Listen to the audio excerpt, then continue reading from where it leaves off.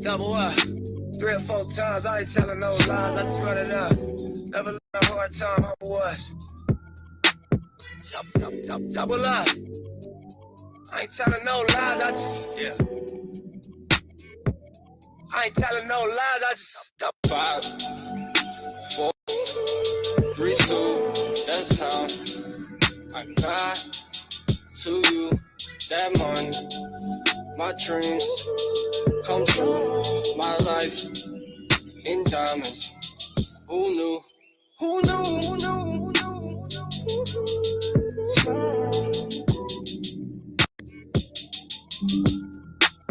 Who knew?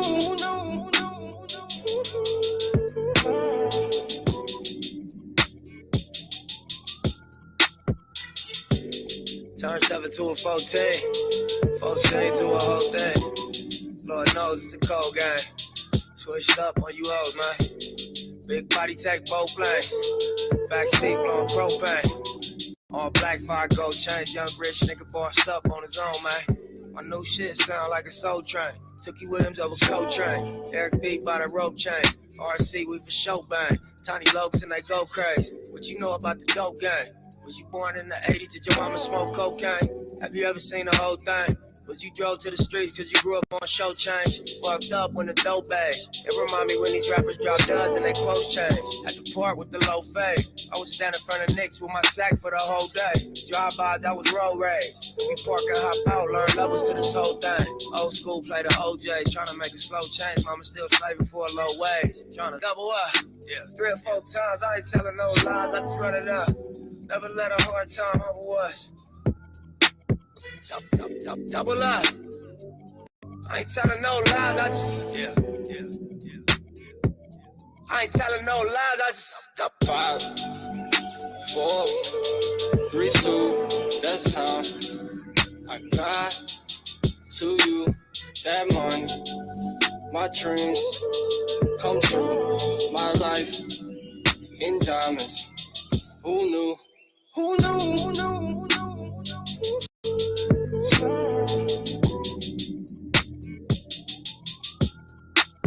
Who knew?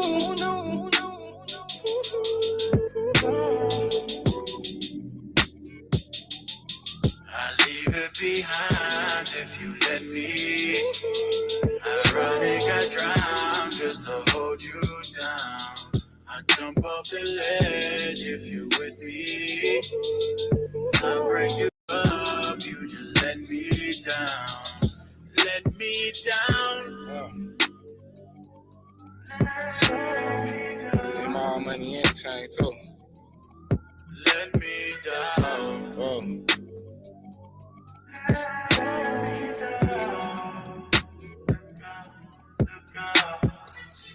It's hard to catch what you can't see. I grew up to be who I wanna be, so the more niggas talk, I'ma shine. Might have been way before it's time. Posted with my back against the wall. Life is a bitch, but she mine. The Rag 6 Deuce, yeah, it's mine. The West Side too, yeah, it's mine. What you know about? Your poster on the wall at the dealership. Leaving in the bed, legs trembling. Getting banged on for your penalties. What you know about? Your response be the reason you exist. Lucky I ain't get caught up in the twist. Young nigga blue pager on my hip, so as the champagne spill and the car accelerate and the beat gon' cry. I'll be going to the bank at least 3-4 times.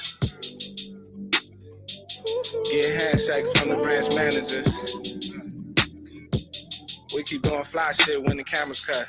Double up, yeah. 3 or 4 times, I ain't telling no lies, I just run it up. Never let a hard time humble us. Double up. I ain't telling no lies, I just, yeah. I ain't telling no lies, I just 5, 4, 3, 2, that's time. I got to you that money, my dreams come true, my life in diamonds. Who knew? Who knew? Who knew?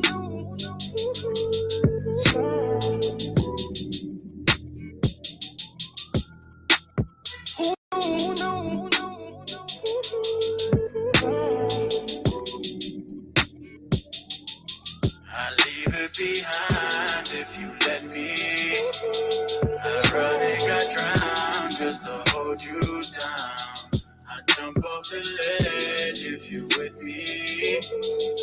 I bring you up, you just let me down. Let me down.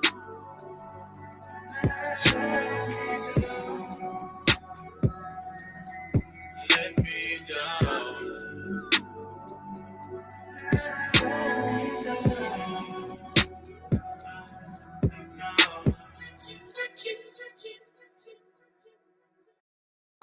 New, Hank, those are big time. Y'all know how this shit go, you know. All eyes on me. Motherfucker, G. Roll up in the club and shit. All eyes on me.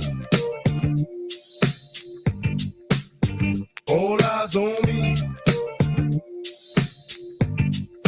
You know what? I bet you got it. You don't know who to trust. So many player hating niggas trying to sound like us. Say they ready for the funk, but I don't think they know it. Straight to the depths of hell is where them cowards going. Well, are you still down, nigga? Holler when you see me. And let these devils be sorry for the day they finally freed me. I got a caravan of niggas every time we ride. Hitting motherfuckers up when we pass by. Until I die, live the life of a boss player. Cause even when I'm high, fuck with me and get crossed later. The future's in my eyes. Cause all I want is cash and things. A 500 bands wanting flashy rings. Bitches pursue me like a dream. Been known to disappear before your eyes. It's like a dope thing. It seems my main thing was to be major. Paid the game sharper than the motherfucking razor blade. Save money, bring bitches, bring lies. One nigga's getting jealous and motherfuckers die. Depend on me like the first and 15. They might hold me for a second, but before gon' get me. We got 4 niggas and low riders and ski masks screaming thug like every time they pass. All eyes on me. Live the life of a thug nigga until the day I die. Live the life of a boss player. All eyes on me. All eyes on me. Live the life of a thug nigga until the day I die. Live the life of a boss player, cause even getting high. Hey, to my nigga Pac. So much trouble in the world, nigga. Ain't nobody feel your pain. The world's changing every day, time's moving fast. My girl said I need a race, how long will she last? I'm caught between my woman and my pistol and my chips. Triple beam, got some smokers on, whistle as I dip. I'm lost in the land with no plan, living life flawless. Crime balls, contraband, let me toss this. Mediocre's got a lot of nerve, let my bucket swerve. I'm taking off from the curb. The nervousness, neglect made me pack a tech. Devoted to serving this, my wet and paid checks. Like a kite satellite, nigga, I'm forever ballin'. It ain't right, parasites, triggers and fleas crawling. Sucker duck and get busted, no emotion. My devotion is out of my business, nigga, keep on coasting. Where you going, I've been there, came back as lonely, homie. Steady flowing against the grave, niggas still don't know me. It's about the money and this rap shit, this crap shit. It ain't funny, niggas don't even know how to act shit. What can I do, what can I say, is there another way? Plus this shit all day, 24 parlay. My little homie G, can't you see I'm buster free? Niggas can't stand me, all eyes on me. Live the life as a thug nigga until the day I die. Live the life as a boss player. All eyes on me. All eyes on me. Live the life as a thug nigga until the day I die. Live the life as a boss player. All eyes on me. The feds is watching, niggas plotting to get me. Will I survive, will I die? Come on, let's picture the possibility, giving me charges. Lawyers making a grip, I told the judge I was raised wrong, and that's why I blaze shit. Was hyper as a kid, old as a teenager. On my mobile calling big shots, on the scene major, packing hundreds in my drawers. Fuck the law, bitches I fuck with a passion. I'm living rough and raw, catching cases at a fast rate, falling in the fast lane. Hustle till the morning, never stop until the cash came. Live my life as a thug nigga until the day I die. Live my life as a boss player, cause even getting high. These niggas got me tossing shit. I put the top down, now it's time to floss my shit. Keep your head up, nigga, make these motherfuckers suffer. Up in the bins, burning rubber. The money is mandatory, the hose is for the strap. This criminal lifestyle, equipped with the bulletproof vest. Make sure your eyes is on the meal ticket. Get your money, motherfucker, let's get rich and real. Kick it, all eyes on me. Live the life as a thug nigga until the day I die. Live the life as a boss player. All eyes on me. All eyes on me. Live the life as a thug nigga until the day I die. Live the life as a boss player. All eyes on me. All eyes on me. Yeah, Jay, my nigga. See how that shit go? Nigga walk up in this motherfucker. Be like, king. cops, thug nigga, till the day I die. Living like some bitches, cause even getting hot. Every motherfucking body. I got busted souls and police watching a nigga, you know? Living like a thug nigga, till the day I die. Living like a boss player. All eyes on me. It's like what they think, I'm walking around with some keys in my pocket or something. All eyes on me. They think I'm going back to jail. They really on that dope. Living like a thug nigga till the day I die. I know y'all watching. I know y'all got me in the scope. Till the day I die. I know y'all know this is thug life. Y'all got me under surveillance. All eyes on me. But I'm known.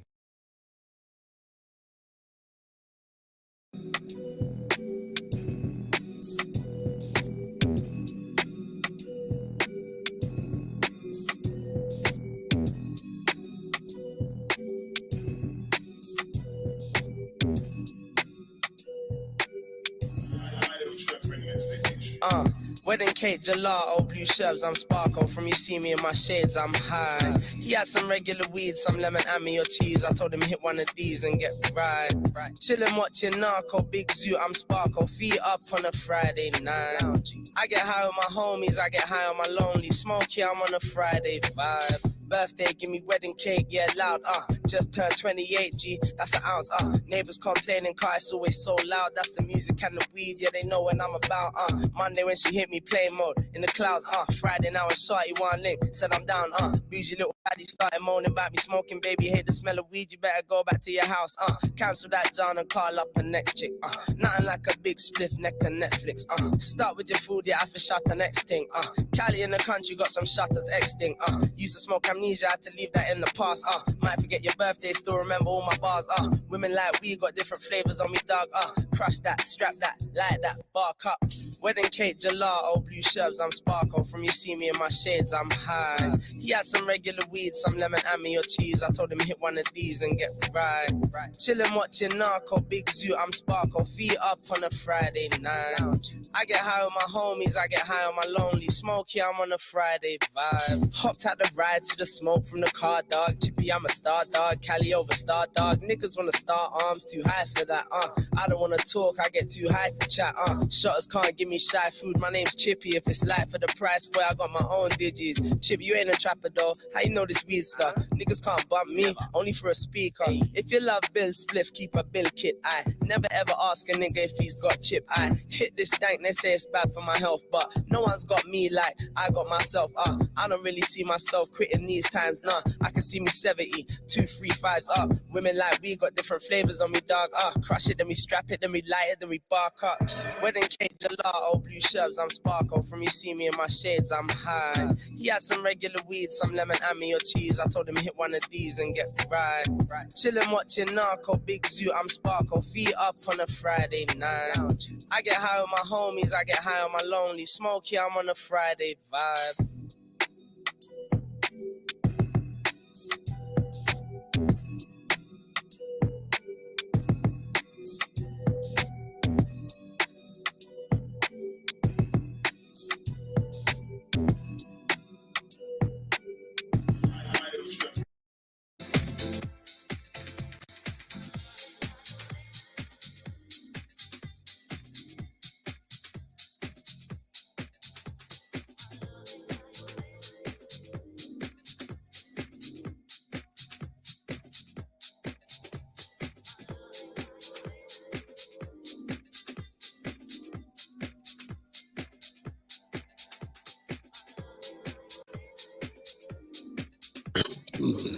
Year he, mic check, year he, mic check. What's going on?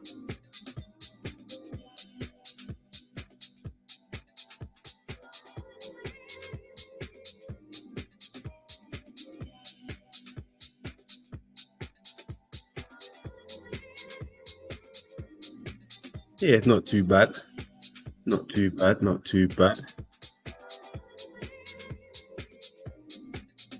Not too bad. I heard it back on the replay. Not too bad. I'll run with that.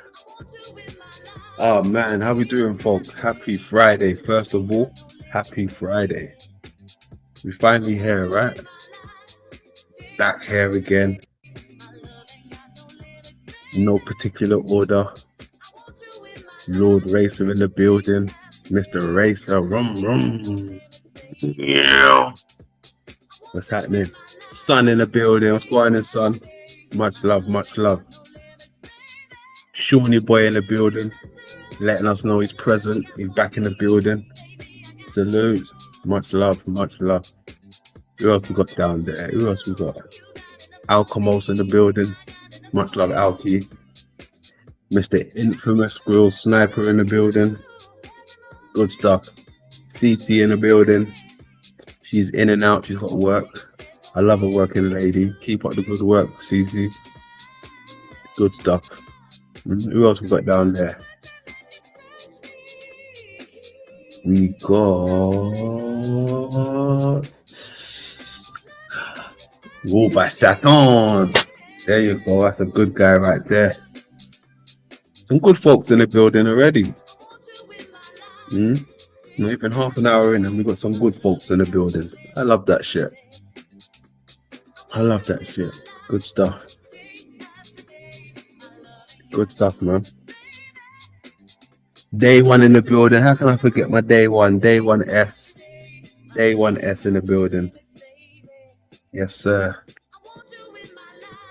Yes, sir. Good stuff.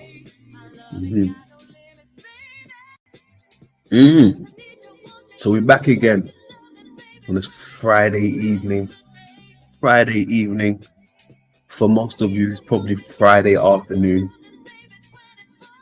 Friday early afternoon, depending where you are. We're on a Friday evening over here in the UK. We here. We got Ant in the building. What's going on, Ant? Yeah. The bar. You know, it's crazy. I feel more comfortable over at the bar than I do at my main channel. They've been hitting me up with penalties, boy. Hitting me up left and right. I have a funny feeling that I might even lose that channel. They're just removing content left and right. Removing the content is fucking it's out of hand. It's ridiculous.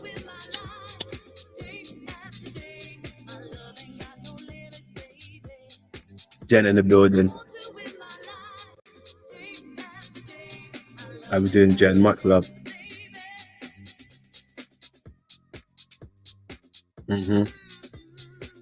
Everyone's multitasking and driving.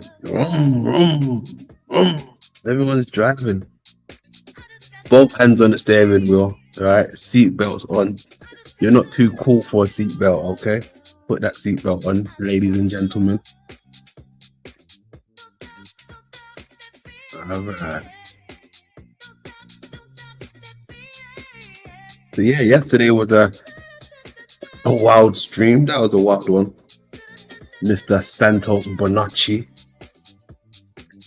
You get your money's worth with Santos. You get your money's worth. I think that's one person I would actually pay to go and see, because you don't know what you're going to get, but you're hoping you get that type of treatment, if you know what I mean. I probably would pay a few dollars to go and see Santos.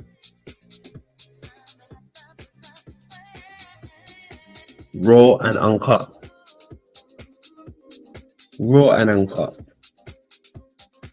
You never know what you're going to get.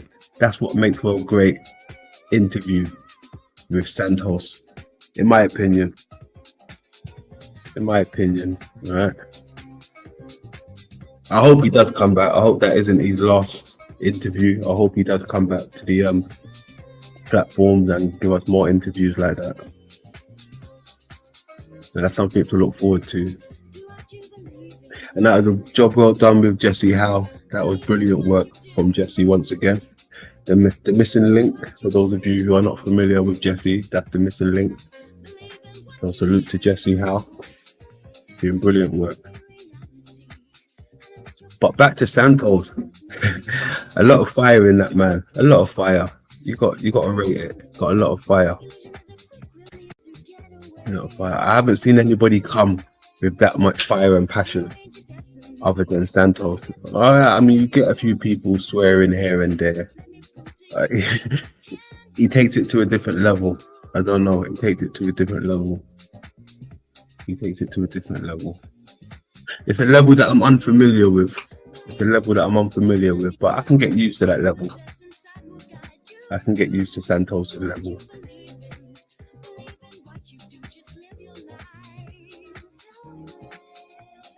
You know, it's I don't know. Is it borderline hate speech or is it just passion? What is it? Is it passion or borderline hate speech? What do you guys think?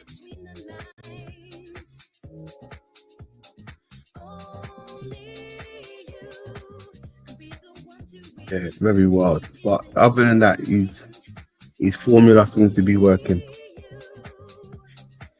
His formula seems to be working. That's some good information that 23 gave us. That was pretty awesome. 23. Oh, Machine, what's going on, brother? Got Machine Lives in the building. Be there in less than half an hour. Ah, yeah, I can take that. Less than half an hour. I can take that, brother. I can take that. I can take that. Let me wrench up my boy while I'm here. 1 second. I can take that. Let me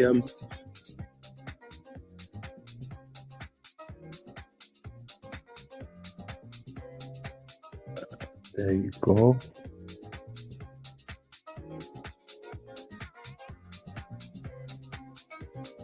Wrench up my boy. That's one. That is another good guy right there. Machine. Right? Machine is a good brother. AKA Mohammed, my brother. That's a good brother right there. I put the call out there, and you know, he shows up. He shows up. I put the call out there, and he shows up. So, you know, excellent brother.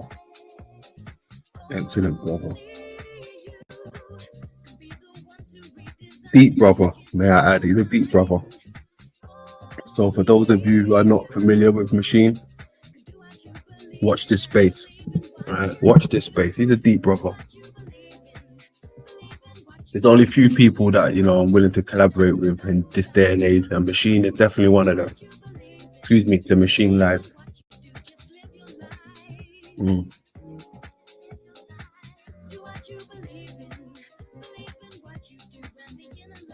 Go. So yeah, we've got a few things to go over today. You already know it's a hollow earth zone over here. You know, crater earth, truncated earth, all of that good stuff over here. The work don't stop. We're still researching. Some people, I think that the journey stopped for them. The journey stopped. They got it all figured out. Right, we ain't got it figured out over here. We're figuring it out still. But we're making good ground. We're covering good ground. I tell you that much. I tell you that much. Brian A in the building. How you doing, Brian?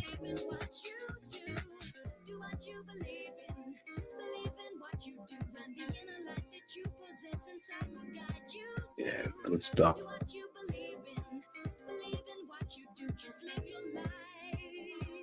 Give me 2 seconds, ladies and gentlemen. Just getting something ready.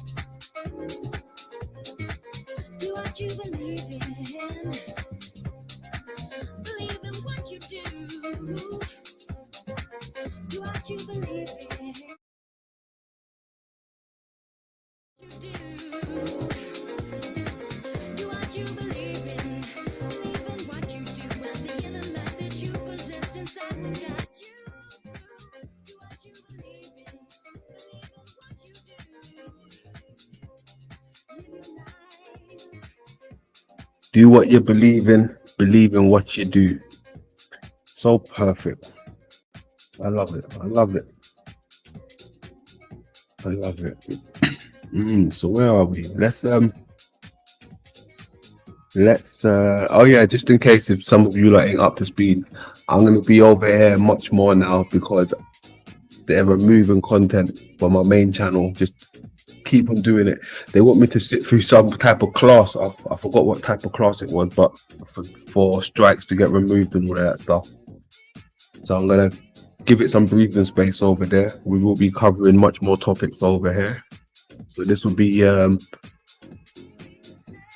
main feature for now, the rebuttal bar, until the pressure over at the main channel comes off a bit. But they're just removing so many content. It's ridiculous. But at the same time, I don't know. Are they doing me a favor? Are they doing me a favor? Is it a new beginning? Are they forcing me to make a new change, a new end, a new start? Or I don't know. Could work in my favor. It could work in my favor.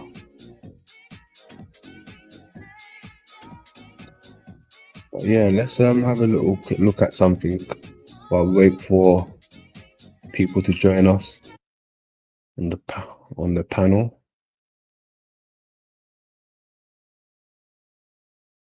This man went missing after creating devices to see multidimensional beings. Let's have a look.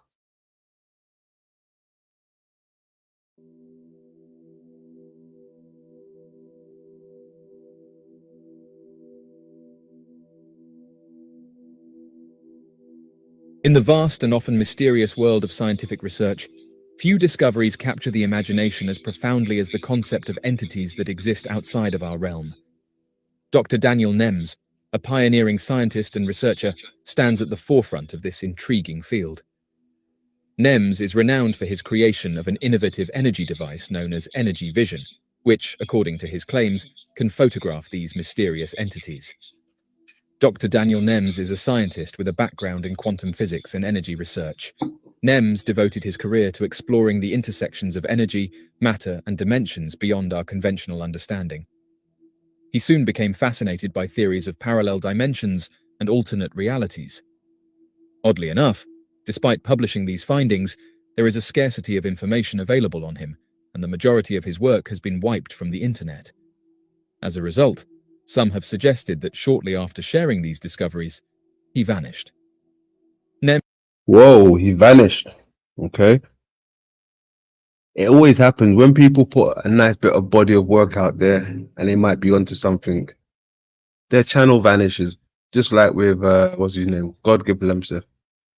They just wipe your channel away when you're touching some different points. Nems' interest in this research was partly inspired by the pioneering work of theoretical physicists who posited the existence of multiple dimensions beyond the familiar three-dimensional space. Driven by curiosity and a desire to push the boundaries of human knowledge, Nems began experimenting with novel energy devices aimed at detecting and interacting with these unseen realms. Energy Vision, the groundbreaking device developed by Daniel Nems, represents the culmination of years of research and experimentation. The device combines principles from quantum mechanics, electromagnetism, and advanced imaging technology to purportedly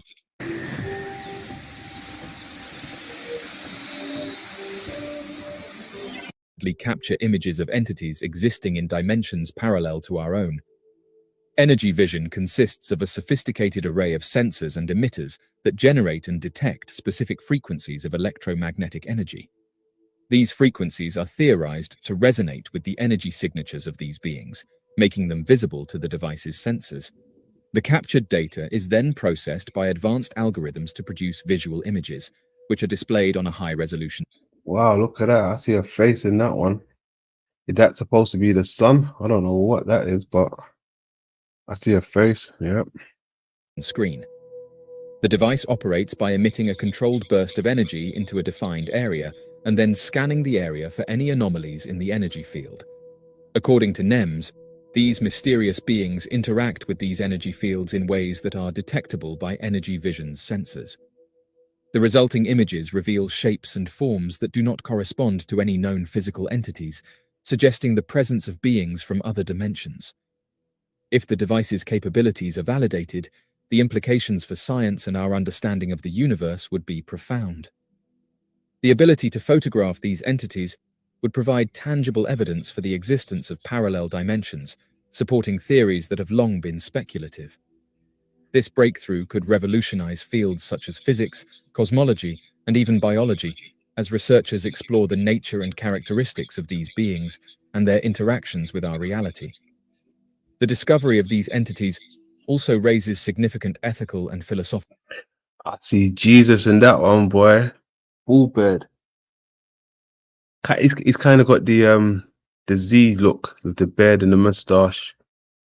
Yeah, he's got the Z look. I can see the Z beard and the Z mustache. Yeah. Questions. Jesus. Jesus.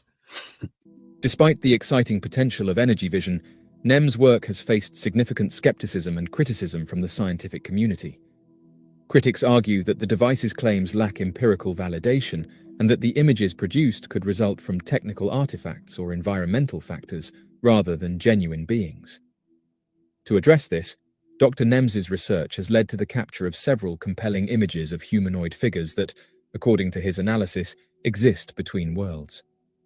These beings exhibit physical forms that resemble humans, but with distinct differences, such as elongated limbs, ethereal appearances, and varying levels of translucency.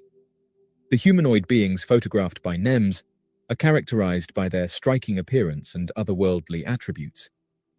These entities often appear to be composed of a semi-transparent substance, suggesting a different physical makeup than that of humans. Some images depict beings with elongated limbs and fingers, larger than human eyes, and facial features that, while humanoid, diverge significantly from typical human anatomy. The existence of these entities would support theories that propose multiple dimensions and parallel realities. It would also prompt a re-evaluation of fundamental scientific principles, potentially leading to groundbreaking advancements in physics, biology, and technology. There is also concern about the potential for misinterpretation of the images produced by energy vision. In a field fraught with ambiguity, it is essential to distinguish between genuine scientific discoveries and phenomena that can be explained by known physical processes. Careful analysis and corroboration with other research findings are necessary to avoid drawing premature or erroneous conclusions. Daniel Nems's work with energy vision fits into a broader context of this research, which includes theoretical physics, metaphysical studies, and various sciences. Theoretical physicists have proposed various models of parallel universes. These theories suggest that our three-dimensional universe is part of a much larger, more complex multiverse. NEM's work attempts to bridge the gap between these theoretical models and empirical observation. This research also captures the public imagination, fueling interest in Whoa. science fiction. What's this one from? Okay. That science fiction, this one. It looks more like a reptile, alien or something. And speculative fiction. The idea of parallel worlds and alternate realities resonates with fundamental human questions about the nature of existence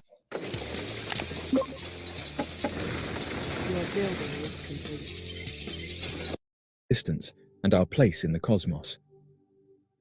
Parallel universes have transcended their status as mere elements of science fiction narratives. There exist scientific ideas that currently endorse the concept of parallel universes being outside of our own. Nevertheless, the multiverse theory continues to be one of the most contentious theories in the field of science. The size of our universe is inconceivably vast. Space is filled with an immense number of galaxies, possibly in the hundreds of billions or even trillions. Each of these galaxies is home to billions or trillions of stars. Several academics investigating models of the universe hypothesize that the diameter of the universe may span 7 billion light-years. Some individuals hold the belief that it has the potential to be limitless. The existence of multiverses and parallel worlds is frequently debated in relation to significant scientific concepts such as the Big Bang, string theory, and quantum physics. The mysterious phenomenon of inflation and the Big Bang has persuaded certain experts that the existence of numerous universes is plausible, if not very probable. Theoretical physicist Alexander Vilenkin from Tufts University in Massachusetts has stated that inflation did not terminate simultaneously in all regions. Although cosmic inflation concluded 13.8 billion years ago, in terms of what we can observe from Earth, it is still ongoing in other regions of the universe. This concept is referred to as the notion of perpetual inflation. In 2011, Vilenkin wrote for Scientific American that when inflation stops in a certain location, a new bubble universe emerges. The lack of interconnection between bubble worlds is due to their perpetual expansion. Bubble world. Bubble world. See that word again, the bubble, right? Bubble world that's caught my attention a few times, especially when I've been talking about the atoms, right? Where we live, I've heard them a few times mention the atom as our home, right?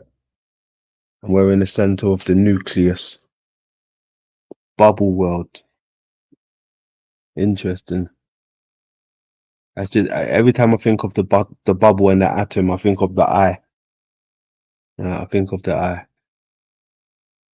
If we were to go on a journey towards the boundary of our cosmic domain, where it potentially intersects with the adjacent cosmic domain, we would be unable to reach it due to the fact that the boundary is receding from us at a velocity exceeding that of light and surpassing any possible speed at which we might travel.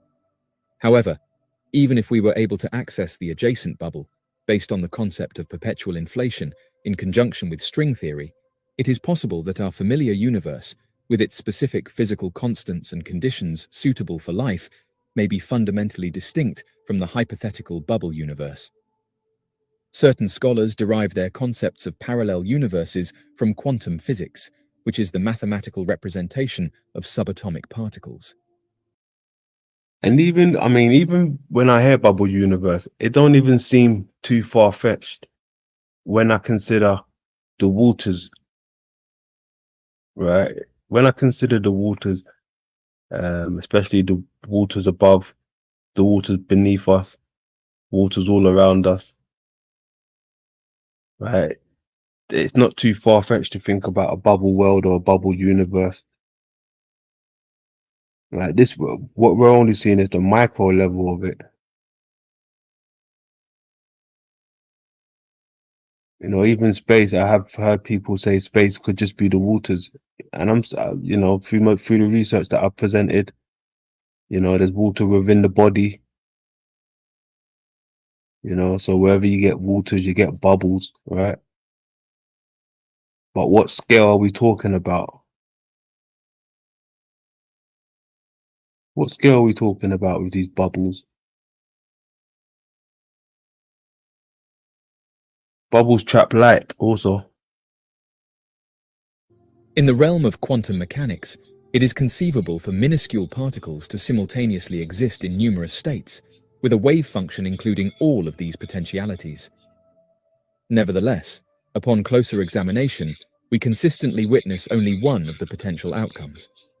According to the Copenhagen interpretation of quantum mechanics, as explained by the Stanford Encyclopedia of Philosophy, humans perceive a result when the wave function collapses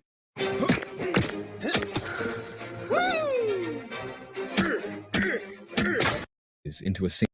Hey, tell me this. Do we all get the same advert, or do you guys get completely different adverts to me? Because you're over there in that hemisphere and I'm over here, outer orbit, outer orbis. You see where I'm going with it? Do we get the same adverts, or do you lot get completely different adverts? Because I'm pretty sure you lot see the type of adverts that I get. Do you lot get the same adverts that I get, or is it completely different adverts? Singular reality. However, the many worlds hypothesis suggests that whenever an observation is made on a certain state or outcome, a separate world is created where a different quantum consequence is actualized. This is a diverging configuration where with each passing moment, our observed universe splits into nearly limitless possibilities. The parallel universes are entirely distinct and incapable of intersecting. Therefore, Although there may exist many copies of yourself leading lives that are marginally or drastically different from your existence in this world, you would never have any knowledge of it. Certain physicists subscribe to the concept of a more planar iteration of multiple universes. If the universe is infinite, there is a limited number of possible arrangements for the building blocks of matter as they come together across boundless space. Ultimately, a finite number of particle kinds will inevitably exhibit a specific layout again. In theory, within a sufficiently vast expanse, such particles will inevitably replicate configurations on a scale as immense as entire solar systems and galaxies. Another foundation for the concept of parallel universes is found in cosmology, particularly through the theory of cosmic inflation. Proposed by physicist Alan Guth in the early 1980s, cosmic inflation posits that the universe underwent an exponential expansion shortly after the Big Bang. This rapid expansion could have created pocket universes within a larger multiverse, each with its own distinct properties and physical laws. This inflationary multiverse suggests that our observable universe is just one of many bubbles within an immense and possibly infinite cosmic landscape. String theory, a theoretical framework that attempts to reconcile general relativity and quantum mechanics, also provides a basis for parallel universes. String theory posits that the fundamental particles of the universe are not point-like, but rather tiny, vibrating strings. These strings can exist in multiple dimensions beyond the familiar 3 spatial dimensions and 1 time dimension. Some versions of string theory suggest the existence of brane worlds, parallel universes that exist on different spatial Brain world. Brain world. Interesting. planes within a higher dimensional space. One of the main challenges in studying parallel universes is the lack of direct observational evidence. By definition, parallel universes are separate from our own and are not directly observable. However, researchers are exploring indirect ways to detect their influence. For instance, certain anomalies in the cosmic microwave background radiation, the afterglow of the Big Bang, could potentially be explained by interactions between our universe and other parallel universes. If parallel universes exist, they would have profound implications for physics and cosmology. The existence of multiple universes could explain fundamental questions about the fine-tuning of physical constants in our universe. The apparent precision of these constants, which allow for the existence of life, might be a result of a selection effect. We live in a universe where the constants are just right for life because only such universes can support observers like us. This anthropic principle gains new significance in the context of the multiverse. While the concept of parallel universes is largely theoretical, exploring this idea pushes the boundaries of current technology and scientific methods. Advancements in particle physics, cosmology, and quantum computing could provide new tools and techniques for probing the mysteries of the multiverse. Even if direct evidence remains elusive, the pursuit of understanding parallel universes drives innovation and expands our scientific horizons. The idea of parallel universes challenges our understanding of reality itself. If multiple versions of reality exist, each with its own history and events, what does that mean for our perception of the world? As of right now, the mysteries of parallel universes push the boundaries of our understanding of reality, challenging our perceptions and expanding the frontiers of science and philosophy. Theoretical foundations in quantum mechanics, cosmology, and string theory provide plausible frameworks for the existence of multiple universes, while the scientific implications drive technological innovation and new lines of inquiry. Beyond the scientific and technological aspects, parallel universes provoke deep philosophical and existential questions about the nature of reality, free will, and the ethical dimensions of our actions. All right. A lot of waffle towards the end, but yeah, the front part of that's pretty interesting. That's pretty interesting. D'Angelo in the building. How you doing, my man? How you doing? Big up. Brian A in the building. Salute. Salute. Jeebus in the building. Well, could be Sarah, we never know. So big up to Jeebus and Sarah. Much love to both of you two.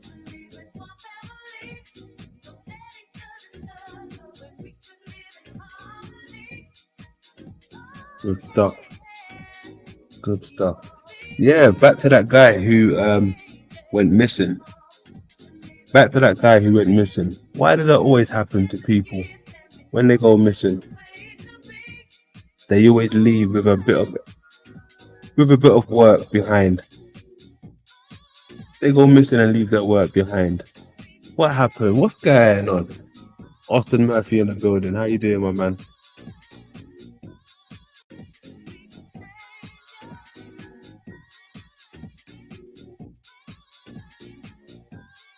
No, he went missing. So riddle me this. Did he go missing before the military was not allowed to use those type of thermal devices where you can detect quote unquote entities flying around? Who went missing? I mean, what got discontinued? The weapons or instruments they was using, or this guy?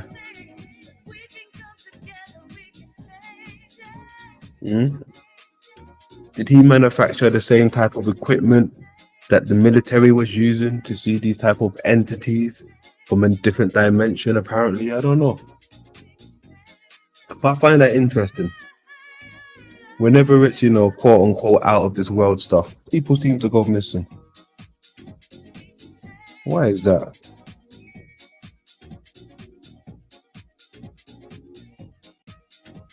That's wild.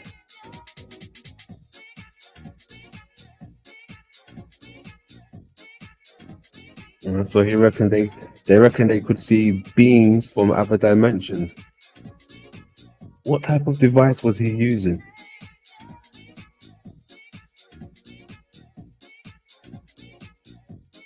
This hair looks wild. This one looks wild.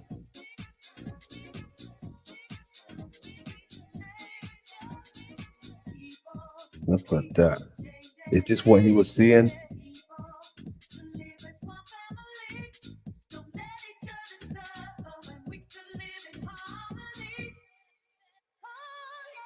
You can see a little head up here and a little face here. It kind of looked like it had that mirror technique done to it. Very perfect symmetry.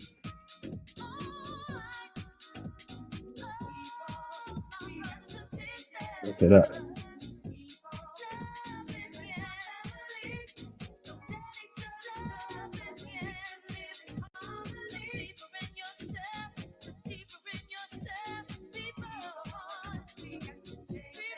I'm gonna do the advert.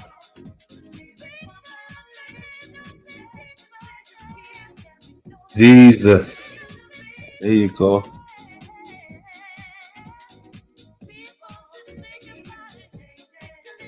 Hey, I hope I don't go missing before I give you my all.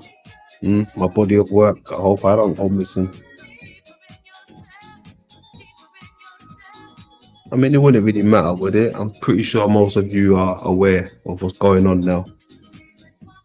I presented you with so many things that, you know, if I leave this place, you know where to pick up where we left off, right?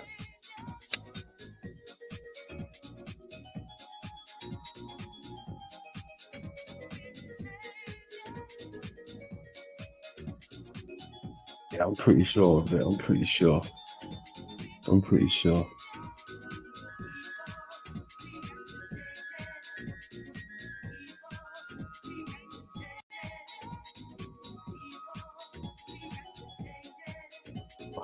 Mad. All right. 1 second. Oh, wrong one. Get something ready real quick.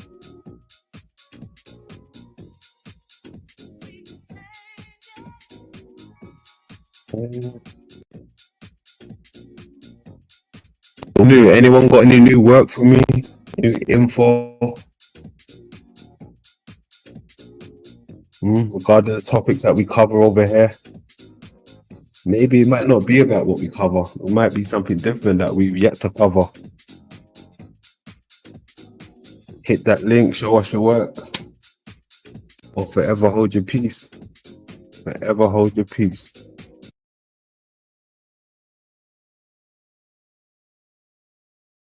All right. Let's go. I hope I don't get copyrighted. I hope they don't get me. Oh.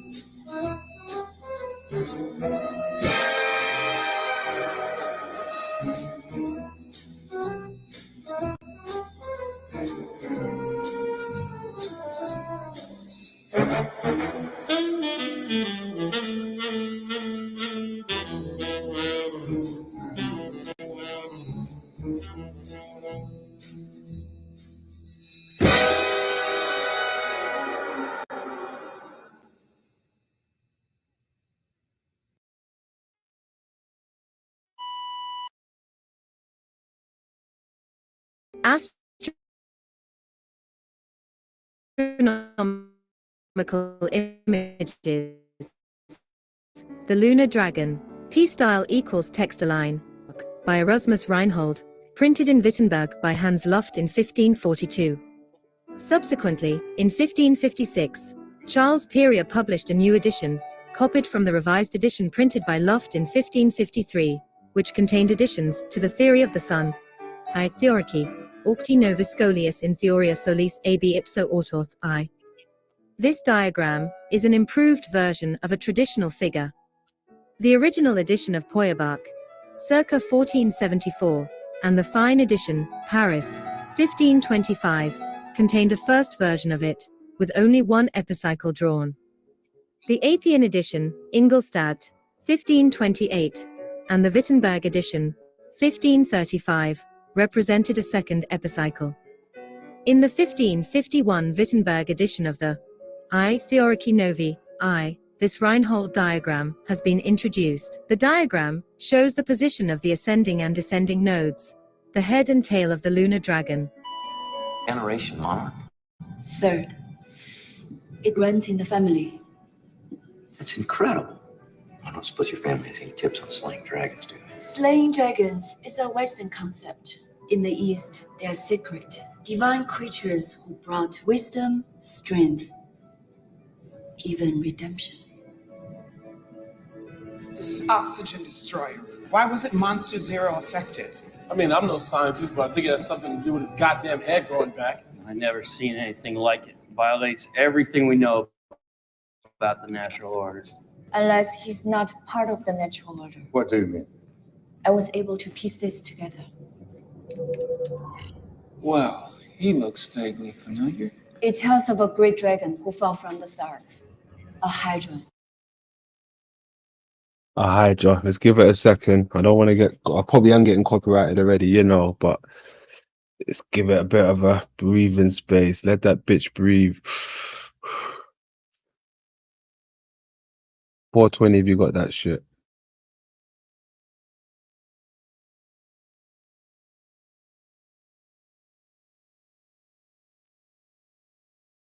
Let's go, bitch. Whose storm swallowed both men and gods alike. You mean an alien? Yes, he's not part of our natural order, and he's not meant to be here. A false king. An invasive species. That could explain how he's creating these massive storms and the effect he's having on the other Titans. It's almost like he's reshaping the planet to his own liking. He created rivers with his fingers. Ghidorah, the one who's many. Ghidorah! The head and tail of the lunar dragon are situated at the points where the eccentric circle intersects the plane of the ecliptic. The head, or ascending node, is at the point where the center of the epicycle begins to go northward, I, versus aquilonum incipit I, when the center of the epicycle passes by this intersection, carried along by the movement of the eccentric deferent, it enters the half of its path that declines northwards. For the descending node, or tail of the dragon, it is the reverse. These intersections are not immobile. They move each day westward about 3 minutes more than the diurnal movement, as they are carried along by the fourth orb of the moon, called the deferent of the head of the dragon.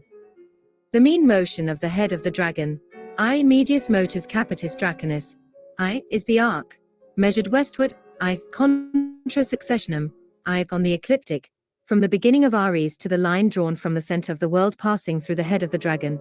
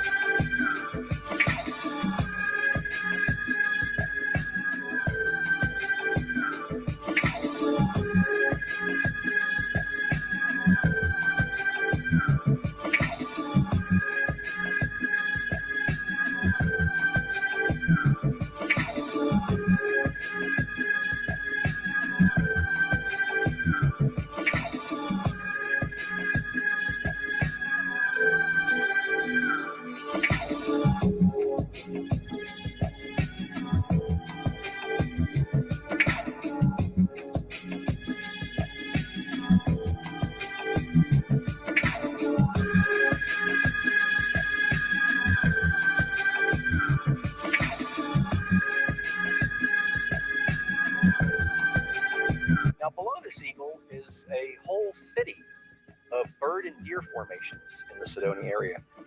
There's that parrot look again. There's the parrot again. Now, if you're looking at this area directly below the crater that has the eagle in it, directly below the crater that has the eagle in it, directly below the crater that has the eagle in it.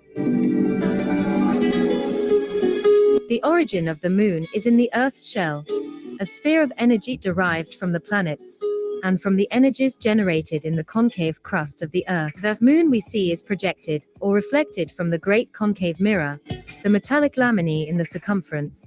This moon is a sphere of force in the physical heavens, a sphere of crystalline energy upon which is implanted the picture of the Earth's surface. The visible moon is a gravisphere, or X-ray picture of the crust.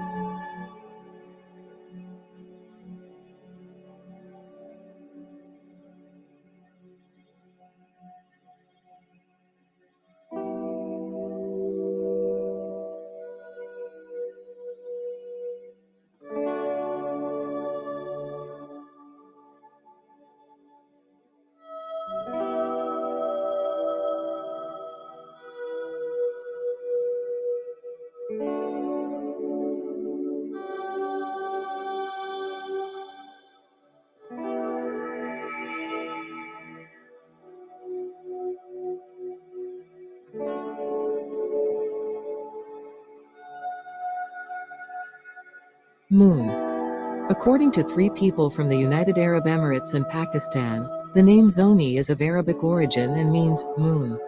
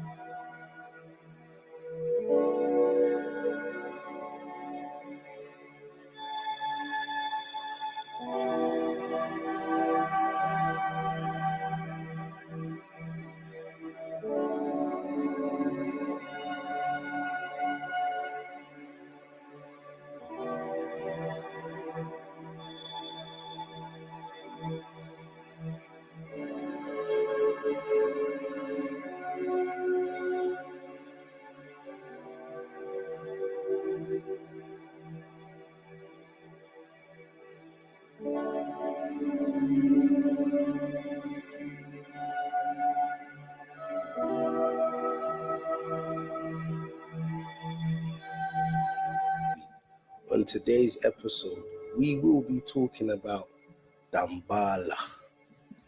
Dambala, also pronounced Dam Allah, Dambala, or Dambala, among other variations in Haitian Creole. Dambala is one of the most important of the Iowa spirits in Haitian voodoo and Louisiana voodoo traditions. He is portrayed as a great white serpent, originating in the city of Widu, Wuda, or Kuda. Some people might even say that is Judah in modern day Benin. Dambala is said to be the sky father and the primordial creator of all life. He created rivers with his fingers. All the first things created by Grand Met, which I will be doing a video on soon. In those voodoo societies that view Dambala as primordial creator, he created the cosmos by using his 7,000 coils to form the stars and the planets in the heavens and to shape the hills and valleys on earth. In others, being the first thing created by God, which God, creation was undertaken through him by shedding the serpent's skin. Dambala created all the waters on the earth. As a serpent, he moves between land and water, generating life, and through the earth, uniting the land with the waters below. Dambala is usually syncretized with either Saint Patrick or Moses. He is counted among the Rada Iowa. Dambala is seen as benevolent and patient, wise and kind, yet detached and removed from the trials and tribulations of daily human life. His very presence brings peace, and he represents a continuum which is at once the ancient past and assurance of the future. As a serpent, and due to his extreme age, he does not speak, but may whistle or make a soft hissing sound.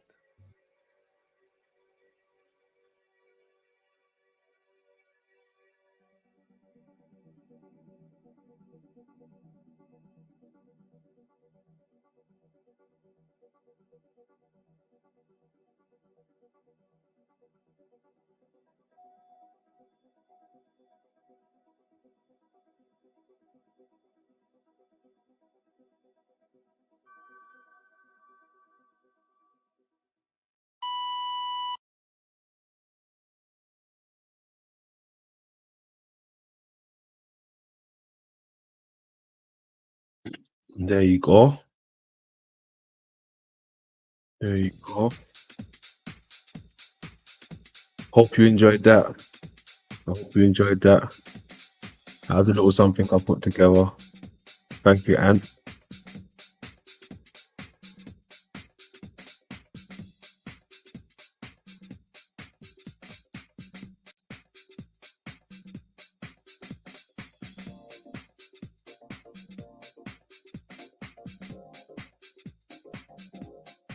Second.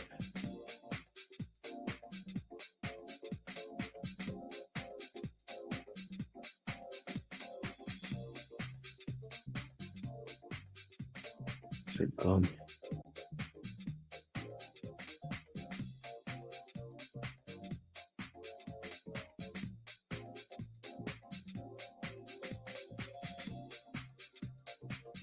Is it hiding?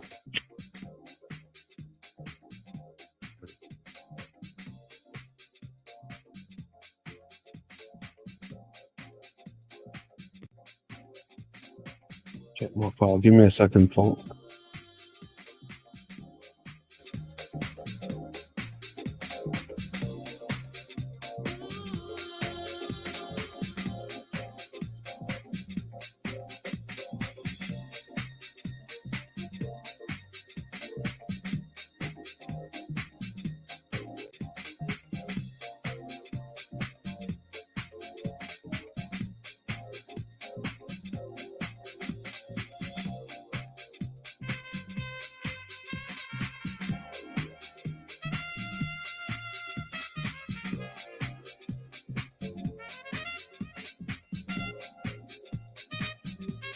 Alright, cool.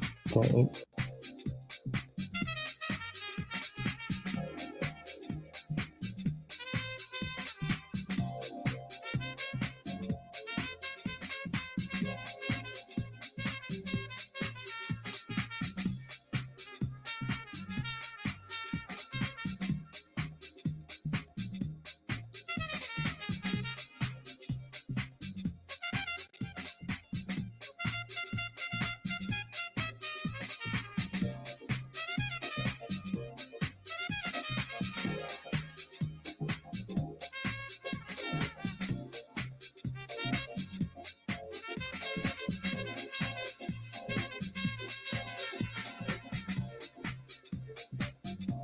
Toilet break now. Give me 2 minutes. I'll be back. Hopefully Machine Lab will be with us.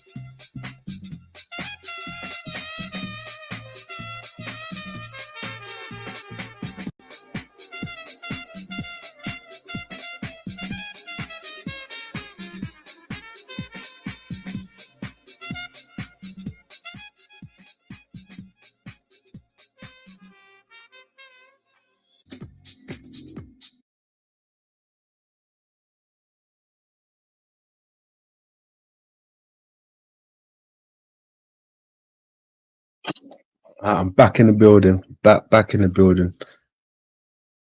Give me a sec. Get rid of this. Why is this popping up?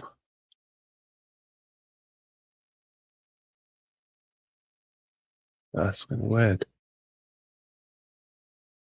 Alright, there was something I wanted to show, but machine ain't here yet. So let me improvise and switch gears a second. We'll go over to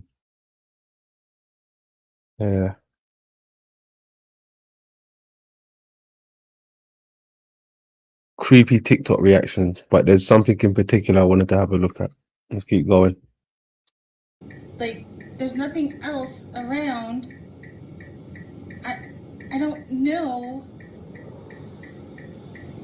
where it came from, but it's so bright in colors. So cool.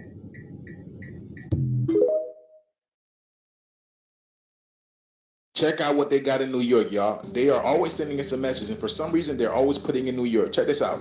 So they got this big asteroid, right? And this is like the sun. This is like the sun, right? And it's a clock. There's a clock right there, a climate clock. And it says 5 years from now, all right? 5 years, there's something that's going to happen. So this is what I did. So 5 years from now is 2029. And the first thing that pops up is 2029 asteroid. So I click it, and this is what I get. Wild, right? What a connection. They got an asteroid about to hit, something right in the center. Something right in the center. Right? Apparently we're not in the center. If you remember, Earth's no longer in the center. I think the sun was in the center. But they have a model with quote unquote Earth in the center, and an asteroid is hitting it, right? What's going on? You can't have it both ways. It's either we're in the center or we're not in the center. Why would they present a model like that with us in the center?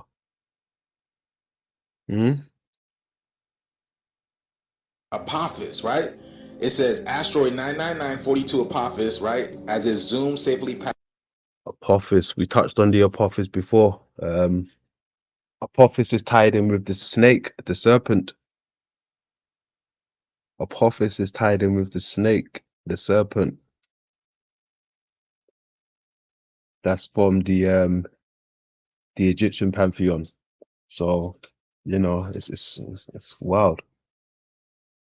Past Earth on April 13, 2029. Earth. Hold on, safely? We done all seen the movie Greenland at this point, right? Safely. All right, bet. Let's keep rolling. Safely. What's safe about an asteroid? Gravity will slightly change. Now, just look at the number. 999 is actually 666. And then you have 42, which 4 plus 2 is another 6. Now, here's what I found interesting. It says April 13th. Now, 13 is a very sacred number. They don't even tell us about the number 13. They can't even tell us if a tornado is going to come the next day, but y'all know the real date that this asteroid is supposedly going to pass by Earth? Now, another thing, wasn't Terrence Howard talking about altering the gravity of Earth? Now, I just find this interesting because it has this, going through the sun. And we all know the sun is a portal because they're literally telling us in plain sight right here, there's a hole through the sun. Y'all know how I do with gematria, y'all. We are literally in a matrix, and the matrix is encoded, and you can use the gematria to decode what they're telling you. So Apophis gives you 33, the same age. See what he just spoke on there, the hole through the sun. That's correct. That's exactly what I was trying to tell you guys with the optic. All right, so they're showing you in plain sight. Let's take that back a second. That right there, that thing right behind him. I think do you remember when I was trying to say to the machine last time, can everything line up as one in the center? Can everything be in the center, basically? Is it possible for everything to remain in the center?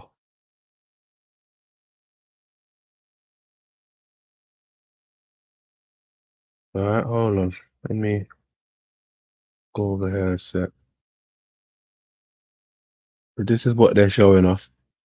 Is it possible for everything to remain in the center, right? And this is, I think it is possible, right? I think this is why they show us, where is it gone? These ones right here, right? Babushka dolls. At one point, everything started from the center, right? And it can come back to the center.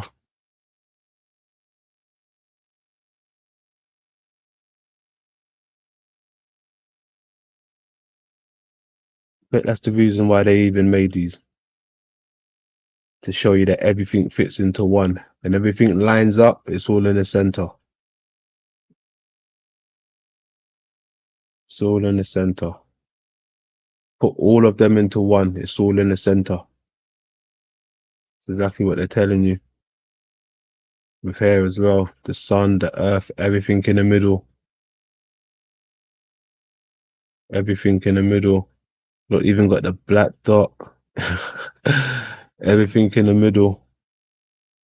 And the concentric rings going out. Right? There's a hole through the sun. Y'all know how I do with gematria, y'all. We are literally in a matrix, and the matrix is encoded, and you can use the gematria to decode what they're telling you. So Apophis gives you 33, the same age that Jesus supposedly died, which is the age of enlightenment. And you have 3 plus 3 gives you 6, and then 6 is 9, because as above, so below. And then you mean to tell me you have all these 6s or all these 9s over here, and what else gives you 33? The red kachina.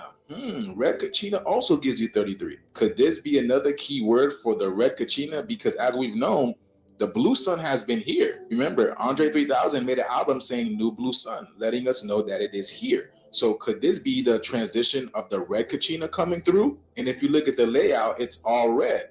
Huh? Look at that. Now, you always want to pay attention to numbers because numbers is how we operate. We live in a mathematic universe. If anything, God is math. Now, at the end of this number, it says 42. Have you guys seen Hitchhiker's Guide to the Galaxy? Deep thought. Do you have an answer for you? Yes, but you're not going to like it. Doesn't matter, we must know it. All right. The answer to the ultimate question of life, the universe, and everything is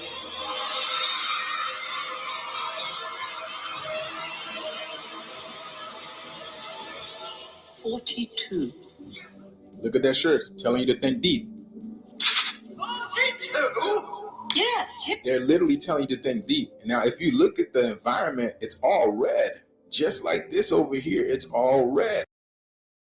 It's all red. The Mars. Aldebaran. That's what they're showing you. When you see the red planets, you think of the Watchers, Mars, Aldebaran, all of these things. Well, I do at least. I don't know about you guys, but I also see the iris. That's what I think they did. Certain layers of the eye, right? Just like some of the maps, how they fold it up into a ball. So maybe the sclera, the white one, they just folded that into a ball. Maybe that's Europa or something, right? The red one, obviously, Mars, just fold the iris into a ball. Same way how they fold the maps into a ball. They fold certain colors on the eye into a ball and present it that way, possibly.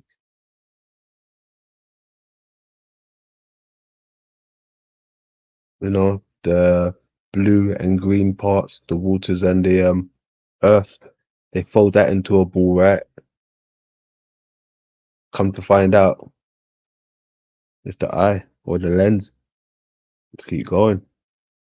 And they told you the answer is 42. Now remember, as above, so below, we are in the year 24, which is 42 backwards. Now, have you guys seen the movie Don't Look Up? Because whenever we do look up, we see some strange anomalies, particularly having to do with the sun. Check this out from Don't Look Up. No. So at the end of the movie, there's an asteroid coming. You know, I know what it means. It's like a childhood memory thing.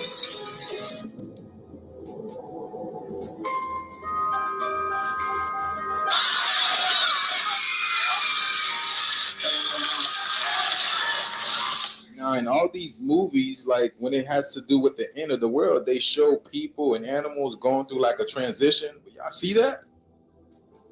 The Hopi prophecy, right? Talks about the red and blue Kachina. Look at that. That's a Hopi right there. Look at this. They always tell us you just have to learn how to decipher things. And look at that table, the red cloth. Red is the theme, isn't it?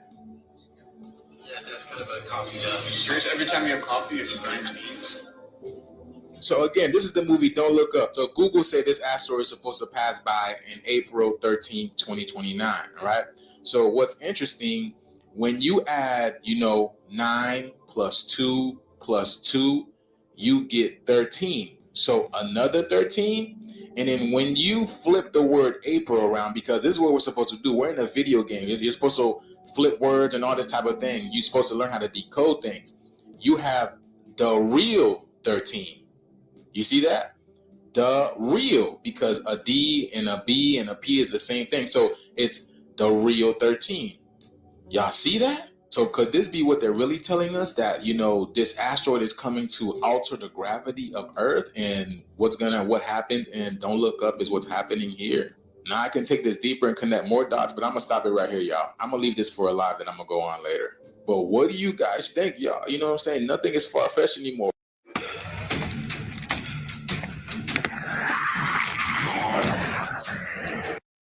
And I'll be connecting a lot of dots for you guys. Maybe that's why they never told us about the number 13, because that is the real April 13. What's really going to happen. And then remember, in the month of April, they call us fools, right? So let me know what you guys think about this video. This video is strictly for entertainment purposes only. I am only raising awareness to interesting situations during this interesting time. If you like this video, please give your boy a follow. I'm trying to get up to 10K, and share this video, y'all, please. And also, please follow me on the Instagram, YouTube, and Facebook. Thank you for tuning to my frequency. Let's get this shift. Peace out. First of all, well done. Thanks for spreading awareness. Salute to that. Hey, y'all go support, man. That's one of the ones they trying to ban on TikTok and everything else like that. They coming after these people. Support your people, man, if you really care. Oh, some of y'all really don't get it, huh? Yo,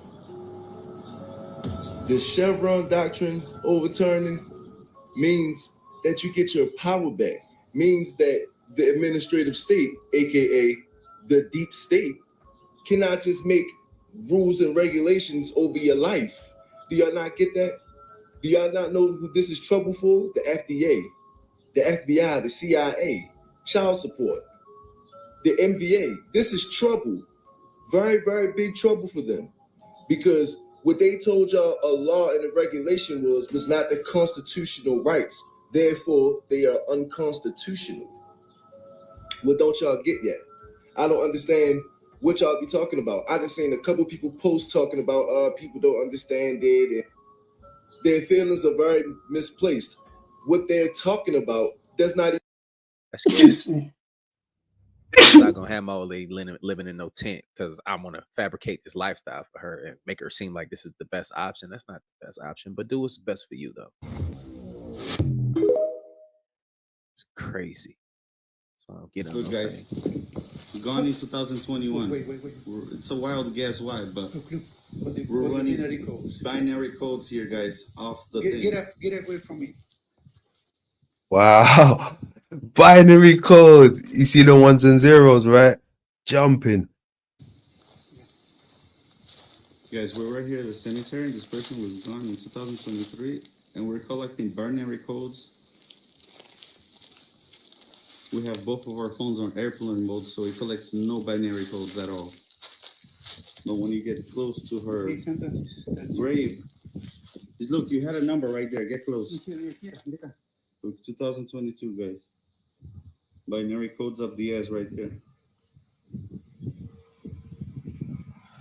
There's information coming out of the graves, guys. Yo, the man said information coming out of the grave. That's cold. Jesus Christ, I've never seen that before. Never seen that.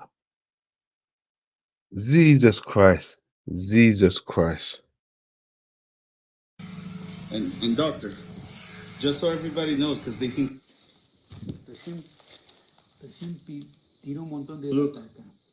Look, guys, Look. that grave is giving binary codes. Binary codes. I don't know too much about binary codes, but somebody in the comments, y'all let me know if you're hip to this subject matter right here. But binary codes, do we all have our special like binary code or something? If so, if we find our binary code in our body, right? If we reincarnated, just because those old bodies are still giving off binary codes, can we find our old selves? Just asking for a friend. People born on the 5th, 14th, 23rd. 1 in 4 is 5, 2 and 3 is 5. They're the good looking ones. Go on your Facebook, go on your IG, and what you're gonna see is a whole bunch of beautiful people. People born on the 6th, 24th, 15th. They're the home and family oriented people. They're the ones who want homes, families. If you're looking for a woman and you want to have kids, look for someone born on the 6th, 15th, 24th, because they want families. They're not going to be like the other women who are running around the streets. They want kids and families.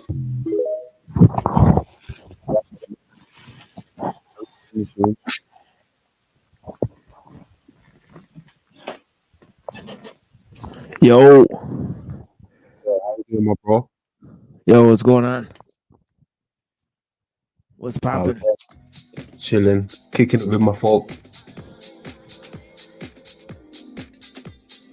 Kicking it on a Friday. Happy Friday, man. Yeah, thank you. Peace to you. Yeah, I'm getting my weed out here. You know what I'm saying? I'm trying to get these trees in here. There you go. I'm about to crush them up now, man. The flower power. The flower power, exactly.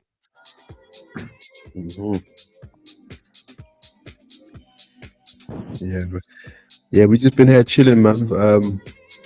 Covered a few things so far, nothing major. I thought I'd leave some of the juicy stuff when you arrive, you know.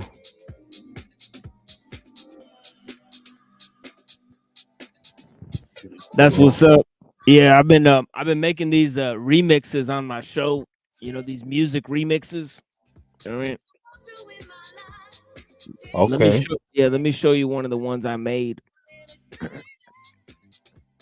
Get up on that. You know, I think they'll like it. All right. Little different musical vibes. I'm doing a DJ thing now. Okay. This is my The new thing machine for a second. DJ. Yeah. Machine Lies is a DJ right now. Yeah. Uh-huh. It is what it is. But yeah, you know, I did the rap thing. You know, I did a couple rap songs, do a little DJ thing. You know, but yeah. Okay. Get some music.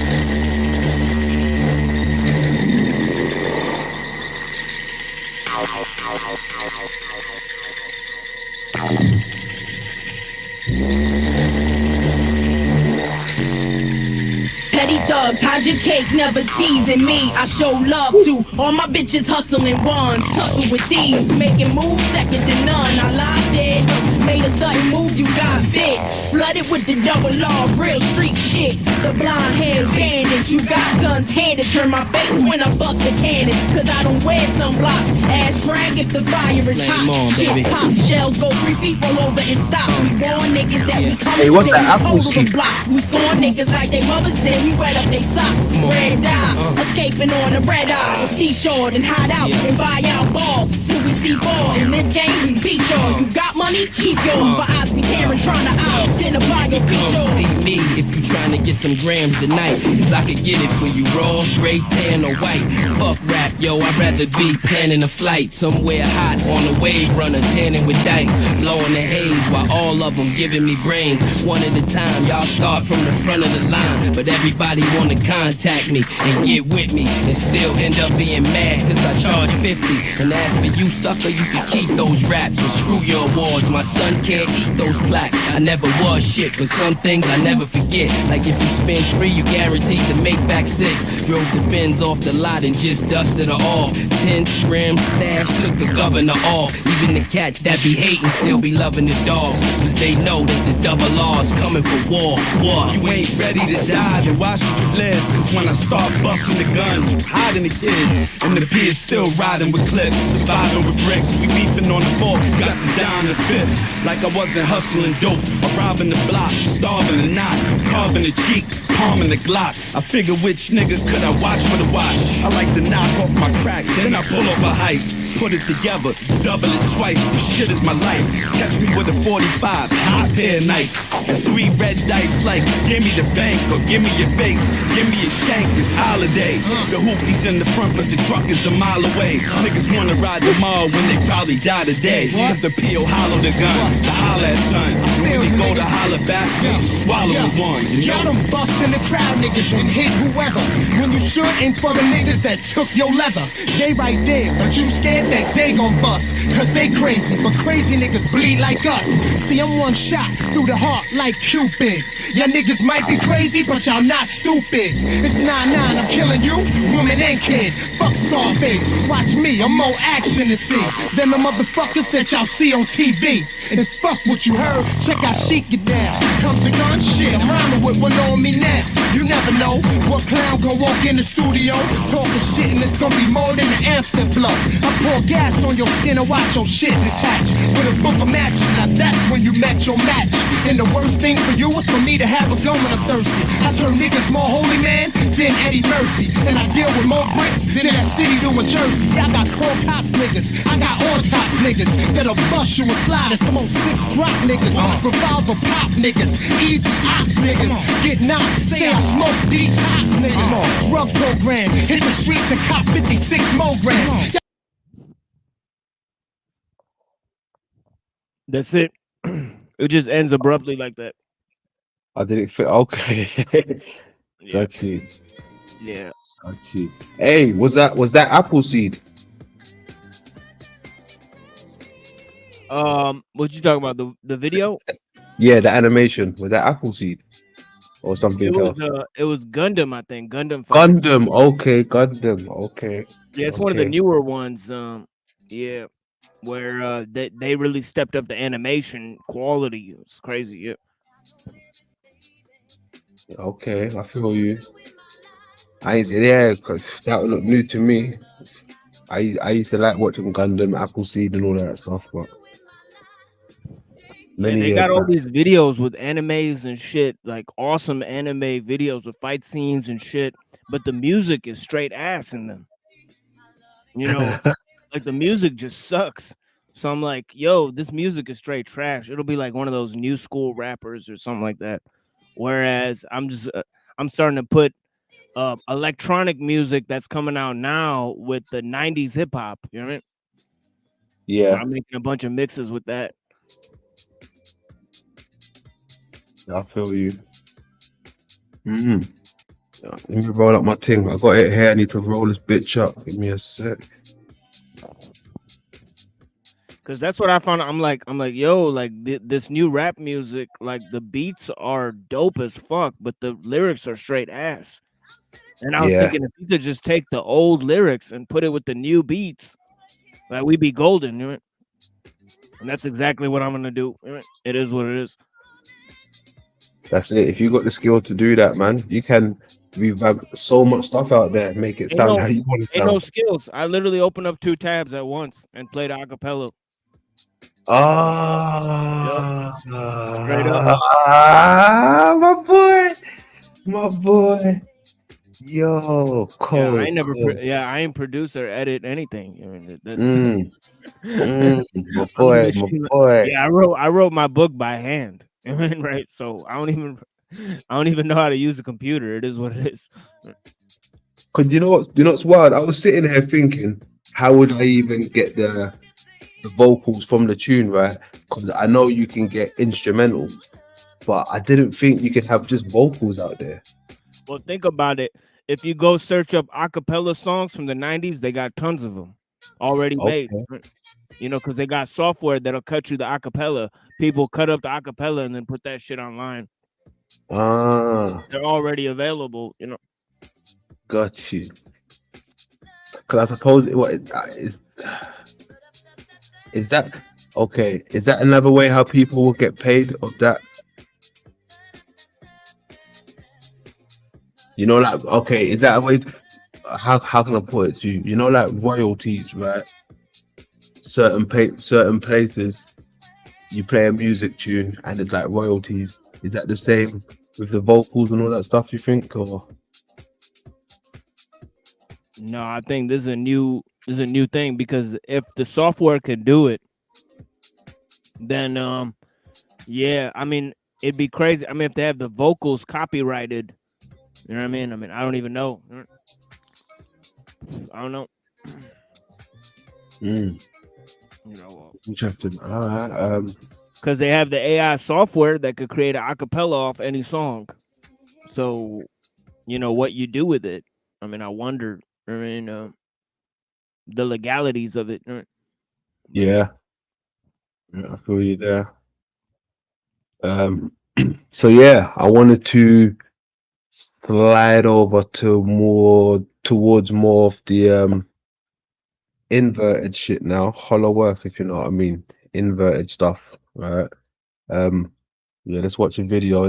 This was sent to me by my boy Ant, so we're gonna watch what Ant sent us rather. My extemporaneous attempt to explain to you the inverted world. Inverted world.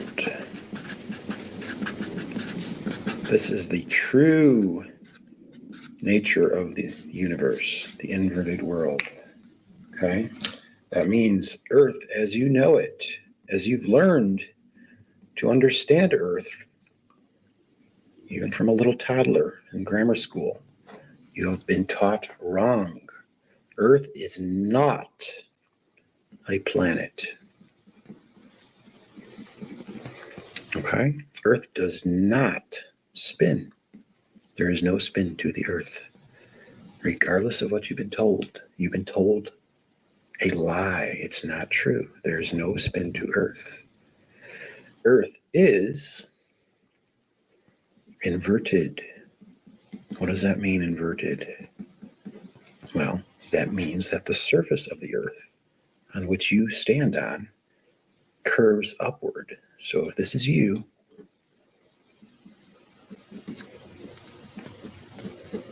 you are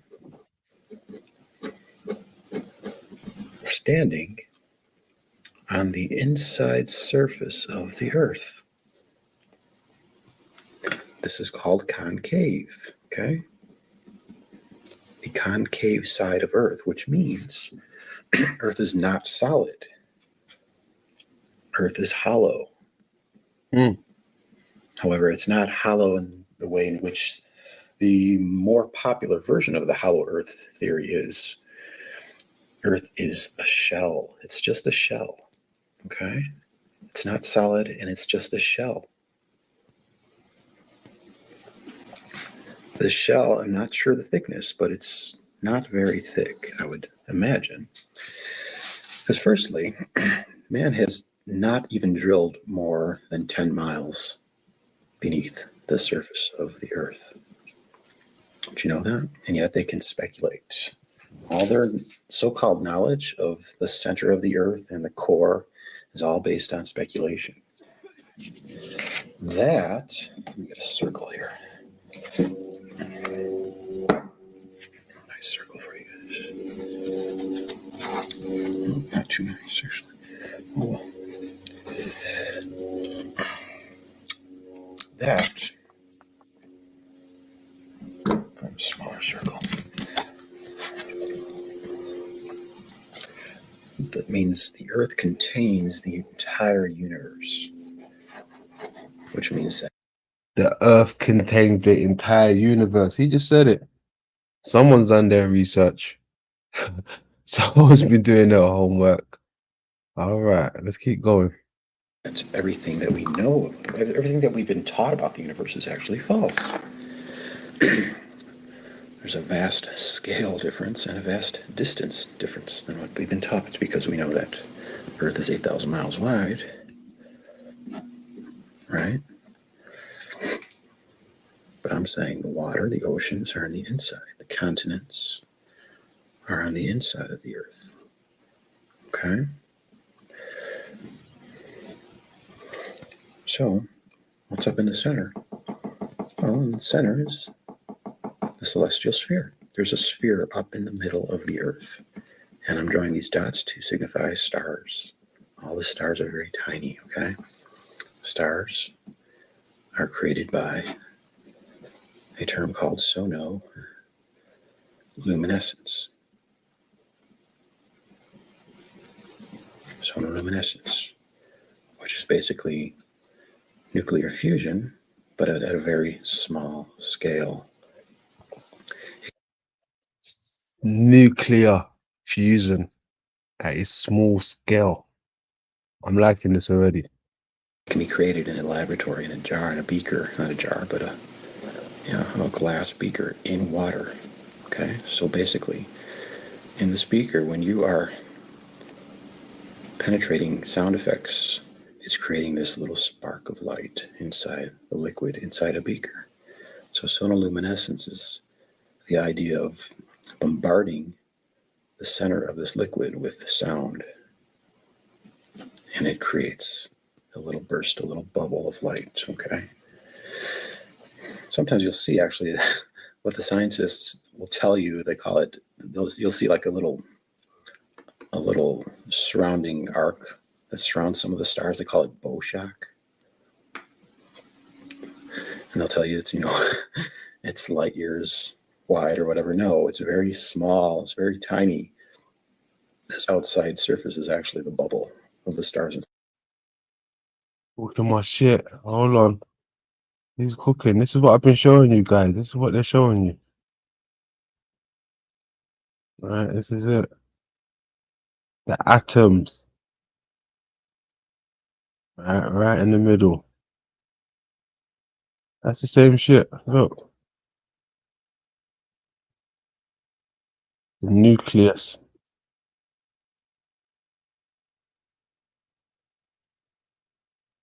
The nucleus. The atom are inside it. The eye. Inside the liquid. Now, inside the celestial sphere, this is hollow too.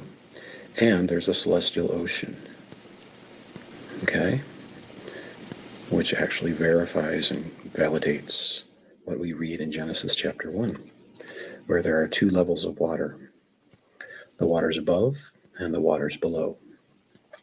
And there was a firmament,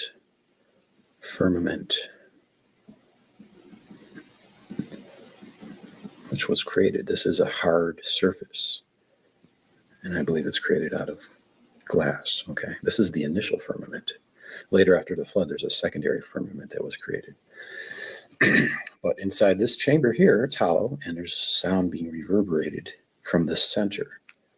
And what is in the center, get a straight edge here, is, well, I'll just do by hand, an octahedron, okay, which is basically two pyramids turned on each other like that, okay? There's an octahedron in the center of heaven, which is in the center of the earth. The book of Job, chapter 38, very significant chapter. Verse 33 says that the ordinances of heaven take dominion of inside the earth. Woo! Inside the earth. That's Job 30, 38, 33. How come no one ever mentions these stuff? Like, why do we gotta go searching? How come there's meant to be so many Christians or Bible bashers out there, but they don't bring this stuff to the table? They claim they know all these numbers and words and all this and that, but when it's time to cook, we gotta get the outside influence. Halfway Christians and Bible bashers don't even know a gem in front of them. That's wild. Inside the earth, right? Heaven dominion inside the earth. All right. Heaven is inside the earth. Heaven is inside the earth. Mm-hmm. What's also inside the earth? Okay, let's go back a little bit. Genesis chapter 1, okay? At the apex of this magnetically charged, magnetically powered octahedron, if you got the positive side here and the negative side here, is the apex where it's generating the source of the light. This is where the light is originating from. Notice also, too, there are four corners at the base of this octahedron. Okay, that is what is referred to in the Bible as the four corners of the earth. Okay? Four corners of the earth. Notice also, too, here, there's a magnetic equilibrium.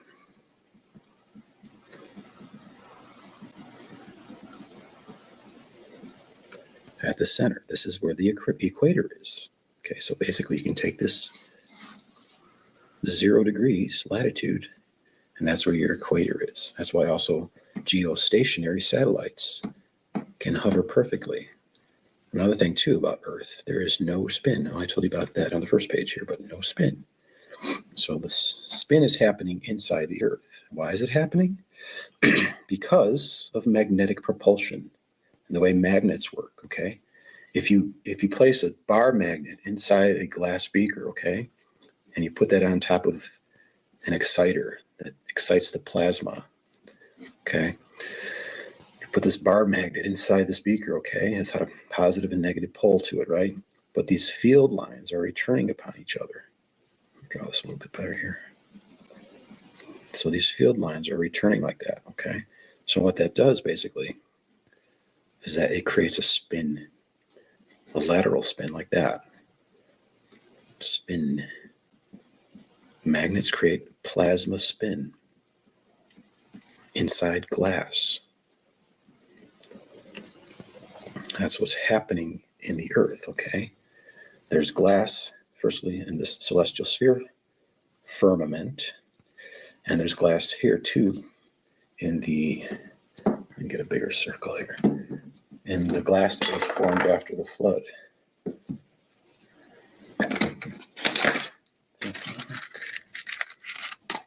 No, it's too big. He's going in this time. Was that the back door? Give me a sec. No trolls allowed. No, it better not be a troll. Kick you to right the fuck out. Ah, it's the Nero Jack. How you doing, good sir? Good. How are you, man? I'm good, thank you. Good. Welcome to the panel. It's my first time here. I just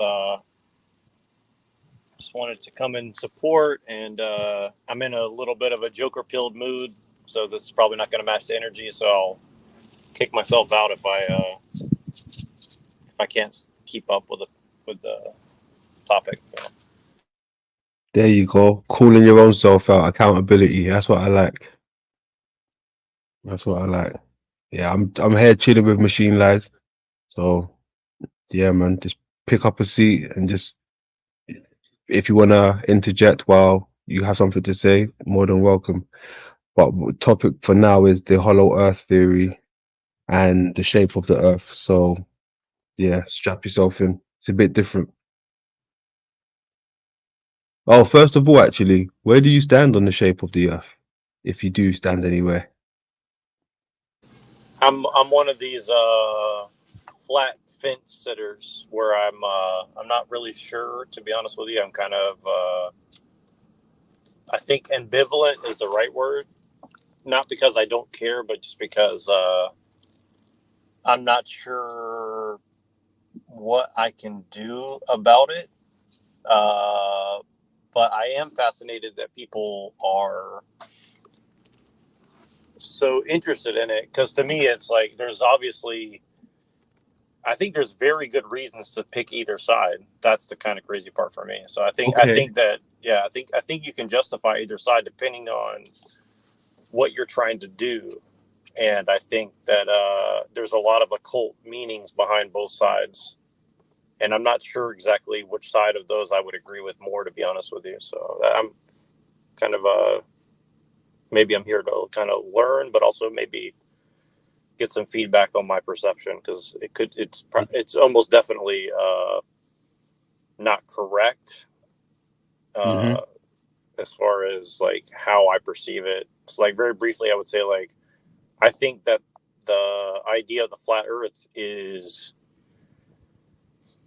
I think it's more correct in some ways, but I think that it's kind of functionally better to assume, at least in public, that it's round, just because most people couldn't handle even if that was the case. So it's kind of a weird like, but the occult side of it is kind of what is more interesting to me, because it's like I think that the Greeks believed it was round, and then it became flat somewhere in between, and then now it's round again or something like that. I can't remember the exact like thing, but it seems like, you know, these are very ancient ideas, but we're still thinking it's like a modern problem or something. Yeah, I totally agree with you. I've never heard someone say both sides tied in with occultic. Was it a cult? No, what word did you use? Was it a cult word? Was it a cult you used? Yeah, I mean, like with the occult, yeah, I think there's like occult meanings behind both sides of it. Like I'll give you an example. Like David Icke is someone that, like, I read one of his books about this kind of stuff, and I think that he gives a very interesting take on this kind of stuff. Like, you know, technically the, you know, reality is holographic, so you could say everything is flat to some degree, right? But I think functionally, like how we exist in the world, you can use the assumption that the Earth is round to predict certain things, but then people run with it and say, well, math equals reality, and I disagree. I don't think math equals reality. So I think it's something that you use, doesn't mean that it's quote unquote real. But, you know, a lot of people don't like when I say that. So that's just a very brief, like, my understanding, you know, of the situation. Got you.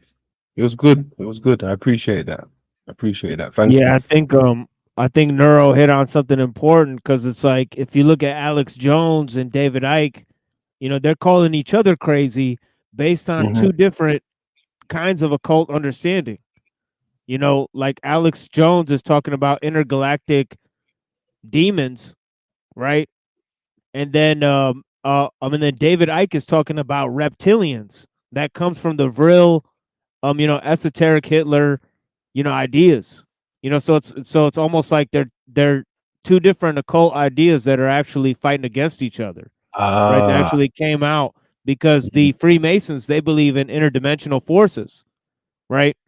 But the Hitler people were like, no, those forces come from inside the earth, right? The Mm. Nephilim and the aliens and stuff, right? So they're saying the technology and all that stuff. So it's interesting that they disagree about the fundamental nature of reality. It wasn't just right for them to overthrow the whole basis for British society. They wanted to overthrow the whole occult system of the Jews and the Freemasons to try to invert it. You know?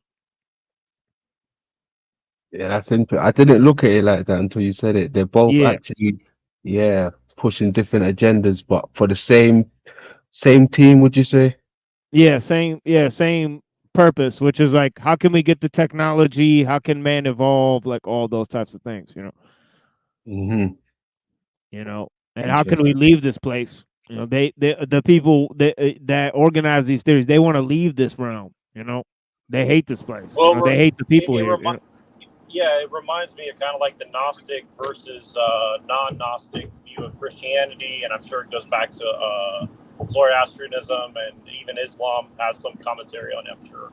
But it's like, but like you said, it's like basically, and you said this the other day, Machine, and like I just want to keep repeating this so I don't forget it. But like you said, most people agree on the why, but it's the how that's the real contention, and I think that that's really the fascinating part about a lot of this stuff is like they actually have the same goal. They're just like fighting over who can do it better and what's, you know, do you hate reality or are you trying to stay here? Or do you think that you can make reality heaven on earth, or earth has always been hell and always will be hell, or something? You know what I mean? Something like that. That's the kind of impression that I'm getting about the more I look at the occult and all this, even politics and all this. Like the politics is like a symptom of the occult, in my opinion. Now at this point, it's like, Yeah, and it's funny, you know, like, but I'm like, you look at Alex Jones, like he goes on Joe Rogan, and what does he have on? The NASA shirt, right? And now he supports Elon Musk, right?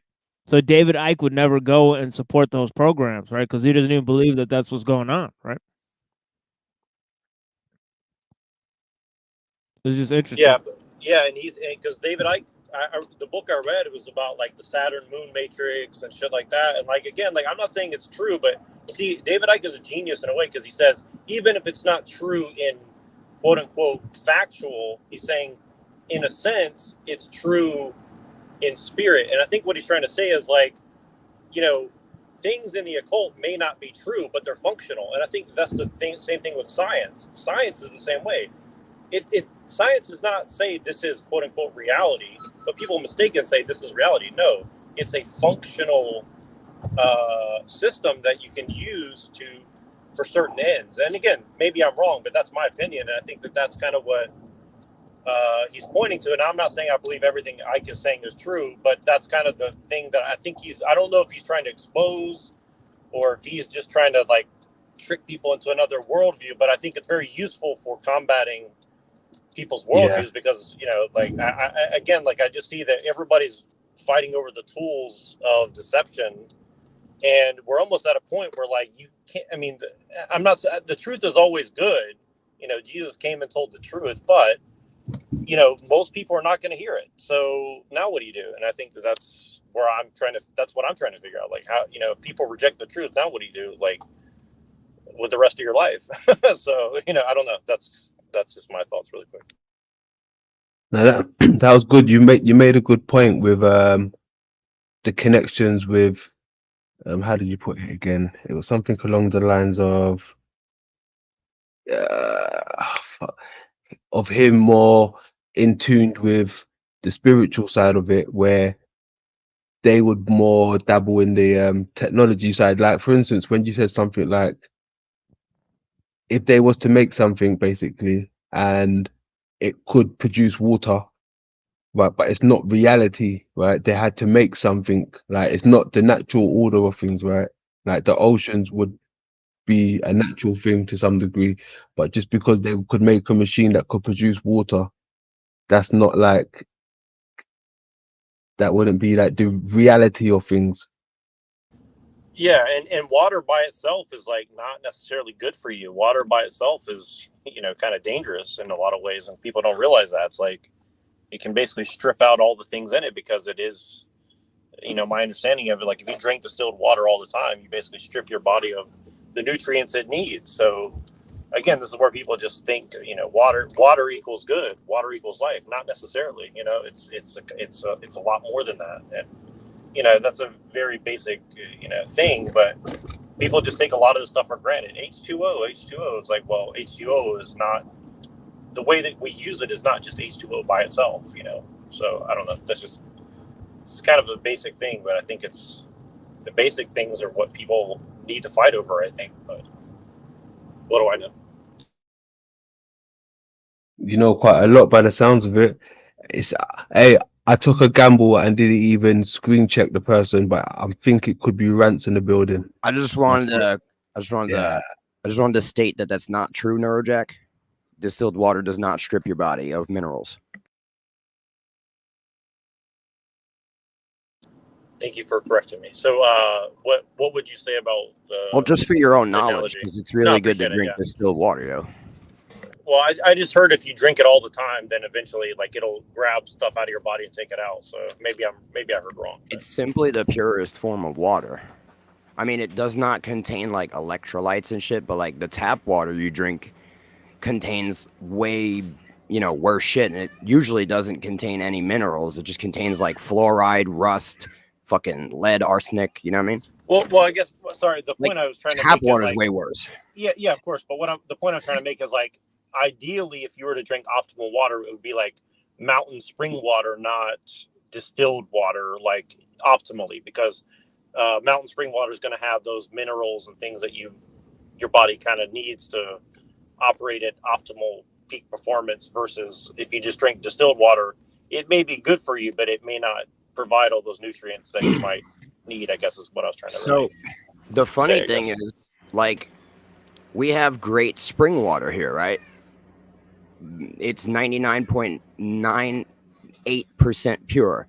The impurities in the spring water here that comes out of our wells is calcium.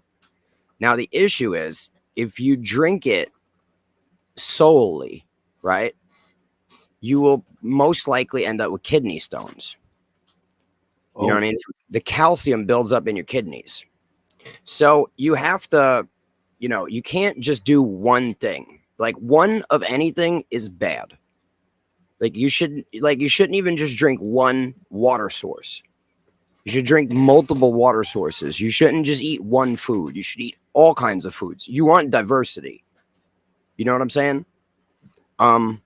You can't just drink distilled water. I mean, you can. There's people that drink distilled water only, but you need salts and different things. So you're gonna have to eat with it.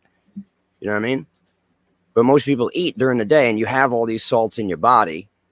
We have toxic buildup of heavy metals and shit. I mean, at the end of the day, you want diversity. You don't want just like, I mean, people just want to do one thing. People sit there and pound supplements, and they're like, I'm healthy. I got all the supplements, got all my vitamins, and people are so dumb. They don't realize that, like, you don't even need these. They don't do anything. They do nothing. Your body can't even absorb these supplements. It's not in the form of a food. It's chemicals. We're not designed to just eat raw fucking chemicals. You know what I mean? So, like, basically, distilled water is okay, bro. You know what I mean? Yeah. Well, I guess again, like this, the point I think I'm also trying to say is like water is a transmitter. Water is a transmitter, right? So it kind of transmits, things in it. So it's I don't think it's lubrication's not the right term, but it's it's a transmitter of information and nutrients and. Yo, if you put your water in a cup, right, and you yell at it, it'll actually not hydrate you. There's look up Dr. Emoto's water memory experiments. So like, I think it's more important like what goes on with your water than even like if it's distilled or fucking, you know what I mean, spring water. It's like, I think spring water tends to be more healthier because it's going through natural vortices in the earth, which put like life in it. And you can look into Victor Schauberger's work on putting life in water, living water. He would create these like Fibonacci spirals out of like copper and run the water through it, and it changes the properties of the water to be more beneficial to organic life. So like, there's a lot more to water than just what fucking lab coat is going to tell you is in it. Well, and see, if you guys don't mind, I'll bring a little bit of stuff I was sending to Rant in the back chat, just because it was kind of like this kind of on the. I don't want to say it's fully the same subject, but you know, like Well, you got something in the back chat. Well, no, I mean, like outside of YouTube, I sent this thing that was about the Eucharist. I was reading a book about the Eucharist today, which is like the blood and flesh of Jesus, which is Yeah, I don't believe in blood. that. I don't Yeah, believe I in don't. any of that. To be honest with you, like I'm very torn on the issue. But the reason I brought it up is because like it seems that the Catholics and non-Catholics fight over this thing where it's like Jesus saying, "Take my take my flesh and drink my blood," and I think that it's kind of referring to something similar that we're talking about, because it's basically saying you'll be transmitted into eternal life.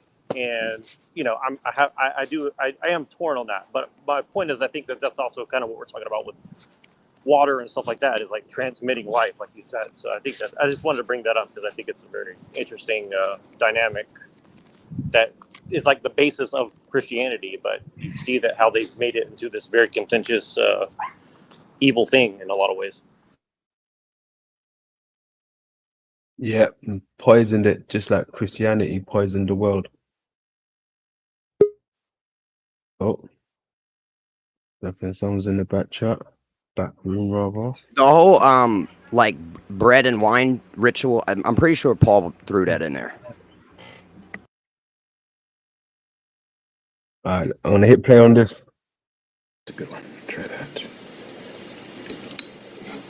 Okay. There is a glass firmament at the top of the atmosphere, which is roughly 62 miles high.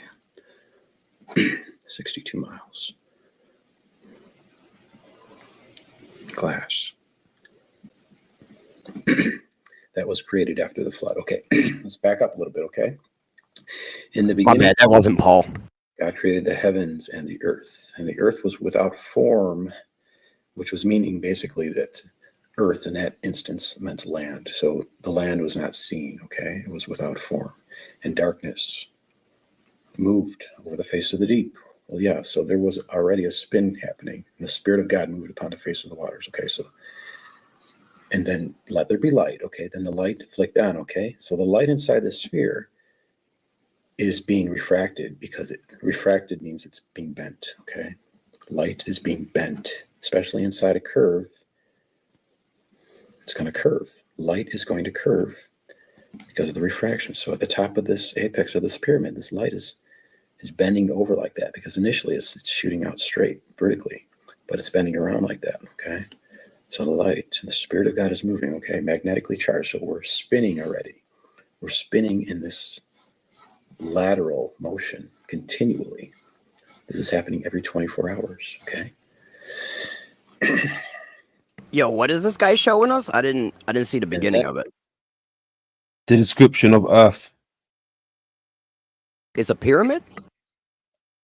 No, well, basically, he's showing us that how this is the Earth, but inside, the shell rather, and inside would be the Earth. So the Earth is flat, just on 4 sides or 5 sides. No, well, he's drawn this diamond in the middle, but he's saying that's the magnetism, the magnetic equilibrium. Okay. Well, he said. Well, what he said was the pyramid is oh man, I forget what the shape it is. It's like ortho Not dodecahedron. Was it dodecahedron? Tetrahedron. Okay, yeah. it's 2 pyramids. Yeah, he said. Yeah, he said it's like a diamond. Yeah, I forget what it's called in the thing, but in the middle there's heaven. Around it is the stars. Then there's a firmament around those, and then there's the earth. Is the shell around the whole thing? There you go. What? So I'm lost, but yeah, I mean, feel free to just keep going. Hopefully it's confusing. Yeah, it's confusing. Yeah. But yeah. Basically, what I was when he was showing us this one, I was going back to the early descriptions of Earth, how they were showing me. Right, where was it, man? I've seen a lot of different diagrams of the Earth and what people think it looks like, and that Yeah, has that to be picture. Yeah, that the picture most you had. confusing. Yeah, this This picture one, is the simplest way to show what he's showing. And is this 3-dimensional? Or is this 2-dimensional? well, Like, we're looking at it as you know, right. two. In the Well, center, is that a sphere or a circle? a sphere. Okay, so we got it's like a Dyson sphere, like a sphere within a sphere within a sphere. There you go. Okay, got it. So it's not flat then, according to this model. No. Okay, we could fuck with it, bro. Let's see where he goes with it. Well, Rand, do you think it's more flat or round? Just so I know. I believe the Earth is a circle. I mean, flat, but like not flat. It's a level plane that has, you know, mountains and different terrain, but it's, you know what I mean, it's level essentially. Like flat kind of sounds retarded because you say flat. It's, Yeah. my desk is flat. I agree. The Earth is clearly not flat anywhere, bro. do you think the universe is holographic? Do I think the universe is holographic? Like including like my body? Yeah, and like basically, yeah. Well, no, I think it's physical. You know what I mean? Holographic would imply that, you know, like you can pass through it. It's hollow. Therefore, we're solid. I guess the best analogy would be like, are we living in the mind of God and we're just a projection of God's mind, or something to that effect? So the thing is, we could be, but you would never be able to figure that out. It would be impossible to know until you weren't in the mind of God. I kind of agree with you on that. I have more nuance I could maybe try to add, but yeah, I kind of agree on that. It's like you can't be aware of something that you are inside of entirely. You know what I mean? Yeah, see, that's actually funny. Like, I heard Jim Bob yesterday, like, doing a little bit of, like, stuff about that kind of, like, you can't prove atheism or whatever or secularism because you'd have, or multiverse, he said. You can't prove multiverse because you'd have to be outside of it. But then it feels like they kind of, like, do the same thing with the mind of God or whatever. So, but I don't know. I think the Kabbalah has their own, like, version of that or something. So. It's like, imagine if someone stuck you in a box that you couldn't see out of. How the fuck could you determine what's outside of it? Well, yeah, exactly. And I think that's even kind of the funny thing about the whole, like, flat versus round in a way, just because it's kind of weird. Like, we say, well, I can observe these stars and they're a billion light years away. It's like, well, that's what the instruments are telling you. It's not really like you got out a fucking tape measure and went out and measured it and shit. So again, like, it doesn't, that's why I'll never say that that's reality. Yeah, we're measuring something, but we're like the Schrodinger's cat in the box of God, okay? yeah, I kind of agree on that with that framing. I mean, again, there could be more nuance, but I think in general, it's like we don't know. We don't know necessarily if we're in the mind of God or not until we open the box. That sounds wild.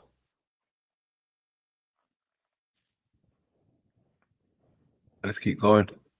Then day 2, there was a firmament that was created. So this light actually expanded and created this firmament.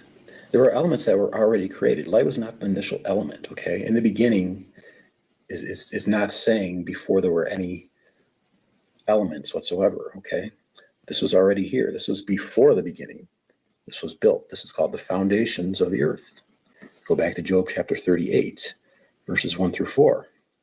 It describes a geometric structure when describing the foundations of the earth.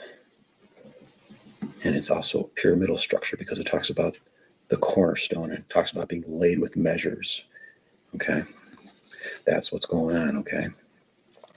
So day 2, you got this firmament that was created and it separated. The heat expanded into 2 levels. So this earth expanded. Okay. The shell got thinner when it expanded. The earth shell got thinner. And so you have waters above and waters below. Okay. Very simple. So we already have light inside the inner celestial sphere inside heaven. Now there was going to be light that was being created in the outer shell of the universe, and that was the sun. Okay, the sun and the moon. Okay, they're moving this way. Okay. However, what you've learned about the sun is wrong. I've seen the sun from a vision that I had back in 2003. And I was up here in the raft. I was on the waters here, and I was looking at the back. Did he just say he saw the sun in a vision? Yeah, that's what it sounded like. And he's using that as part of his, like, all right. Dark. It was almost, yeah, it was flat basically. And what I noticed that there were these light rays that were hitting. I'll draw it bigger over here basically, but if you're looking at the sun, it's a round dark disk and it had a white ring around it, the light, okay? And they had these light rays that were hitting the back of the sun, and they were all parallel like that, and they were going straight across the equator of the sun, or the diameter of the sun. I don't say equator because I don't think it's a sphere. It's either bowl-shaped or it's flat. I'm not really sure. But since I'm talking about the sun having a dark side, I'm also saying that it's not an omnidirectional light. I'm saying it's a direct light, like a flashlight. The sun is a direct light, contrary to what you've learned, which means... I'm going to go ahead and just straight disagree with that outright. Go on, let me hear you. Yeah, that's just simply not true. And we can observe that it's not true with like the most simple picture of light entering through clouds. That's right. It just doesn't, like, light does not come in straight. Comes in like in a fan. So it's just like, it don't make no fucking sense. Like, you got to remember, this was in his dreams, right? I feel you, but he's trying to like use it as part of the model. Kind of breaks the whole thing. I know, but even though he presented it as straight lines, I'm not taking it for what it is, because in my mind it's overriding what he's showing me anyway as crepuscular rays. All right, we're not trying to determine if this is legit. We're just gonna eat it. Yeah, hear him out. Cool. Mm-hmm. Terminator line where the light is divided from the darkness, okay? And because it's inside the... But where he drew that little black hole there, right? To me, that speaks volumes for different reasons. Just for the reason why he put this hole right here for the sun at first, and then he drew it up here. But for him to put that there, that speaks volumes to me about something. Well, let's keep going. Curve here, and the light is being bent. It's being refracted like that, okay? Yeah, see? Speaking volumes. It will eventually have this terminator line on the Earth, which divides the light from the darkness, okay? This is a direct light. It's very important to understand that. Now, also, when the light bends too much to hit the Earth, it actually moves around, and it turns around back in towards itself, and it hits the moon, okay? That's also why this is the real explanation of lunar eclipses. It's not the shadow of the Earth that's covering the moon. It's actually, there's like a little area of light that's like a void where the sunlight cannot reach the moon. And when that moon enters that little cone-shaped area of light, funnel-shaped area of light. Yo! He's cold. He broke it down. He's cold. I know exactly what he's talking about now. I used to think, how the fuck does that hole get made? But he just fucking told me. Excuse my language. Wowzers. I know exactly what this guy's talking.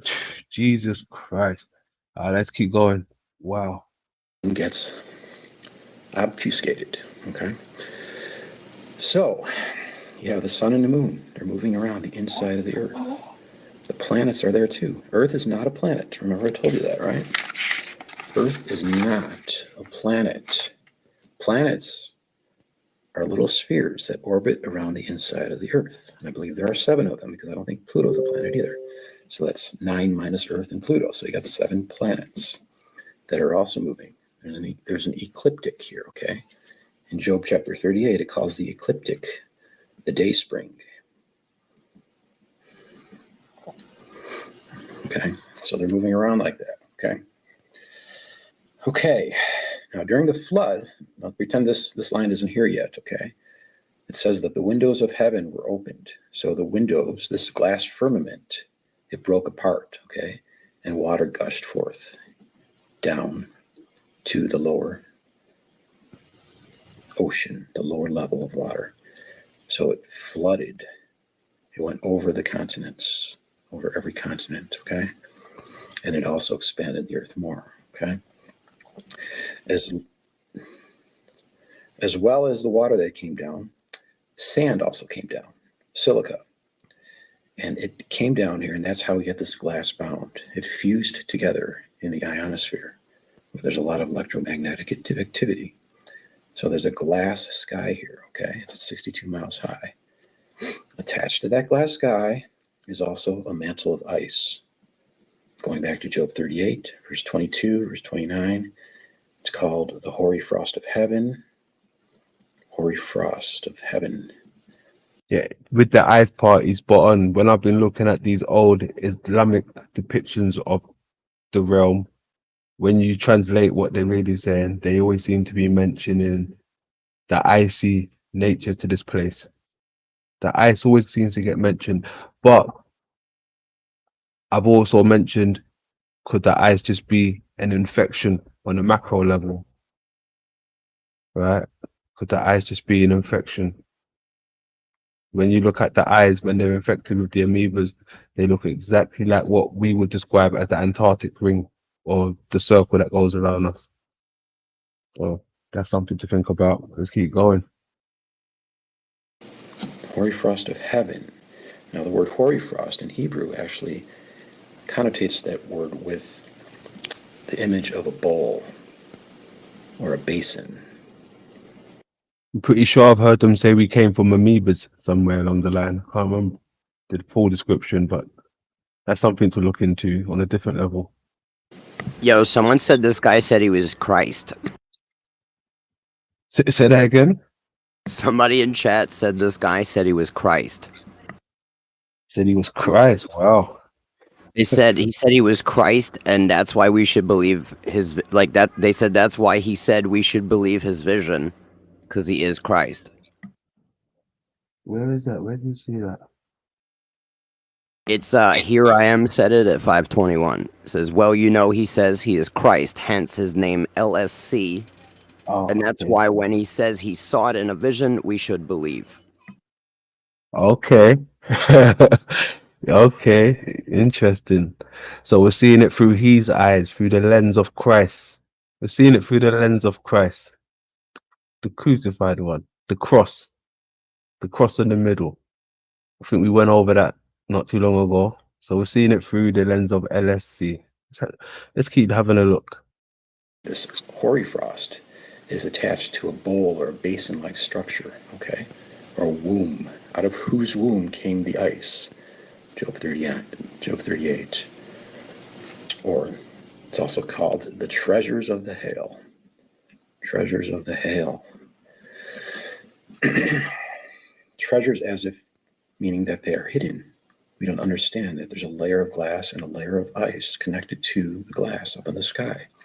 And every so often... By the way, that happens to these guys a lot where they do something fucked up in the occult organization that they're in, and then they get kicked out. So then they spend some of the occult knowledge they have to try to act like they got a vision from somebody, you know, and sell it to people cheap. You know, right?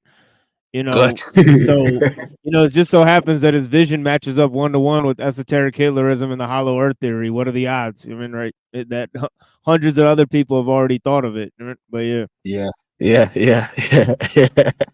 You're not wrong, but hey, either way, he's giving me that work. Giving me that work. Well, Zeke Hill, I guess then. So what was that? I said that I guess the only thing left to do is Zeke Hill, because. Well, yeah, I mean, there's even, I mean, some models that I would say that that's probably likely to be the shape and setup, you know, like, I mean, likely because we don't fucking know, but I've looked at a lot of models and, you know, people are like, oh, that's Hitler model, that's Mason model, you know, like, there's a lot of models, of it. You know, we don't actually fucking know. That's I'm like, I like the Star Wars model. Ooh, what Death Star? Well, kind of, yeah, because like again, I'm just gonna use the Ike thing because like Ike said that like literally our moon is like the Death Star and it's like hollow and like and there's actually this movie called Iron Sky that's based on all this esoteric Hitlerism and it's like literally there's like reptilian Nazis living on the moon. Steve Jobs, you know, cult of Apple like is like the weird like transhumanist thing. It's a really crazy movie because like it definitely is informed by the they kind of made a stuff that we're movie. discussing. They made a movie about that, bro, where the Nazis come back and like fight Earth from their moon base, bro. Where they've Oh been. yes. I have. But you know what? You reminded me. Thank you. I knew there was something I was meant to watch. It's a Okay. great movie, bro. Yeah. Thank you. Okay, that's interesting. I knew there was something I forgot. Yeah, I don't know the name, but I know the ins and outs of it. I know exactly what you're talking about. I forget the name of it, but I think it was like the Fourth Reich or some shit, bro. You know what I mean? It was Something just like like that. Yeah. Okay. Yeah, that's interesting. it's pretty recently made, so like I can't remember the name though. Fuck. All right, let's keep going. This glass, or not the glass, but the ice will fall down. Oh yeah, sorry. That's what I wanted to say when you mentioned the Death Star. When I also was looking at some of these Islamic depictions of this realm, right? They always mention stuff to do with the eyes, right? But in the description, what it said about the eyes, it also said the eyes will be the first line of defense. No, it didn't say the eyes. It said the vessel. It said the vessel. Yo, Right. London. It's called Yo. Iron Sky: The Coming Age. Iron Yeah, Sky. that's the one I'm talking about. I think that's the one I'm talking about. That's Yeah, the one, bro. Yeah, it's a crazy. It's like honestly one of the. It's a B movie, but I think it's one of the most interesting like. Yeah, it's made like shit, movies I've but ever it's seen. great. Tom Green is in it, and I think Tom Green is like. I think Tom Green's one of these guys. He knows a lot more than what he sees. He seems like just a comedian, but he knows like some weird shit, or he's involved in some weird shit for sure. Yeah, like Jim Carrey, bro. They play the fool, you know what I'm saying? But it's because they have so much information. It's like if they speak about anything, they're likely to fuck up. So they just act crazy. So that you can't tell if they're joking, if they're serious. You never know what the fuck. You know what I mean? It's the fool. You know what I mean? They're playing the tarot card, the fool, bro. It's just a blank slate. You don't know how to read them. They could be the worst, or they could be an idiot. You'll never know. You know what I mean? It's dangerous. That's the most dangerous motherfucker. When you don't know if they're lying, joking, and they just do it all day. You never know what they actually stand on, believe, know. You don't know nothing. And they could just say they were joking no matter what they say. So like, you know? That's it. You'll get those kind of like you'll get low grade trolls on panels that are practicing essentially that technique where they play a moron, right? And they say ridiculous shit, and then when you call them out, they just say, "Oh, I'm just joking," or "Oh, I was just testing you." You know? Hey, don't talk about me. I'm right here with you. He's right here. And he said he'll kick his own self out. What a gentleman. I was more along the lines, you know. I mean, Neurojack has done that, but that's not like his persona. There's people that it's their shit. You know what I mean? No, I've seen people do that for real, like where they're like super good at it. Like it's like a satanic ritual or something. It's pretty amazing, actually. Absolutely, it's Luciferian. Let's keep going.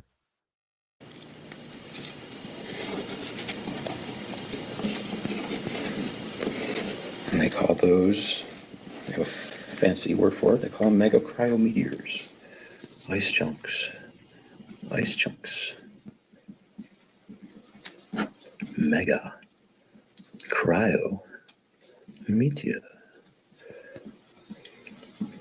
It's a big mystery, the origin of where these megacriometeors are coming from, because some weigh as much as 1,500 pounds, and they have been falling for centuries, so prior to the invention of aviation. Okay, so they're not falling from airplanes. It's not airplane discharge from the lavatories, because that ice is actually dyed blue. And when that does fall to the ground, you notice the difference. And they're not as big either. This is why scientists can't tell you where the ice is coming from, because they do not accept this model of the universe, this accurate model of the universe. Everything is tiny, okay? Everything is small. There's plenty of physical evidence for the fact that there is glass in the sky. Okay? There's tektites. Scientists consider tektites a mystery. They don't know where tektites came from, whether it came from extraterrestrial origins or terrestrial origins. They can't make up their mind. It has no cosmic ray exposure. So basically, it's not coming from above the atmosphere, because the atmosphere, hey, guess what? It blocks out cosmic rays. So why does it block out cosmic rays in the first place? Because glass blocks out cosmic rays. That's why. Okay. And it's not it's, you can't figure out either where it can't, I mean, it doesn't come from the ground either, basically, because there's many holes in that theory. There's no meteor craters where these tektites have fallen. Tektites are, let me explain tektites to you. They're molten, it's basically molten glass. Some are in the form of like dumbbells, like that. Some are in the form of buttons, like that. But what they're showing is they're showing aerodynamics in their shapes, like they were flying through the air at a high velocity, and they were also molten. Aerodynamic shape, but it's a mystery. To them, to me, it's not a mystery. It's very simple where they came from. Fusion crust on meteorites. Fusion crust. One of the main features on meteorites, and the way to detect whether a rock is a meteorite or if it's just a terrestrial rock, is that it's covered with a glass coating, about 1 millimeter thick. It's burnt glass. Burnt glass coating of a meteorite, okay? If you peel away that coating, you'll see the rock beneath. And the very interesting thing is that the chemical makeup of the rock is different than the fusion crust. It's like they came from two different origins, and they did. They'll give you the conventional explanation that they call it ablation, where basically the rock is going at a very high speed. And I think this guy's retarded. And they're saying that the glass from the inside of the rock is formulating and encapsulating the rock with this burnt glass. Well, that's not true. First of all, there's no in-between layer of like a glass rock composite. It's two different distinct surfaces. It's two different distinct materials, okay? Just like if you dip something in a hot wax or something, you dip a rock in a hot wax, and it gets coated like that. That's exactly what's happening, because above in the sky, when a meteor is actually coming through the atmosphere, it's skidding across the glass at a very high speed, and it generates enough friction because there's a little air even above the glass. There's a very minute amount of air which actually creates friction, and it actually starts to melt through the glass. Okay, and then it gets covered, it gets encapsulated with fusion crust, and then the little tektites drip off like that. Okay. Another reason why there's glass in the sky, when the meteor does enter through the atmosphere, excuse me, there's a thing called triboluminescence. Triboluminescence, which is basically when you rub two surfaces together, especially if one of them is quartz or silicon dioxide, which is glass, against another surface like that, it will create light. It creates light. So sometimes at nighttime, when a meteor crashes through the glass sky, it will create triboluminescence and will light up the entire sky just as if it were daylight. I'm sure you've seen some of that. You've seen that before, or video footage of that, or They've shown you that before, okay? Move on over here, another piece of evidence that there's glass in the sky. Auroras borealis, okay, or auroras australis, however you say that. Auroras are a direct result of electrons being shot at glass, at an obstacle. Scientists will compare the auroras to an old CRT TV tube, basically, with the electron gun in the back here, okay? And the electron gun is shooting these electrons. And there's phosphorus coated onto this glass here. When the electrons hit the glass, it causes the glow. That's really what's happening here, basically. The sun is shooting the electrons and it's hitting the glass.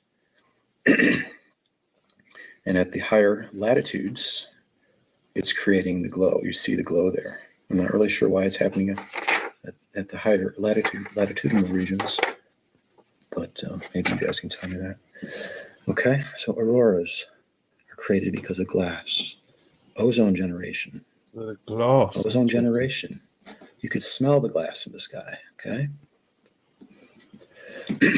After a thunderstorm. Bro, you can smell the glass in the sky, okay? You smell? That's the same scent that's created in air ionizers, basically, where you have a glass plate in the middle, okay? Or inside. And so the glass plate, the O2 molecules, are creating O3 molecules, and it's distributing off this fresh scent. So basically, they have the oxygen molecules after a thunderstorm, electromagnetically creating O3. So you have the O3 molecules being created because the electromagnetic activity after a thunderstorm is creating the ozone. Same thing, because there's glass in the sky. That's what's happening there, okay? Another reason that we have glass in the sky is because, to draw a little cross section here, here's the earth, here's the water, whatever, here's the clouds in the sky. The thunderstorm, you have the lightning beneath the clouds, right?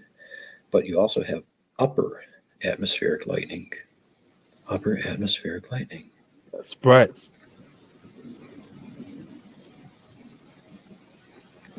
They call those sprites. Mm-hmm. Sprites. So in here you have these. It's kind of like a funnel shape here, but it has a top halo to the sprites.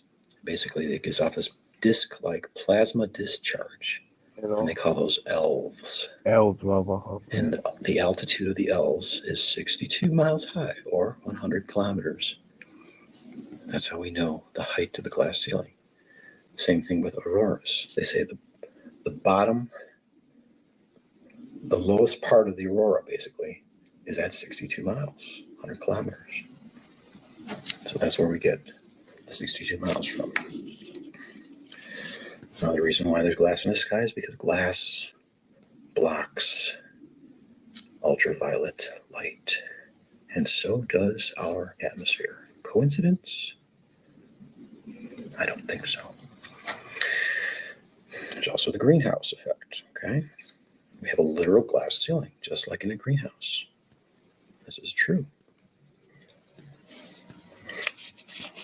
A big reason why there's glass in the sky is because rainbows, like I told you before, because the sun is a direct light, and it's not an omnidirectional light. It has an edge to it, it has a rim, okay? So that sunlight that's being diffused through this glass is creating a spectrum. That's where the division of the white light comes from, just like in a prism, as if the white light is shining through a glass prism. So basically, the light that we see coming down from the sky is already filtered through the glass. And that glass filtered light is projected onto reflective water vapor.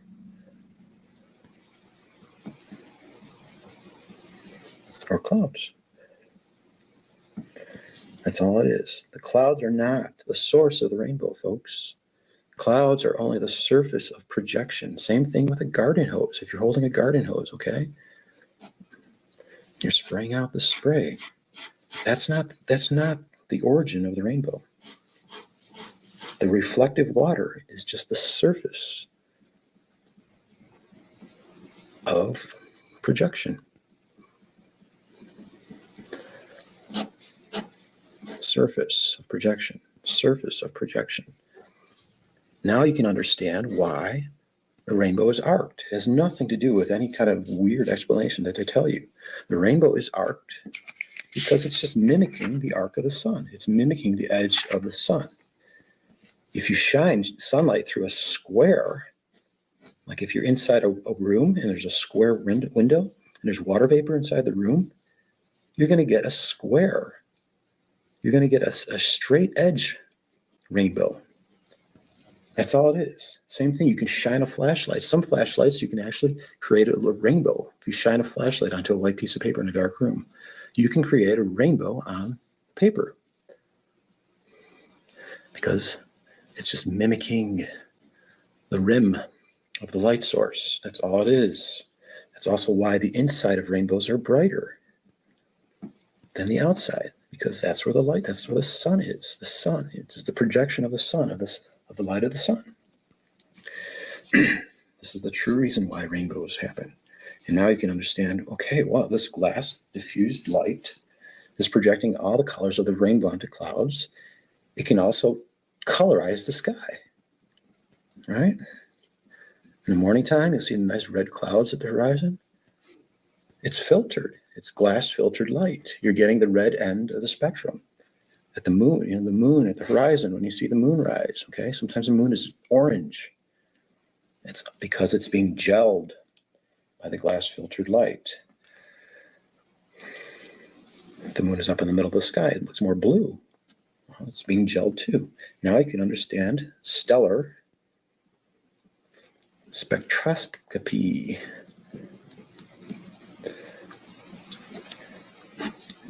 It's a farce. Scientists will tell you that they can identify what stars are made of and what distance they are going, or what direction they are going, based upon their color shift. Well, that's not true, because the stars up in the middle of the sky are being gelled by the glass sky. So if you see a redshift star, well, they'll say, okay, look, it's moving away from us because the red end of the spectrum is a longer wavelength, and it's the Doppler effect, and blah blah blah, baloney. That's not true. Even Hubble admitted. Carl Hubble, is that his first name? I don't know. He said the redshift was of an unknown origin. They don't tell you that, do they? And you can't see the redshift of stars. You can't see the color shifts of stars from above the atmosphere. Why? Because it's just simply glass, guys. It's just simply glass. Glass is coloring the sky. This glass is also found in Egypt. Pieces of it fell down in the Libyan desert. Oh yes, the blue glass. I heard about that. They call it Libyan desert glass. Yo, I don't think it's glass though, London. I think he's onto something though. So Oh yes, definitely. But what do you think it is though? So yo, there was a science team that was out in the Arctic, and so basically, since I don't believe that it's a ball, right? I believe that they could get to the edge of the firmament. You get what I'm saying? Like they can get to a part where they can actually interact with the firmament, because it would, like a dome, you know what I mean, has to touch land at some point. You know what I'm saying? Yeah. So I believe that's why they're trying to keep us out of that part of the Arctic, because if anyone were to go there, they'd be able to see the firmament. And essentially during Operation High Jump, when we were trying to fight Nazis in the Arctic, there was reports that we were hitting invisible force fields, and they thought it was Nazi technology, but then they later figured out they were just hitting the firmament, bro. Yeah, And I heard that. so the Arctic team of scientists basically determined that it's called, they called it thick water, and it's blue because it's a denser form of water and oxygen. So like it's a solidified version of water and oxygen that's not frozen. It's solidified by like its density. It's like if I can't really explain it because I don't know what the material exactly is, but they were calling it blue water. They were like mining it, and they were saying it was extremely dense.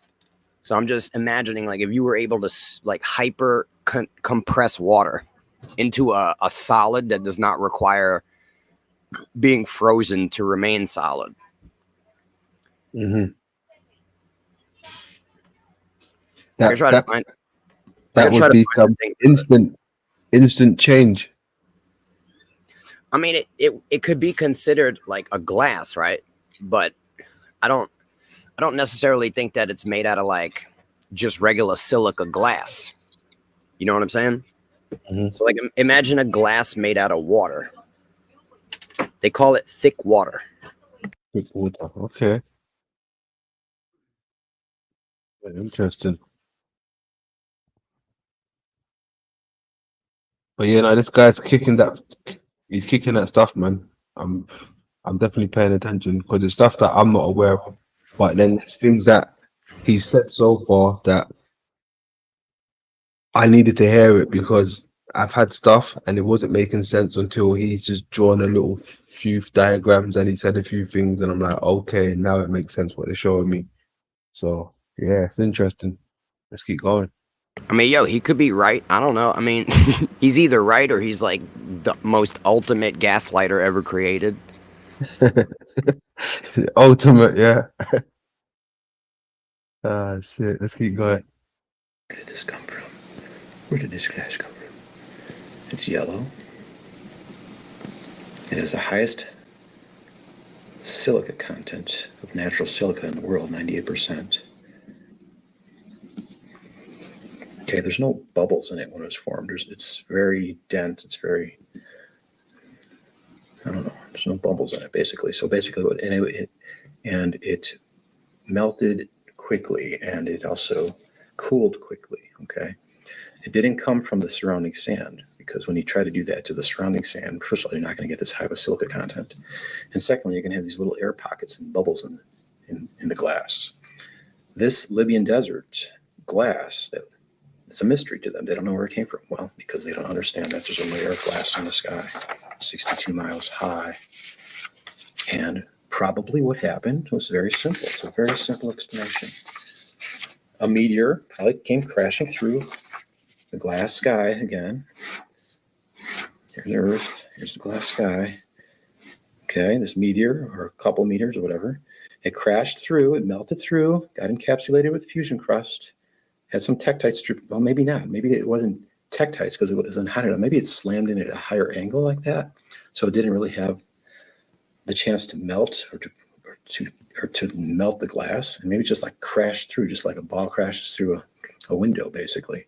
And so it created a hole in this glass, and these chunks of glass, this yellow glass, fell down to the earth because they can't find any meteor craters in the Libya desert where this glass has fallen. Let's say this is the Libyan desert. This is where the glass fell. It's a big oval array.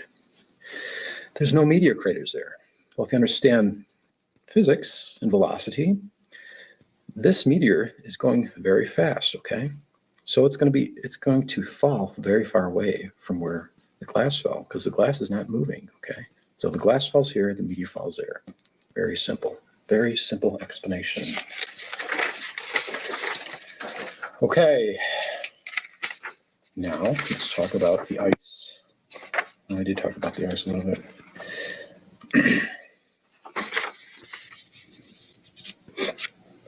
The ice that's attached to this glass sky formulated by moisture and because it's cold up there. And it generated this thick mantle of ice. So if this is Earth, and this is the glass sky, there's also a layer of ice that's attached to the glass. Every so often, this glass falls, or this ice falls down.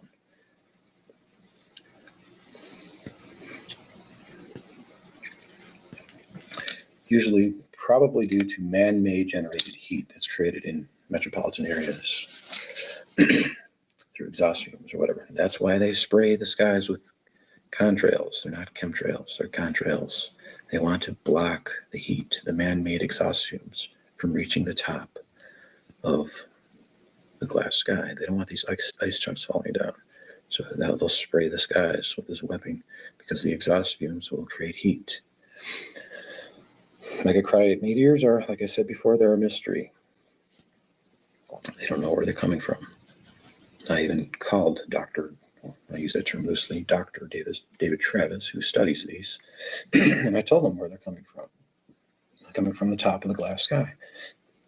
And I gave him much evidence that there is a glass sky, and he's like, oh no, well the atmosphere's been so thoroughly studied over the years. Well, no, it's just that you haven't been informed because the powers that be didn't really tell you what's really going on. They know about this. This is the true form of the world.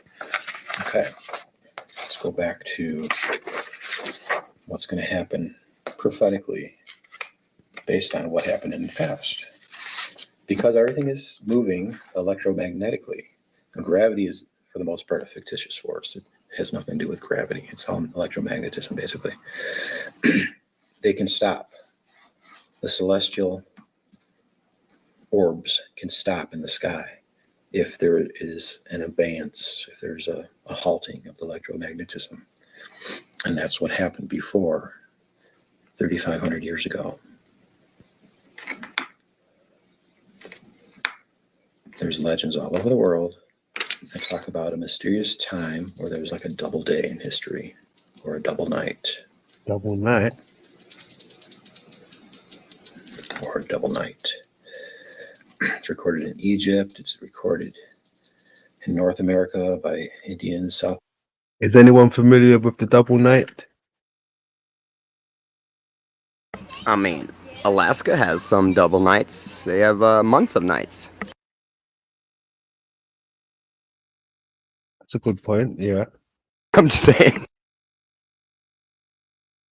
A good point, yeah, okay. South America, Central America, China. You just Google geocentricity and Joshua's long day, and it's also mentioned in the Bible, like I said before, Joshua chapter 10. Joshua chapter 10. In Joshua chapter 10, let me get it for you here. It notes that Joshua commanded the sun to stop and the moon to stay. Evidently, so he wanted to have more daylight to finish his battle, okay? Joshua chapter 10.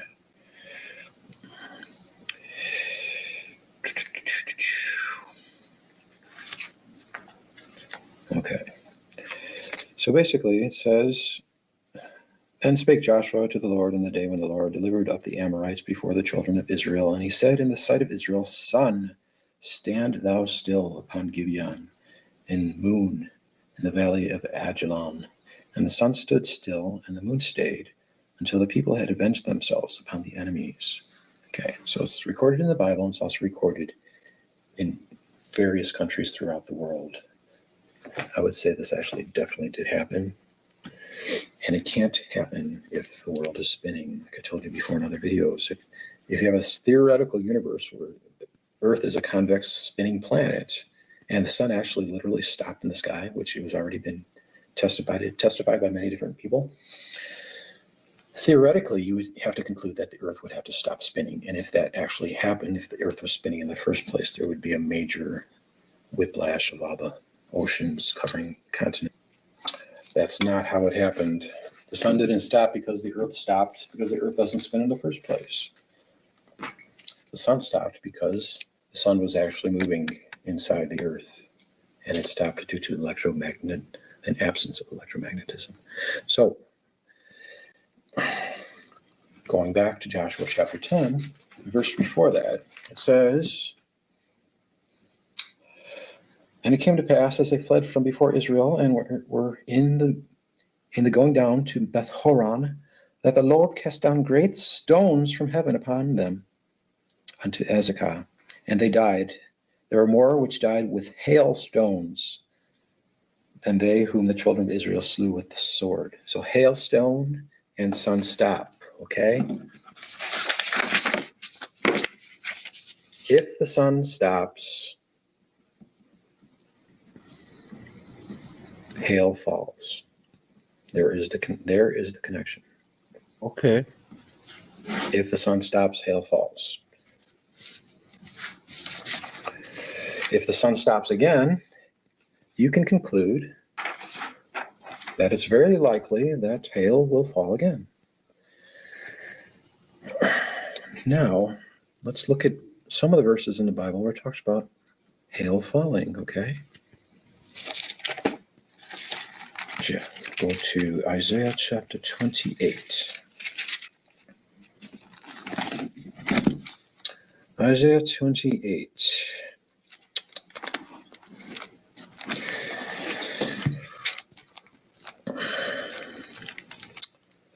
Judgment also will I lay to the line, and righteousness to the plummet, and the hail shall sweep away the refuge of lies. There's a lot of lies, scientifically speaking, that so-called scientific men have told you. Don't you conclude that? As a matter of fact, if we go back to chapter 24, let's see if I can find this real quick. How is this guy using the Bible to define the shape of the earth, but then ignore the parts of the Bible that literally give you the shape of the earth? And that's it's literally no, it's no representation. There's no way to even compare this guy's diagram of what the Bible says the earth is. So why would he use like such obscure pieces of the Bible to try to justify his model, but ignore the blatant parts of the Bible that tell you the shape of the earth? You know what I mean? No, I think he's using the Bible to give you events which happen on the earth, not the size or the shape of the earth. Just he's saying events that like happen. he's using parts of the Bible to strengthen his argument for his model, which means he believes the Bible contains the truth about the shape of the earth and the, how everything works. So I'm just wondering why, like, he's quoting from Isaiah and he's saying Isaiah knows what he's talking about. Isaiah tells you that the earth is a circle, not a sphere, because Isaiah also talks about a sphere. And these are two different words in the Hebrew. Isaiah tells you the earth is a circle, flat, unmovable. You know what I mean? It's just, I really do feel like this dude is laying before us something that's very close to the truth, but so switched up in its nature to where he might be able to provide us with a working model, but it's not going to be true. I mean, I can't say that for certain, but the way that he's laying out his information up until this point is kind of like bordering on just straight nonsense. You know what I mean? Because he's not being genuine with the information. He's picking and choosing what he wants to use to support his model when it comes to the description of the earth. It's just weird. I don't know. I think he's, like I said, the description. Look, even if you check it, he's only just pulled the Bible out, right, to kind of give you a little rundown of what's happening. Before the Bible came out, he already gave you his description. He's just giving you the events that happen now. And now he's pulling out the Bible and giving you the events and what they said. That's what I'm getting from it. All right.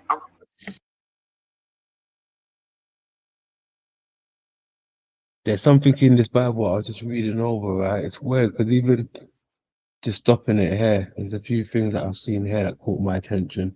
So I want to go over that a bit later. I took a screenshot of it. That's quite interesting. But yeah, let's keep going. What are you guys cool? Everyone okay back there? Yeah. Take that as a yes. There you go. Yeah, we're good, bro. Good stuff. Let me see. First one. Verse 1. It says, Behold, the Lord maketh the earth empty, and maketh it waste, and turneth it upside down, and scattereth abroad the inhabitants thereof. Turn it upside down. Well, actually, that's not the verse I wanted to look for. I don't know what it is, but basically, turn this off. I'll get it. I'll be right back. Turn it upside Okay, it down. was verse And 28 and 16. you know what's crazy about that? Do you remember who was I talking to when I was saying to someone the other day, could everything just be in one, right? But just imagine if you know, this world is upside down, right?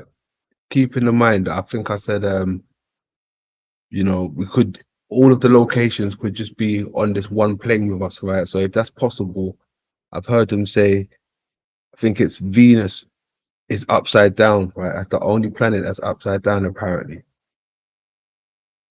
So that came to my attention. I wasn't even aware of that. So now when I hear things like this, upside down, like, okay, what are they trying to tell us? Is that another connection with Venus? That's like the morning star.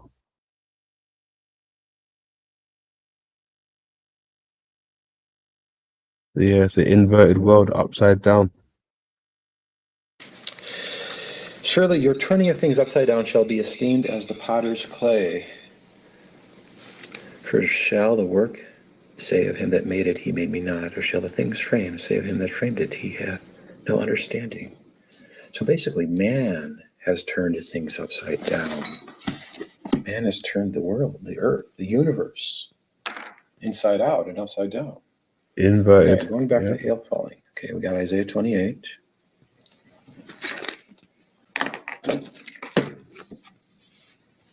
Isaiah 28.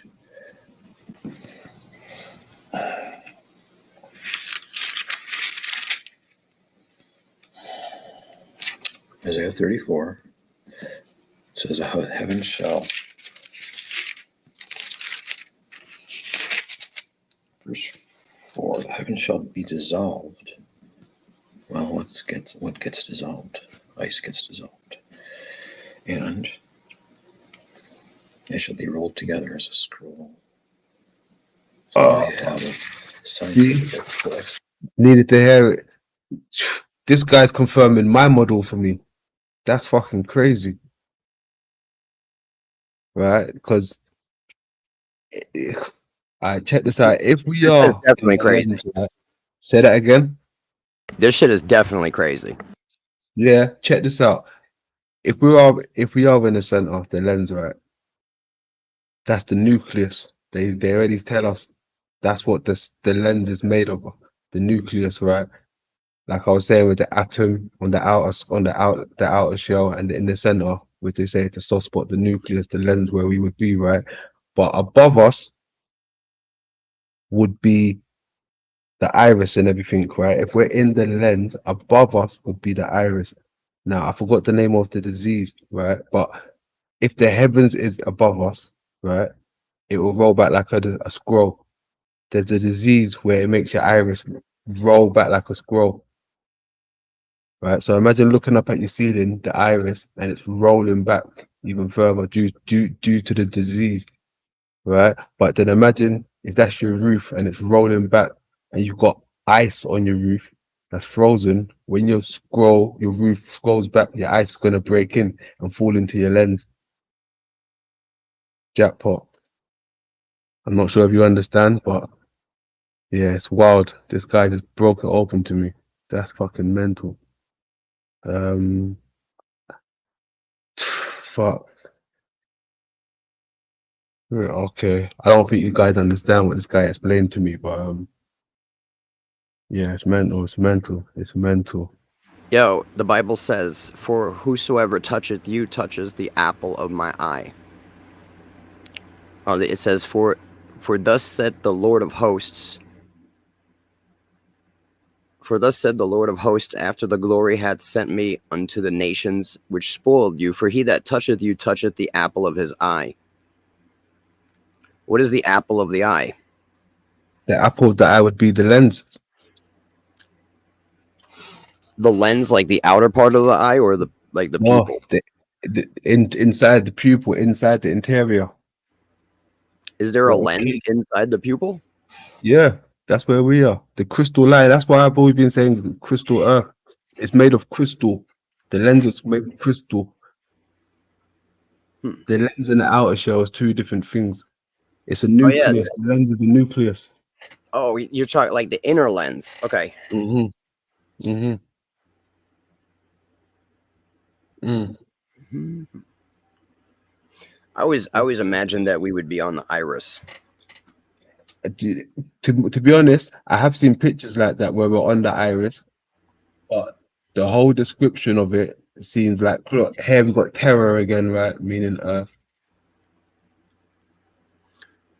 Well, the thing is, I don't like if you look at the way an eye is, in between the iris and the lens, there's a bunch of like tissue, which would make it really hard for us to see anything, like in the sky, unless we were directly under the pupil. You know what I'm saying? I mean, if we're gonna run with the diagram of the eye, then we got to deal with the fact that there's there's tissue in between the lens and the rest of the eye, and like where is that tissue in the model? See, now if we're on the iris, there's no problem with the model. It makes complete sense. And then when you look at people who are revered for having blue eyes, that was a big thing back in Egypt and going all the way back. It could be because the earth, would be a blue iris since it's mostly water. Yeah. You know what I'm saying? Well, like I said, there's two descriptions. One that I've got as well shows it on the iris, and another one, obviously, the majority of them is showing in the center as a whole. So I get what you're saying. But if you wanna compare, like, this guy's model doesn't line up with your model, because this model doesn't have a flat. I mean, this model has a globe, right? But the eye has flat planes. Inside the eye, there's like flat, like the iris is flat. Yeah, definitely. You know what I'm saying? So if you really want to go with the eye model, then a globe earth doesn't work. The eye itself is a globe, essentially, the whole eye, but the outer lens, like what would be the firmament, is a dome. And then the earth is flat. And that's the exact description that the Bible gives you. It's a circle with a dome-shaped firmament. That's the exact, you know what I'm saying, description. What does it say? Say it again. What does it say? It's a circle, right? So it tells you that the earth is a circle and that it has a dome-shaped firmament over it. And that would be the exact description of an eye. But this guy is describing a Dyson sphere, which is not an eye. There's no pupil here. There's no lens, because we're looking at a cross section. So at a cross section, it looks like an eye. But there's a center in a Dyson sphere. Yeah, if this was 3D, we wouldn't be able to see any of these inner spheres. It would just look like one ball. So there is no, you know what I mean? There's no hole in the firmament, there's no hole in the landmass that could be a pupil. There's no dome that could be a firmament. The eye doesn't have a clear bubble around the entire eye. It's a dome, and then the rest of the eye is flesh, like meat. No, there's a separate dome inside of it again. Well, you've got the cornea, which is the inner part of the firmament, and then you've got the lens, and then you've got the vitreous body, which is the white of the eye. That's what makes up most of the eye. No, the lens is a capsule. It's not a disc, it's a capsule. So it's a dome within itself with under the dome. It's actually like a contact lens. No. That's when you get surgery to get the ocular lens. But the lens itself, right? It's how would you call it? A globular shape, right? We went over it. So let me show you 1 second. So you're talking about the inner lens is the shape of essentially like a womb, right? An oval, but it's not like that's the back of the lens. You know what I'm saying? That's all the way in the back. Then there's a front lens. Like you've got the cornea, right? Which is the outermost lens. I believe that's the dome. And then you've got the iris, which I believe is the land mass and the water. And then the lens inside the eye, I don't know what that is, to be honest. I have no idea in relation to this earth. Because there's a lot of other stuff that the eye has, like it has ciliary bodies. You know what I'm saying? And that's like the connective tissues that are holding the lens to the iris, but it separates them. So like I really do, I fuck with your eye model, you know what I mean? But this guy's model doesn't really match the eye model. You know what I mean? Do you know what matched it? Do you know what matched with it? The way how he told me how the sun worked, right? How it the sun rays would bend, but like I said, where he drew the sun as well. But yeah, this, like I said, this is the like I get what this guy's trying to say, but you really can't see light bend. It changes direction. I've never seen light bend. You know, and I actually do experiments with all different types of shaped prisms. I have them here. I have globe prisms. I have pyramid-shaped prisms. I have cube-shaped prisms. I even have a prism that's the shape of, it's like the shape of a Merkaba. And I shoot lasers through them, and I observe the light and the way it, you know what I mean, the way it reacts to the, you know what I mean, it doesn't necessarily bend. It refracts, and it changes its direction. But I've never seen light bend around, like I've never been able to shine light straight in my room and bend it around the corner. You know what I mean? I've never seen light bend. You can change its direction.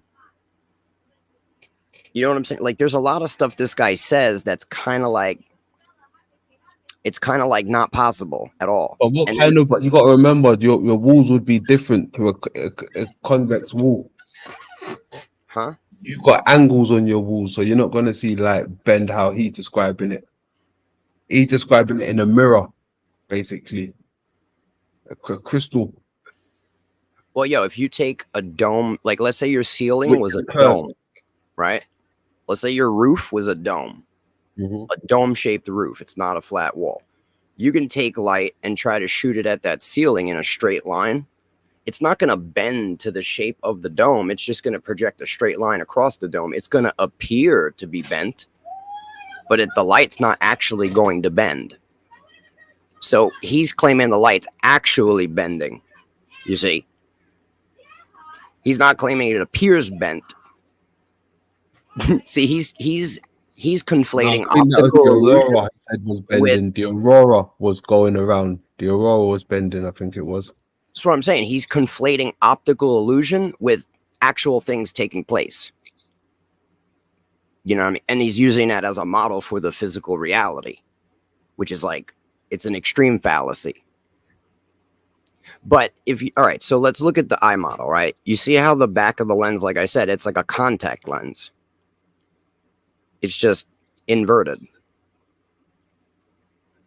You know what I'm saying? If we did live on the iris, in my understanding, I believe there's light coming out of the center of the eye, refracting off the top of that lens at the top, and then splitting into two separate beams, right, at Polaris. And then I think when those beams re-intersect with the firmament again, that light breaks into a positive and negative system. And that's where we get the sun and the moon. But I don't believe they're actual things. I believe they are actually light hitting the firmament, one part charging it into a plasma bubble, and the other part is actually an X-ray of the entire Earth projected onto the firmament, because it's a negative, like a photo. Yeah, exactly. It's an X-ray photo. Exactly. I just played something earlier. But that guy doesn't say nothing about that. Like this guy, this guy's not explaining to you how the moon has the Earth on it, like it was, like it's being projected on it. He's saying that the fucking sunlight is bending around the firmament to illuminate the moon. So how does that give us an X-ray of the Earth on the moon? He doesn't explain that. And also he's claiming that the sunlight just doesn't hit that part of the moon, and that's why we get a perfect circle. that's kind of another fallacy. The way it really happens is when the sunlight hits the moon, which is a negative pole, it emits that moonlight. They cancel each other out and it returns back to the blackness. This is why we can see through the moon sometimes in the day. You can see straight through it, bro, because it's not a physical object. But check Therefore, this out, right? You know Check what I this mean? out, because look, remember, if just imagine if we are in the eye right now, we could be anywhere in this realm. They just gave us the globe and say, look, you live there, you live here, you live here, and we're just taking it for what it is, right? But what if these models are actually showing us, right, even down to what we were just speaking about, being on the iris, right? Cool, I'll give it that, because I even said it's either the iris or the lens, right? But like I said, how do we know we're even on Earth? Like this, the lens, like the whole shell, what they described earlier, the whole shell is the Earth, right? And inside is where we reside, right? But I've also heard the moon is inside, right? Now, if this is see-through, right? Like how they say the moon is see-through, when the light is being projected through the lens, right? And we're seeing it on here, the screen, the wide screen, right? We're seeing it on here now. It's been projected up here. So we're on the iris, we're looking up when everything's been happening down here in the center, right? Because even when they show us Earth on those OTO maps, it's always in the center, right? But how do we know we're actually on the center? We could be over here, like how me and Rand said, we might be on the iris, right? But they're not telling us we're on the iris. But even though they're just showing the center on most of these pictures, right? But we could be anywhere, but they just told us we're on Earth, right? Yo, I think we're like somewhere in the middle of the iris, and if we were to like compare it, we're like microscopic. You know what I'm saying? Like the entire landmass that we know of, right, as the Earth is one particle of fucking dust on that iris. That's the entire landmass of the Earth that we know of, in my opinion.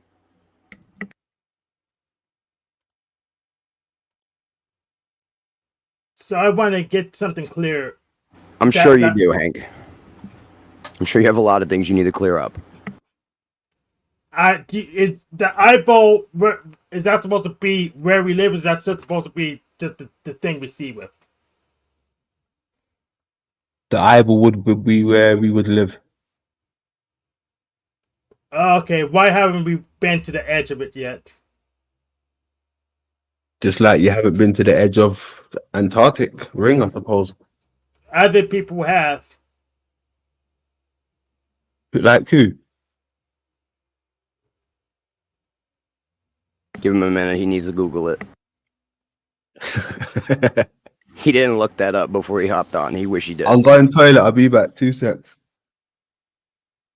What do you mean I need to Google it? I said other people have. You're saying no one has? What's your evidence? They're not aware of the dynamic of Hank. Hank, I love you, bro. All right.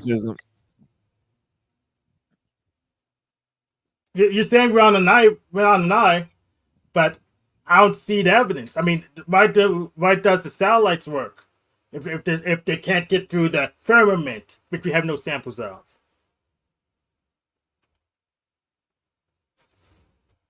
The satellites, Hank. Yeah, where's those firmament samples? What firmament samples? Exactly my point. There isn't any because there's no firmament. No, they're hiding them. Yeah, they're hiding them like you're hiding your face. Yeah, it's like, yo, here's the thing. You want proof of the most secret things on Earth known to mankind, and you want me to provide it. No, Google. You're playing peekaboo. You're playing peekaboo. You can't see the obvious. You want me to give you a reference for something that they're hiding? Like that's the problem I have. What I'm saying is that you're playing peekaboo. I'm seeing it because it's right in front of me, and you're saying, "No, I don't know where it is. Oh no, I have no clue." They're hiding it. You're playing peekaboo. What are you talking about? You're in the ability to look things up. Yeah, you're in the ability to verify stuff. That's what I'm talking about. Most of the shit I talk about, right, is literally hidden knowledge. Yes, it's hidden for you because you don't know how to research. No, it's hidden from the masses to deceive them. And in order to hide something, you have to make sure you can't prove it's true, Hank. Don't you understand how it works? What you need to understand is I'm not part of the masses. I know how to query things. I know how to test things. You have are to sit part there- of the masses. You just don't know you are.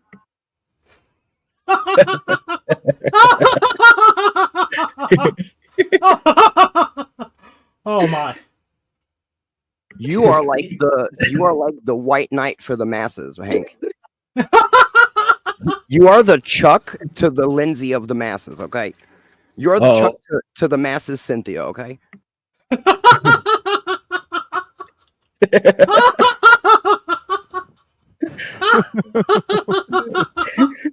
Oh my! I was gonna need to present my case. I mean, you pretty much didn't care how much you know. It's hard to present a case you don't have, Hank.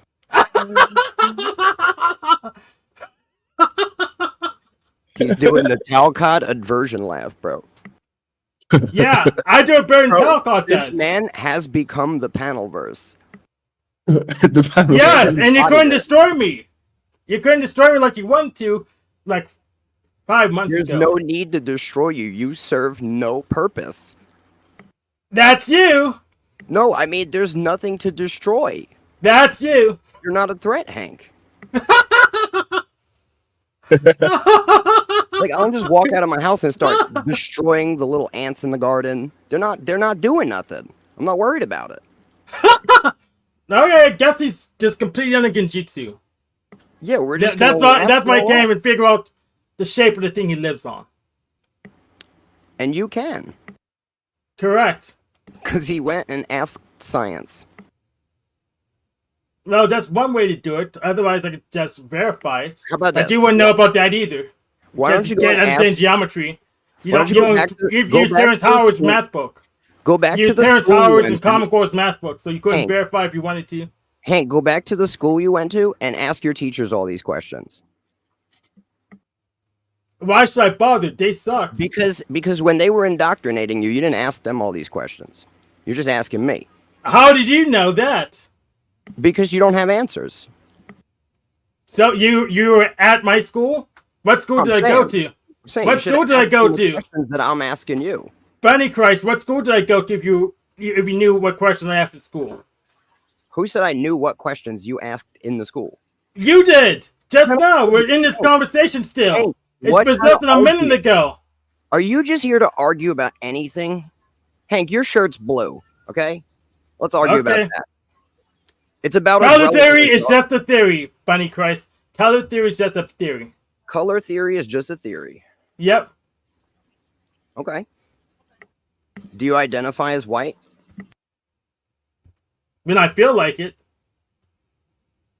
I identify as an Hey, man, he didn't say color theory. He said hollow theory. Oh, I thought he said color theory. No, I said color theory. Oh, color. Yeah, absolutely. Color theory is just a theory. Like gravity. So, I thought I heard hollow theory. yes, I was color talking about theory. his shirt. Oh, shit. Nah, but Hank, I love you, bro. I just don't feel like you actually seek the truth. I feel like you just like arguing because you think you know everything. Says the guy who operated a YouTube channel called Recreational Argumentative Television Network. I was You run that going channel. on- Yeah, I was going on panels with that channel, right? Yes. And I was obtaining characters like yourself that love to recreational argue. Yes, and you destroyed that channel because you couldn't overcome me. No, I deleted the channel because I don't give a fuck about YouTube. And I've told you this before, but for some reason you felt the need to insert yourself at the center of my existence. I think you're obsessed with me. Says the guy on YouTube right I'm now. serious, bro. You follow me. I don't around. care about YouTube. I'm just He just honest. wants to talk to me, bro. I think he's got a gay crush on me, bro. Uh-oh. Okay, sure. Why not? Hank listens to podcasts to me as ASMR at night. Mm-mm. What's on my playlist? What's next on my playlist? What's next on your playlist? I'm not sure. Exactly my point. You're not sure. Well, I guess you win, Hank, since I don't know what's on your imaginary fucking playlist that I created. Correct.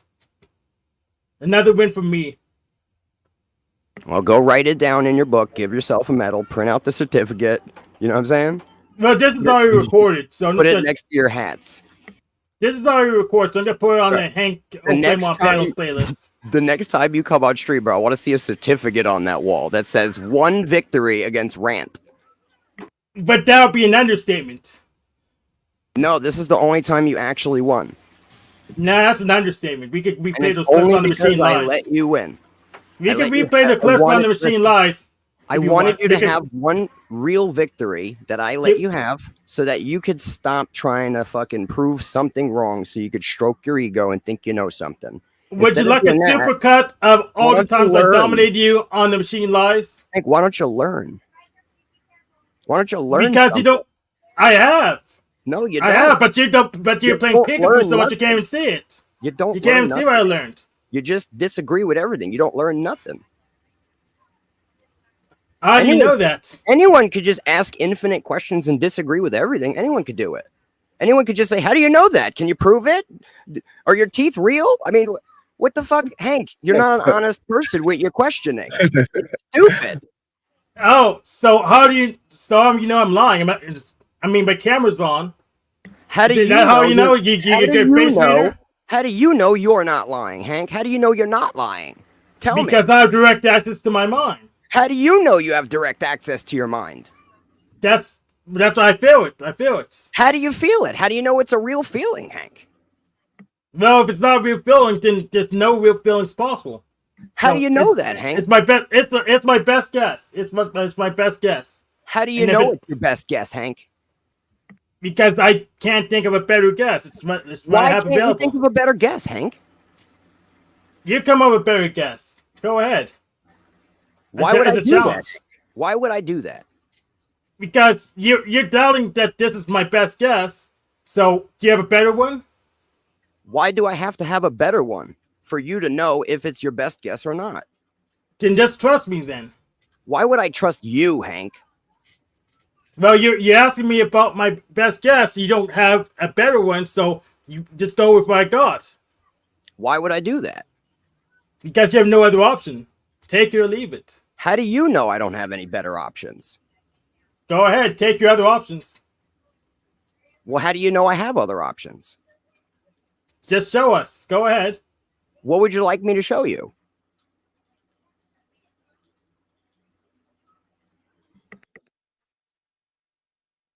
All right, easy now, boys. Easy, easy. Hey, check this out, right?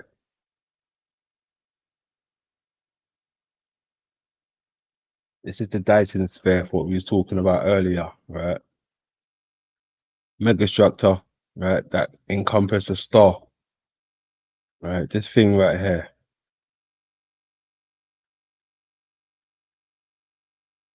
But there's other images of this, right? Where it's got things wrapped around it. I wonder if they got it on this one. That's to do themselves. I don't think they got it. They just got this concept, right? They got this concept. Is that dude Dyson himself?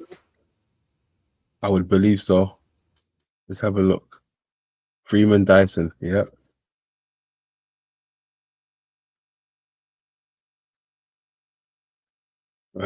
Something in the middle of this, probably projecting these quote unquote stars or these lights, right? But this looks also familiar to something that I was looking at with the optics, right? Looks like this stuff right here. This is like X-ray imagery of the eye, right?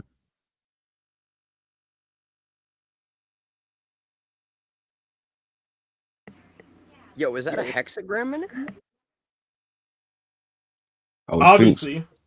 Yeah. So we got hexagrams in our fucking eyes, bro? Yeah. That shit's crazy. And hexagons. Bro, do we have like every fucking occult symbol in our eyeball? No. So. Well, yeah, I no. think we do. I think we do. because that one guy was showing the tetrahedron, and then we got the globe. We got like every platonic solid in the eye itself. That's crazy.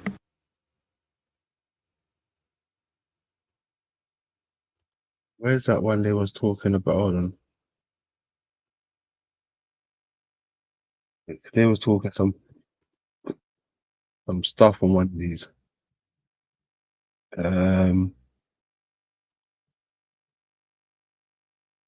Where's it gone?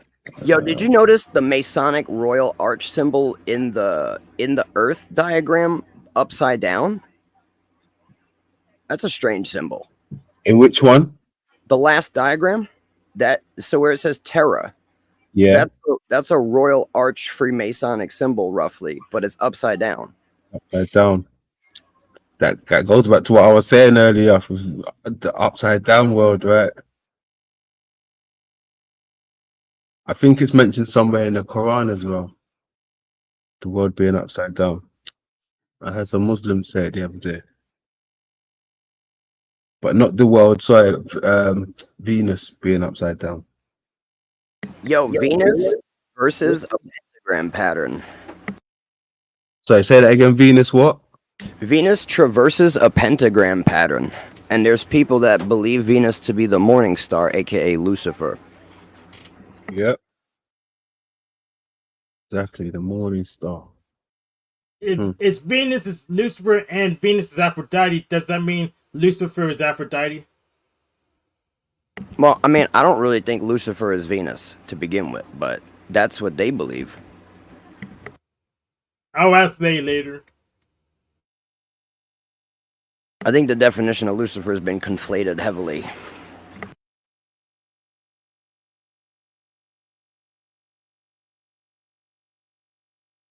You know what I mean? To take away from our understanding. If they tell us it's Venus, then you don't try to protect yourself from the influence of the being.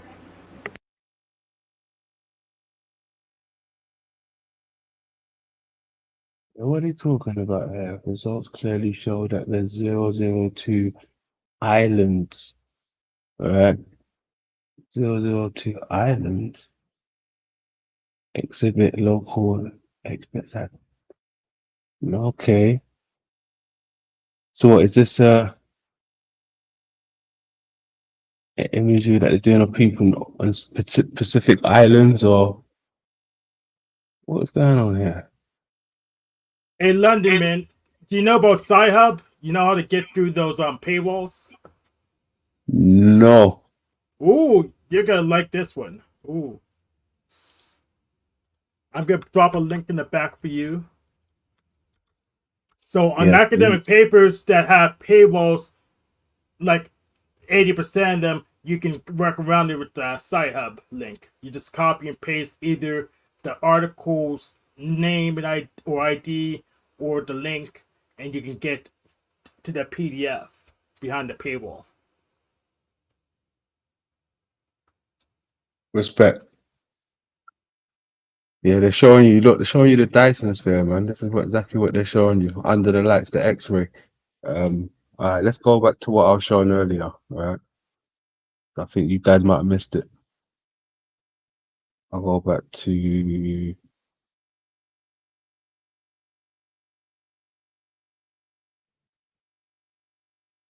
we go. Let's start from here.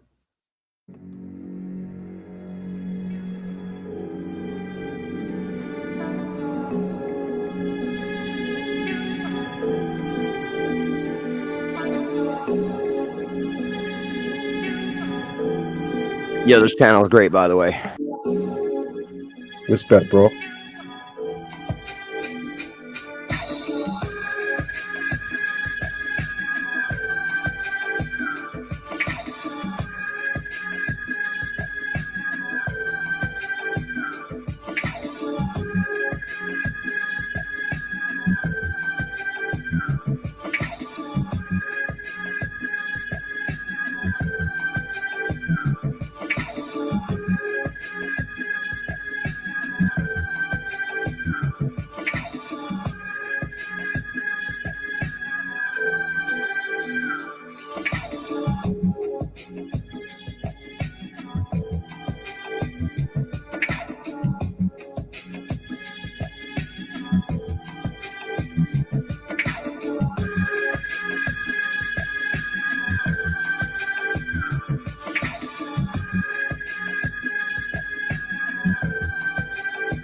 below this eagle is a whole city of bird and deer formations in the Sedona area.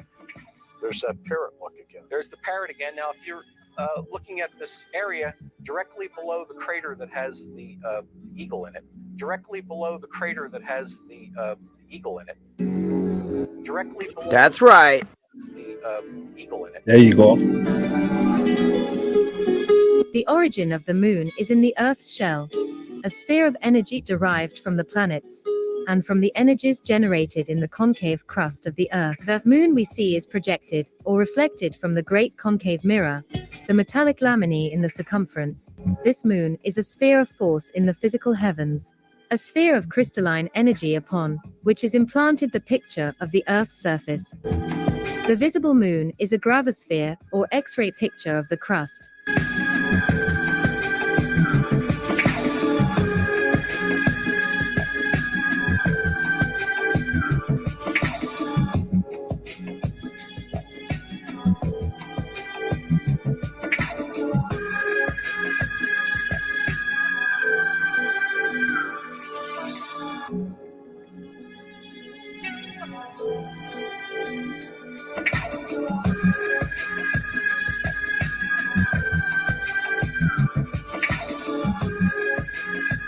I have a question. Go for it. So, we can hit the moon with radar and radio waves. If I wanted to bounce something out the concave mirror, what would I aim at? Because it's not the moon, because it's a projection. So where would I aim its light at to hit the concave mirror? Your forehead, Hank. My forehead, of course. That makes no sense at all. Just like your questions. Back to the video, ladies and gentlemen. Then the concave mirror didn't exist before I was born. Gotcha.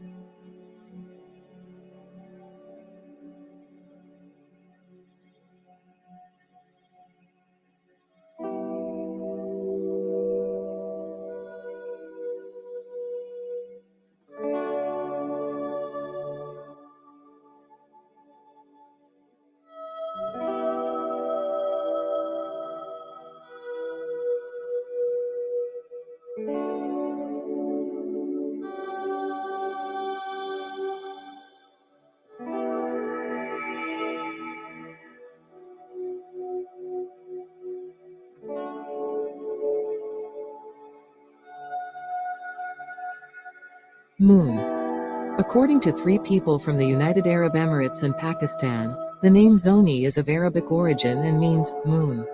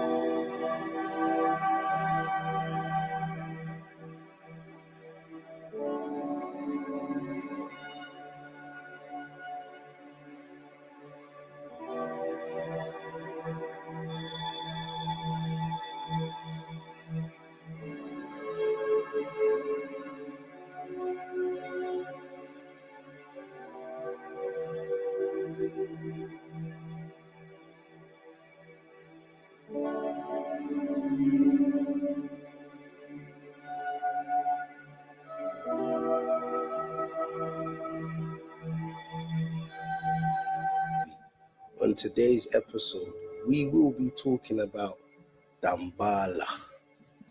Dambala, also pronounced Dam Allah, Dambala, or Dambala, among other variations in Haitian Creole.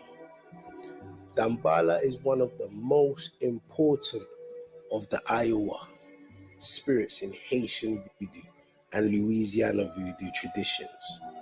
He is portrayed as a great white serpent, originating in the city of Widu, Wuda, or Kuda. Some people might even say that is Judah in modern day Benin. Dambala is said to be the sky father and the primordial creator of all life. He created rivers with his fingers. All the first things created by Grand Met, which I will be doing a video on soon. In those voodoo societies that view Dambala as primordial creator, he created the cosmos by using his 7,000 coils to form the stars and the planets in the heavens and to shape the hills and valleys on earth. In others, being the first thing created by God, which God, creation was undertaken through him by shedding the serpent's skin. Dambala created all the waters on the earth. As a serpent, he moves between land and water, generating life, and through the earth, uniting the land with the waters below. Dambala is usually syncretized with either Saint Patrick or Moses. He is counted among the Rada Iowa.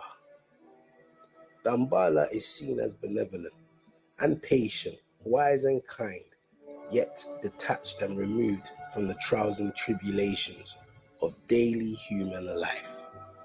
His very presence brings peace, and he represents a continuum which is at once the ancient past and assurance of the future.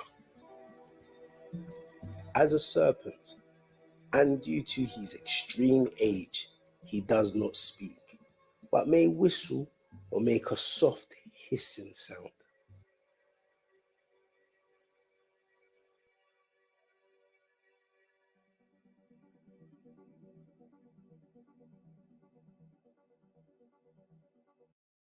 Cool. There was actually more to that, but I thought I wanted to show you guys the reflection part.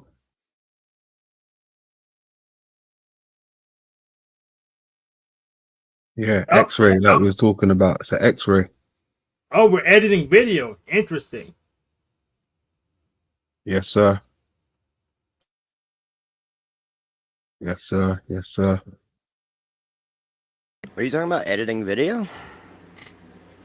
Yeah, that's what we're doing right now. Who? Well, this London man, but I guess we're part of his team now somehow. What? See, part of the gang. Got you. Got you. So yeah, like we were saying, man, or like I was saying, it's definitely a hollowness to it. There's definitely a hollowness to it. There's something else I wanted to quickly cover. I need to find it. All right, while you do that, I'll answer Hank's question in truth, though. So, Hank, you got to understand that if you believe the moon is a solid object, there's absolutely no difference in believing that it's a reflection off of the firmament. Any kind of device that could hit something can hit both of them, and they'd be the same exact distance. You realize that, right? Yeah, so but we can miss the moon, but we can't miss the firmament. You can't miss the moon. So if we aim at something other than the moon and it doesn't bounce back, Bro, how do you miss the moon? It's gigantic. You don't shoot at it. You shoot away from it. If there was a firmament, it should bounce back anyways. Right. But what if the light rays that you're shooting at it get converted when they hit the firmament, like the light rays that hit the firmament and convert into the moon? And maybe the light rays are bouncing off the light. Is the firmament made of light? It is light. Is it solid? No. The firmament's not solid? How does No, it separate the water? The firmament is solid. Alright, so firmament is solid, and is it also made out of light? It's made out of a material that I could not describe to you. It's made out of a material that you will never find in your science textbook. It's made out of a material that you can't Google. So unfortunately, Hank, I can't prove it to you. No, you can't prove it to me because it's not there. No, it's definitely there. Then, alright, why is it there but it's not provable that it's there? Because if it wasn't there, we wouldn't be able to have air pressure. We have a force field causing air pressure. Can you prove it? To prove it, yeah. I'm sure. I think it's possible we can prove it. Let me get back to you. Let me get back to you on that. Just because you call the firmament a force field doesn't mean it's not the firmament. Well, the thing is that if it's a force field, I could aim away from the moon and then miss the signal bouncing back. If it was made of something solid, no matter where I aim, the light will bounce back. Has science ever been able to replicate a force field that can contain air pressure? Force field to contain air pressure. Let me get back to you on that. That's what I'm saying, because we can't have air pressure in the force field next to a vacuum unless it's solid. Yeah, but I want to explain the difference between us. I'm saying, let me go and do the research, and Bunny Christ says it's impossible to do any research. And then you got Uncle Fatties in the chat talking about the moon rang like a bell when garbage was dropped on it. And we know this because we've been to the moon, right? But we also know that NASA just so happened to lose the technology and we've never been back since. We also know that it rang like a bell because we heard it. Are you guys fucking nuts? We also had a telephone conversation from the moon. Yeah, well, we can't get cell signal in the fucking woods. You guys are ridiculous. For science worshipers, you guys are some of the dumbest fucking people I've ever met. You should look in the mirror. But the technology that we lost was analog computers. We could rebuild it. It's just most of the people who knew how to do it died, and we're too lazy to do it again. You're just happy with the bullshit explanation that you've been given, right? And you don't even want to think outside of that because that takes work. No, I'm not even thinking outside bullshit explanations. Just your bullshit explanations are less useful than their bullshit explanations. They're less good because you say you can't know anything. Just put our faith in you, and they say, well, you can verify for yourself. So I prefer their bullshit because at least there's an opportunity for me to test it for myself. And you say there's no opportunity, just believe me. Do you believe we landed on the moon? Yes. Do you believe we also lost the technology? Well, I know what technology that we weren't developing anymore, the analog computers. So why have we never been back to the moon since we landed on the moon?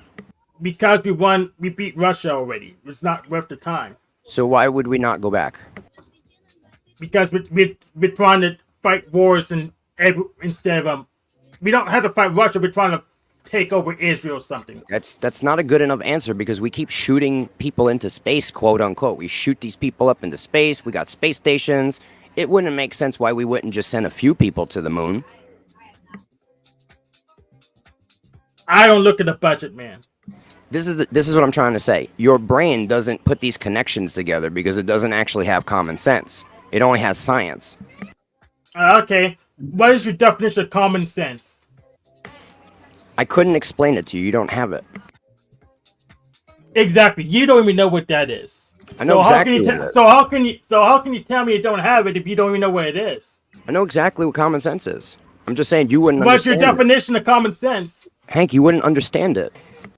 You don't understand either because you can't explain it. If you can't Absolutely show it, you don't know it.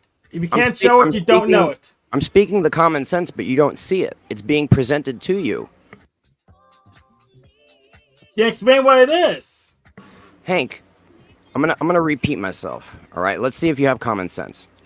We've never been back to the moon, right? We had a landline conversation to the moon in real time, yet we can't get a cell signal in the woods. Okay, we lost the technology, and I'll put that in air quotes because if you're NASA, you don't fucking lose the technology to go to the moon. They also lost all the telemetry data. Whoops. They lost. Let me fact check that. I'm gonna look for the telemetry data. And fact check it, or you could even go on YouTube. There's a video where NASA tells you this on the video. Their archival master, or whatever the fuck his name was, right? The guy that manages the archives was interviewed in the archives of NASA and said, we lost all the telemetry data. We can't get back to the moon. We lost the technology. Yeah, I heard that too. So we can send rockets into space, have space stations, all this crazy shit. Elon Musk is making new innovations to space technology every day, but we can't get to the moon.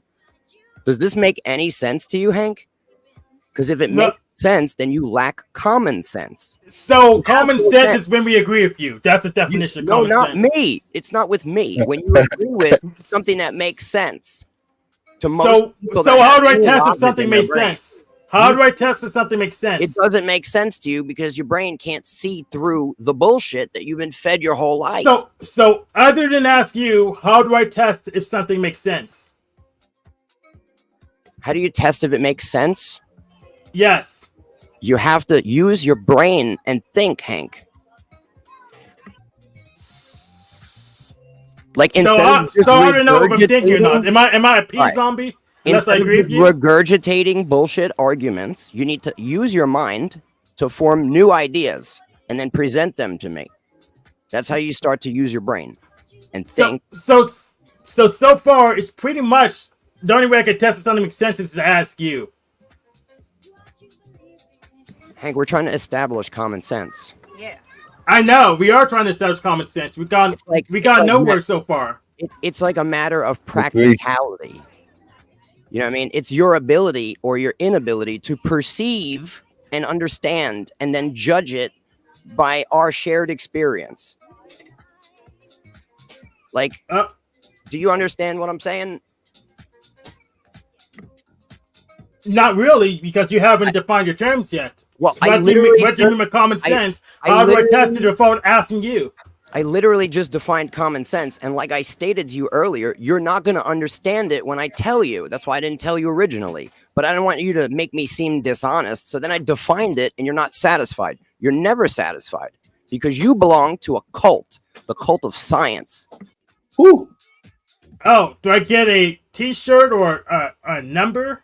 What is that? No, you're the mascot, bro.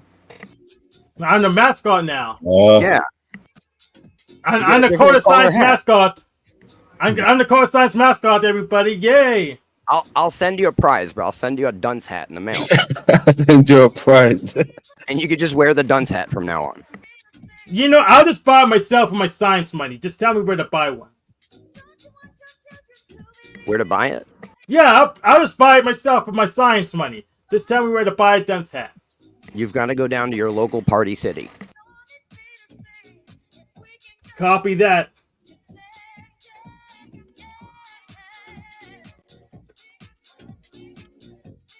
Don't mind if I Google it, right? Don't mind if I Google that. I don't mind if you Google it. Okay. But you should probably Yandex it because Google has been hiding every truth they possibly can. And so if you use Google for your information, you're never going to obtain anything. So Google will hide from me the location of the closest party city to me. Is that what you're saying? It depends on how bad Google wants to censor that party city. No, they got Earth projected on the cosmic egg.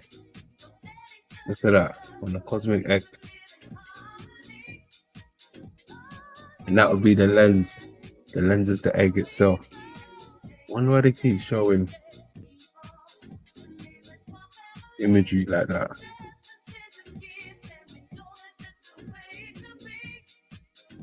Biosphere. Okay.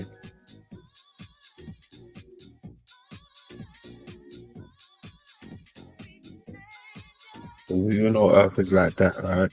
Round, apparently. Yeah, interesting. You got it on the egg.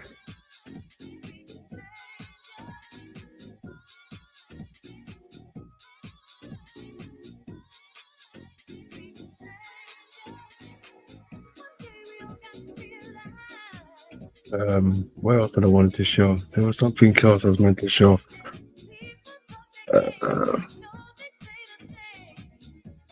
Oh yes, the description to something.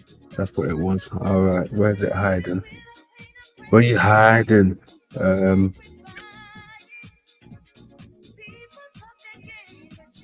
All right, yeah, found it.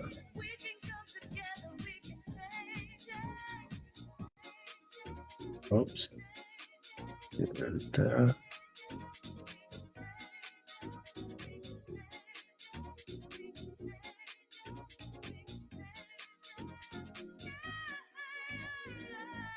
St. Hildegard's universe, right? Listen to this description. Right, listen to this description.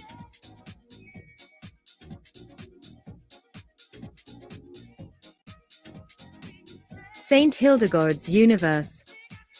There is another universe of the Middle Ages, in which the earth is like the heart. This is the universe of Saint Hildegard of Bingen, who lived from 1096 to 1179, or 1180. Saint Hildegard would have been a remarkable woman in any age. In her own, she had no parallel. Abbess of a Benedictine convent near Bingen on the Rhine, she was the first of a great line of women mystics. She founded 2 convents, was the author of many letters, and 3 books, possibly 5, was for those days a physician in her own right, and wrote a long treatise on the nature and properties of herbs. She was interested in statecraft, was a musician and a poet, and over 100 hymns are credited to her. Her health was not good, but she governed her convent, wrote her books, healed her sick and ailing, corresponded with the wisest men of her age, and traveled hundreds of miles in the 12th century. And with all this, she led the contemplative life. In that contemplative active life, her curious system of the universe blossomed, and in her letters and her books, she left the records of her mystical visions of its structure and meaning. These records usually begin with the page 218. So it's her her visions, her mystical visions, right, of the structure and meaning. Right, let's have a listen. Page 218. Paragraph continues, Living Light saith. It was her name for God, but it was in the shade of the living light that she had her perceptions of the universe, and it is interesting to read her simple account of these lights. From my infancy until now, in the 70th year of my age, she says, my soul has always beheld this light, and in it my soul soars to the summit of the firmament and into different air. The brightness which I see is not limited by space, and is more brilliant than the radiance around the sun. I cannot measure its height, length, breadth. Its name, which has been given me, is Shade of the Living Light. With that brightness, I sometimes see another light, for which the name Lux Vivens has been given me. When and how I see this I cannot tell, but sometimes when I see it, all sadness and pain is lifted from me, and I seem a simple girl again, and an old woman no more. In Hildegard's universe, the earth was the center, and spherical, around which were arranged concentric shells or zones. The inner zones are spherical, the outer oval or egg-shaped, and the outermost, figure 92, so formed as to suggest the acuminated sphere that symbolizes the 5th element, quintessence of the other 4. This point that tapers into outer space is in the east, which is the top of the diagram. One of her drawings shows, says Singer, that she believed the Antipodean surface of the earth to be uninhabitable, since it is either beneath the ocean or in the mouth of the dragon. In the mouth of a dragon, right? Keep that in mind. Dragon. In the interior of the Earth, she believed, are two vast spaces shaped like truncated cones. That right there. Two vast spaces shaped like truncated cones. Right? Is she describing the upper room? Right? Where do we get truncated cones? Let's have a quick look see over here real quick.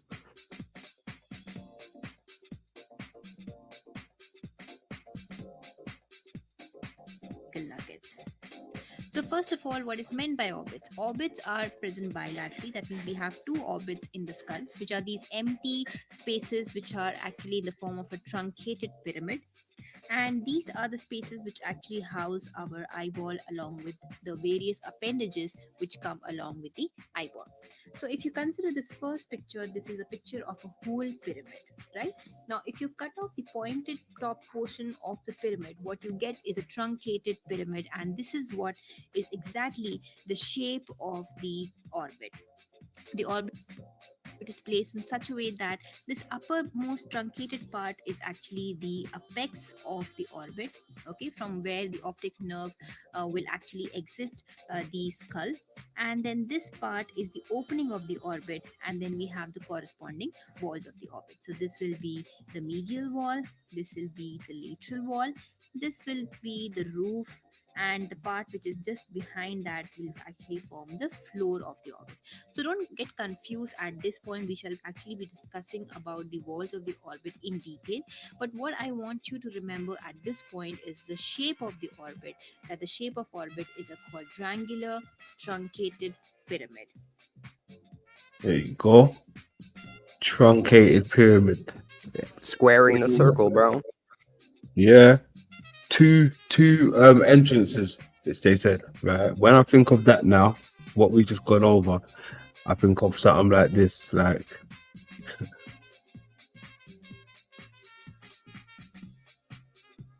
something like that. Imagine that being like a face, but you don't know you want a face. Right, see the truncated, be the inner earth to get in the globes, right?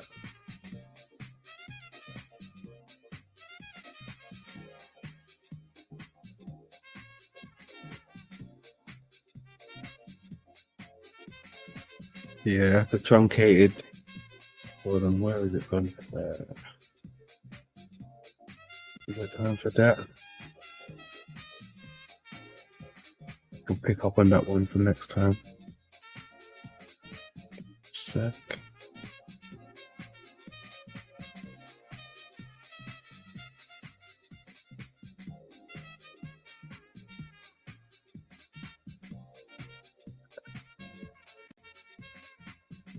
Something before we get out of there. Now, keeping in mind what we was talking about with the eyes, right? I was talking about it's an inverted realm on the inside, right? And things. I mean, we already know on the outskirts things ain't what they really seem like, right? So let's take a quick look at inverted.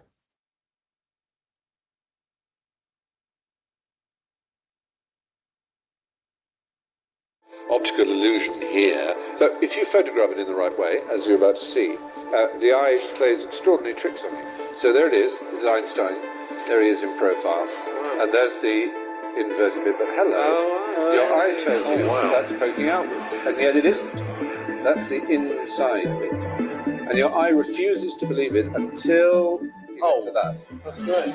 Oh, you're twisting my melon, man. Isn't that extraordinary? Well, it does that because your brain is programmed to recognize human faces, and it's one of the first things babies do is look at faces, and you expect to see a face, and even though you know it isn't a real face, your brain fills in the. It's an astonishing thing. And this, Stephen, does it only work with Einstein? Would it work? No way. 3 times off the rock. Outside. This is going to be inside, Lee. Inside. How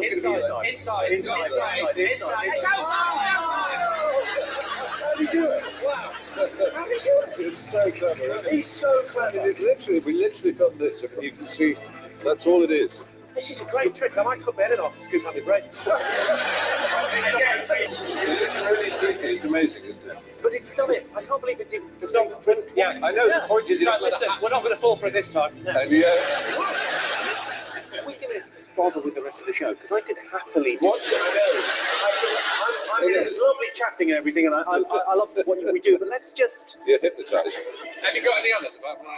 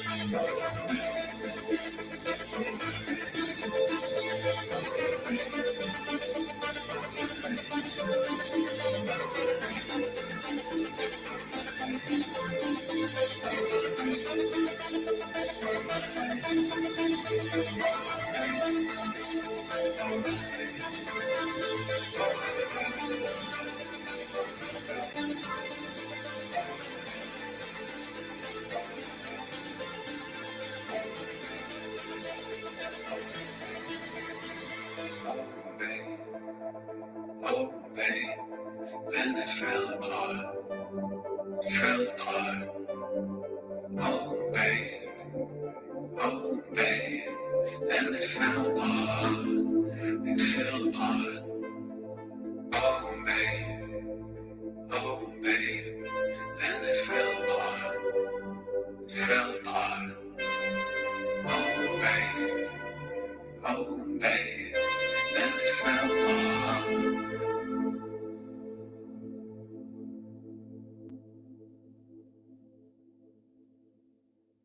Across the mind's vast expanse, perceptions as intricate as illusions, beings with intellects beyond fathom, their view akin to deciphering optical trickery, revealed Earth as a coveted marvel. With meticulous precision, they wove their designs against us, their distorted perspective seeing our world as a canvas for conquest, much like an enigmatic illusion waiting to be unraveled.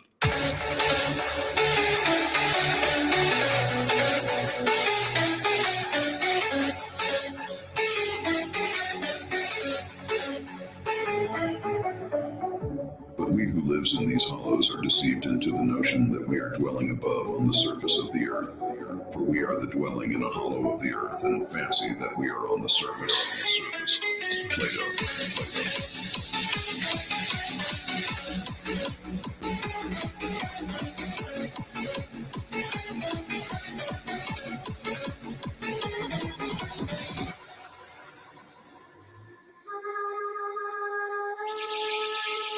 Les voix dans le ciel, comme si des mains magiques, invisibles, tournaient les boutons de poste de radio fantastique. Des voix emplissant tout l'espace, se croisant, se chevauchant, certaines se pénétrant, se brisant, se superposant, se repoussant, se broyant les unes contre les autres. Que le monde s'éveille, rien ne peut l'arrêter. Il marche. Le piétinement de millions de pas qui résonnent sourdement, inlassablement.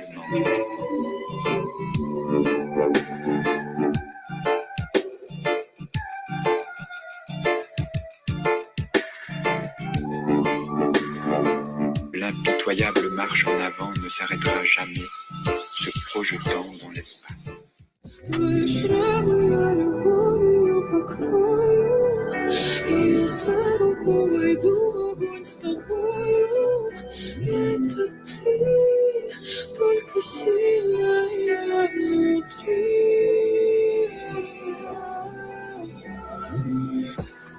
Я в прошлом оставлю все барышниность и грусть. Мне так свободно. Расправлю я крылья, с ветром я в небо взлечу. Есть моя воля. Я в прошлом оставлю все барышниность. Sound placement timeout. Sound placement timeout.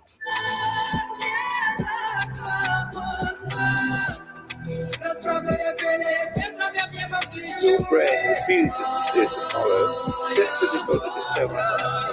This demonstrates the immense power of top-down knowledge, which will actually counter signals bottom up from the senses and force an extraordinary illusion in which the sensory information of the present is cancelled by immense knowledge derived from the past. I got used to the feeling of rejection because my writing just wasn't up. One of your moderators placed me in timeout in your chat, London Man. Oh, what happened? Someone put me in timeout. Someone put I you mean, in? it was a good call on their part. So I'll make sure you've taken the time out. How do I get back? Hold on. What happened anyway? What did you do down there? He bought an OTW hat, bro. You said when you get a dunce hat, and I said I already had one. So I don't need to go to party city. I already have a dunce hat. I agree. And the fact that you bought it proves you need it. Okay. Well, so I was put in time out for having an OTW hat. But I was told to get a dunce hat. So if I buy a dunce hat, should I just be killed? What? I don't get it. No, I mean, everything's in order, bro. The world is in harmony. Hey, how would I even take you off timeout? You time me out again for 10 seconds. So you put me in timeout again for 10 seconds, and I'll be out in 10 seconds. Ah.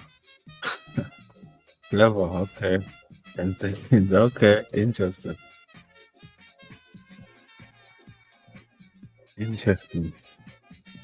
But don't worry, don't trust me, I don't know anything. Bunny Christ says I never learned a thing. Because I lack common sense. Bro, this man doesn't know anything.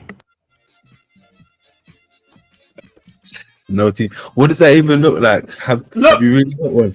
Look, I'm out time out. That proves I never knew anything. Bro, he doesn't know anything. Yeah, because I'm out time out. Like I said it would be. So that means it's not a fact that if you time someone out after a timeout, the new timeout timer would be the new timer. So if it's timeout for a day, then we time out for 10 seconds. I'm out in 10 seconds. That's not a fact, according to Bunny Christ. Even though I'm out timeout, like I said it would be. Can you prove I never it? learned anything. Yeah. Can you prove I just did. Look. Look at the chat. No, can you prove that you know it? Look at the chat. I typed something. Can you prove you typed it? Yes, it's from my account. Can you prove that's your account? Yes. How?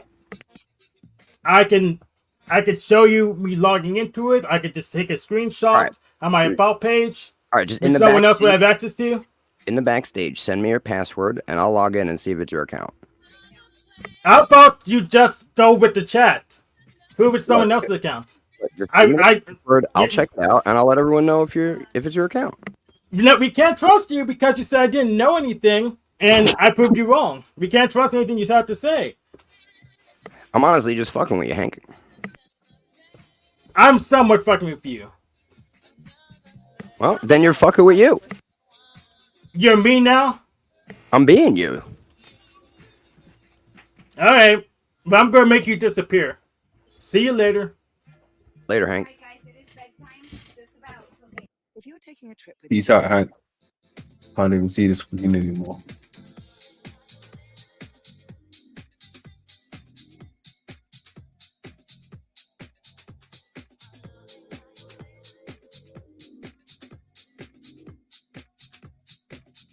Earth in the center.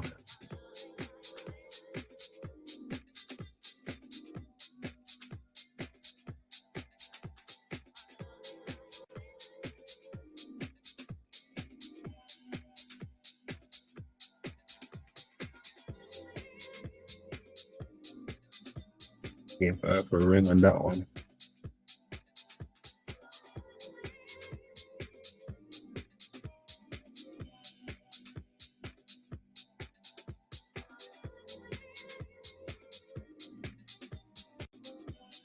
Okay, researchers use somatic waves from Saturn's ring to study its core.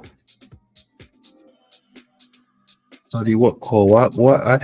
And you know it's crazy because going back to what I was talking about, the iris, where I've been looking at, it's been like a location like this, right, on the iris, but on another picture, it was taken from the Cassini probe, right, and it was looking at Saturn. It was clearly Saturn, but within the rings part, like this part here, you could see our realm. It showed the continents of Africa, and you can see much stuff going in. You understand?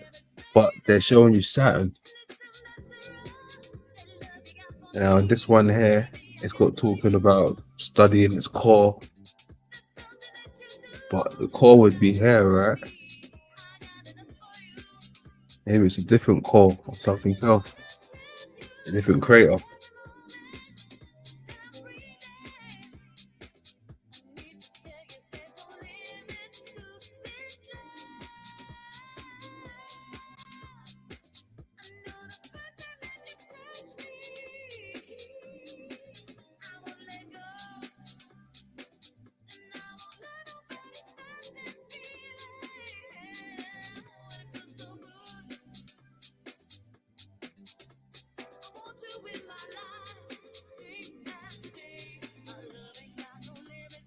Wow.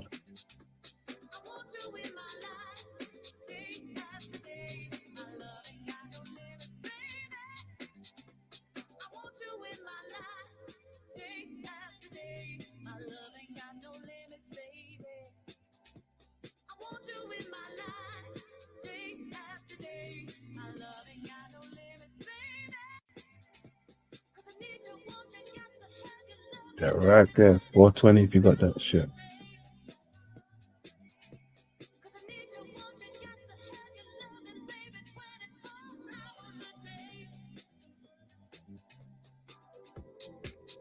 Yeah, that's nuts. Say that again. That's fucking nuts, bro.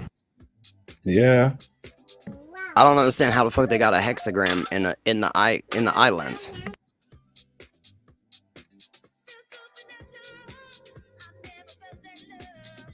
Maybe it's like some kind of truncated pyramid that's I don't know. Like the light from the circle is causing the inverse of the truncated pyramid. I don't know. I know you're gonna figure something out for me. Don't worry. It's gonna come to you. Well, yo, that's why the Egyptians had the two eyes and shit, bro. One of them, like, I think Saturn was supposed to be one of the eyes. I'm not positive, though. You had, like, the Eye of Horus and the Eye of Set, right? Like, they were claiming that there's fucking eyes in the sky or some shit, right? Mm-hmm.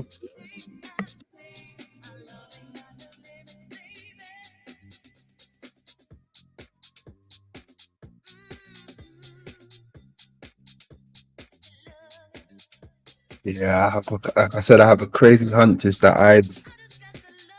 I have a crazy hunch. It's the hollowness of the eyes. That's the hollow earth.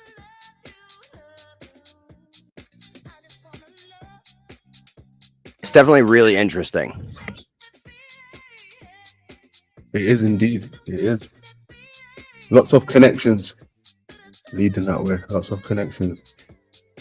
Especially within the occultic stuff as well. The only thing that I'm seeing here, though, is it says contact lens spectrum. Is that with the addition of a lens that it produces the hexagram? Yeah, it's like, okay. I'm glad you said that because it's a procedure some people get, right, when they're removing cataracts or when their visions are going, right, when they have to do an incision, right? Either it's infected or it's getting old. So that's what I feel like when they talk about, you know, the world coming to an end, the heavens will scroll back and stuff like this. Just like with the eye, you know, over a certain time, it gets a disease and it will fold back, right? And with the hex, there's that type of apparatus that they would put in the eye, right? They would place an apparatus in the eye for them to do their surgery. Now, with the surgery, they use lasers, right, when they're doing these procedures. So, you know, when I hear about plasma events, I think of the lasers. when I think of Shiva, I think of lasers, lenses, and these type of things. You know, why they're doing their surgery. Yo, what if they get a giant ass laser and try to do cataract surgery on the universe, bro? And that's what the Higgs boson fucking collider is, bro. They're trying to shoot There you lasers and do fucking intergalactic cataract surgery. Well, you said it. I didn't. You said it for me. I didn't have to say it. Thank you, my man. You said it. Because this is what I was trying to get at. But sometimes when you say it to people, they might think this guy's off his nuts. And but if we know that, like, all right, so like light particles come, like they come in these like waves, and when they crash against each other, science or whatever, the experiment has proven that they crash together and create solid matter, right? And now I don't necessarily believe in that, but if we were to run with it, it would explain what they're trying to do.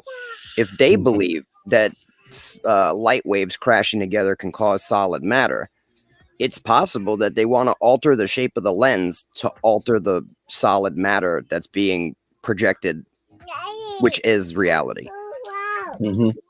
Or which is the physical earth, or you know what I mean? Yeah, I know what you mean. So that would make sense to me. Like why they're doing what they're doing. Giant fucking lasers. And they also got HARP, right? Yeah. They've also got all these satellites that they could direct energy. So they definitely have the capability. They also got that thing that looks like a giant fucking like super duper reflector. And they said it's what is it, the James Webb telescope or some shit like that, right?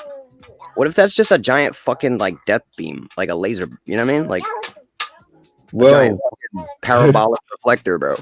Yeah, we spoke about that. Me and my man Charles Watts, we spoke about that.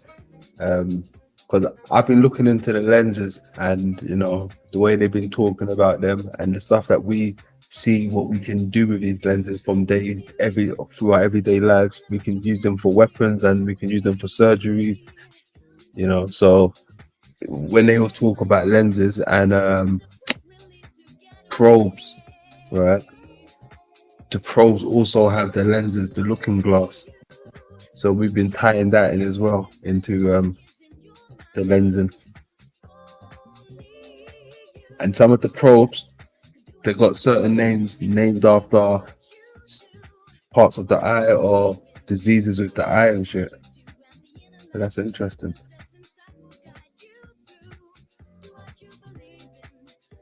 Yo, what do you think the effects? All right, so what is the effects of the cataract surgery? What does it do to the human eye? It blurs your vision, first of all. It'll overtake your eye, it'll blur your vision. And people want their vision back, they want to see. So they have to use lasers to burn that shit away. You know, No, but what I'm saying is like when they do the cataract surgery, right? what like essentially what is it? What are the effects of that surgery on the eye post surgery? Okay, they did actually say it. I can't remember exactly now. I actually covered it in one of my documentaries. There was people giving their little spills about it, but yeah, there has been some people complaining afterwards that, you know, it's not what they thought it would be. Then there's some people that's been happy with it. Okay, so the cataract surgery clears up basically a foggy vision. Now, Correct. if that foggy vision was, I could see it being one of two things. I could see them wanting to melt the ice to try to have more landmass, right? I could also see them trying to like burn a hole in a layer of something so they could get out. You know, like so they could like imagine if they could burn a hole in a layer of something and then they can go to heaven, you know? Because you got to understand, like, I think that the people that are doing all this shit, they're doing it for a reason. And I believe they're trying to like get out of this reality because I believe they're cursed. And so like they're trying to like cheat and like go straight to heaven and like make war with God. But that's my own personal beliefs. Like, could the Tower of Babel been a giant laser cannon? I don't know. No, well, I think the Tower of Babel was the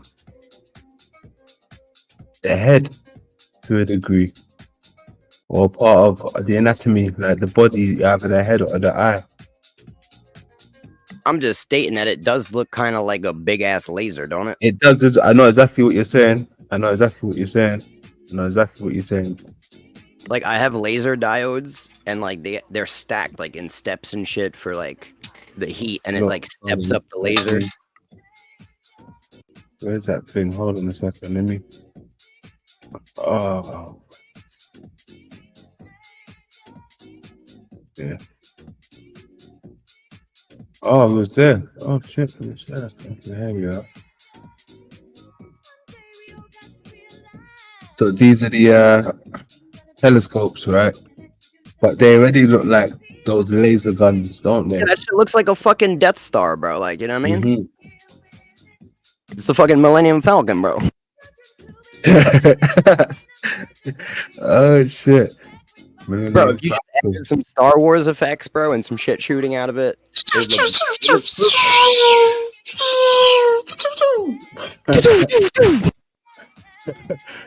Yeah. Weaponized. And you know what? It's funny because I was saying to these folks, right, of lately, they've been putting out these new movies, right? Almost like a Squid Game type of thing, where now they're shooting lasers from the skies at the enemies, the participants. They've upgraded. They're shooting lasers, bro.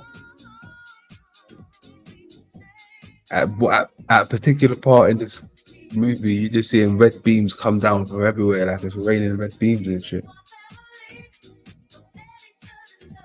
Telling us something with these lasers. Tell me, bro, it's fucking X-Wing right there, bro.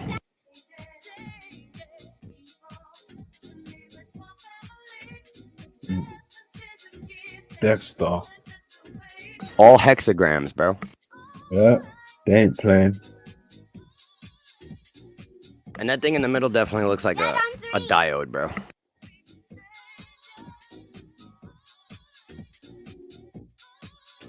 And they're imitating the real one at the back. Look at the logo, right? They're showing you the optic at the back on the NASA logo, right? But they're imitating it with their fuckery, but they're putting their logo on it. Right. Mm-hmm. Crazy. They're showing you like the reflection. Mm-hmm. And it's it's reversed. Look, it's reversed. Right. It's reversed, you little wankers. Oh my goodness. It stands for not a space agency, and if you add a T to it, when they do the T minus, that T goes into NASA and it makes Satan. Mm-hmm. Yeah, interesting.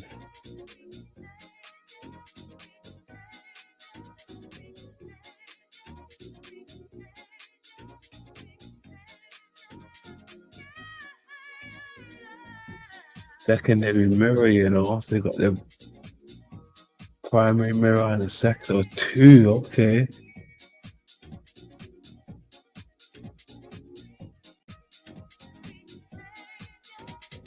Interesting.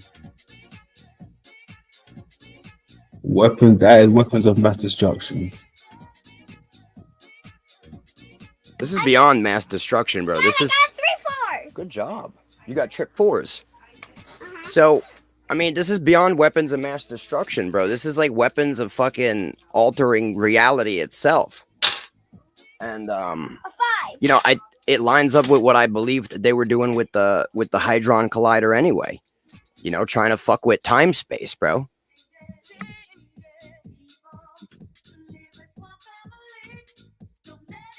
Yeah, that's nuts. I'm glad you see it for what I was trying to show and what I've been trying to say, you know. Because ever since I've been coming across this stuff and I heard about the plasma stuff, like what? Yo, I mean, it's not like, you gotta understand, it's not too far off from what I believe. It's just like, it's just differently formatted, but it's the same principle. It's the same end game. You know what I mean? Got you. It's the only reason why I understand it. It's the same thing. It's just a different format. I mean, Yeah. you know what I mean? Yeah. That's like with that guy's work earlier. Different format, but I understand it. You understand? I get you. I just didn't understand his thing, but I'm sure if I looked into it, some of that stuff that didn't make sense might make sense. Yeah. It just seemed like he was taking liberties. Taking liberties. Yeah, like he was being real liberal with like his truths. You know what I mean? Okay.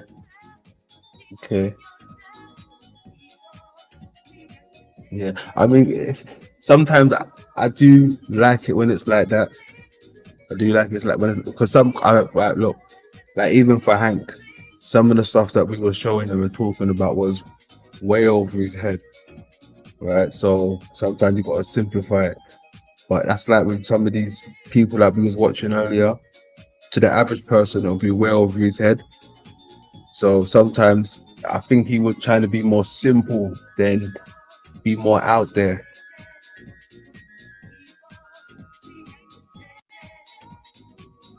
When you don't simplify it sometimes.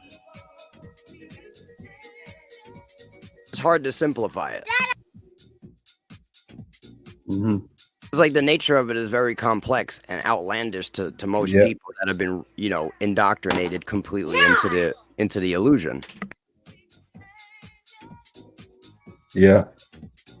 What I find is that, people that disagree don't actually do research. They just read some man's fucking research paper. They read about a guy who they believe did the research, and they accept that.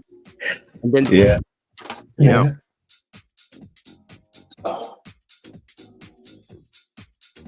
my whole thing is I don't trust them. I do my own research. And, people that are of the cult of science, they think reading some guy's bullshit report is proof. And then they write the guy's name down and the page number, and now it's like a fucking medal of truth. It's a badge of truth, bro. You know what I mean? And like the guy might have just been lying. Yeah. I mean, what do you think? No one's ever cited a source, and the source was just a complete bullshit artist? Every day.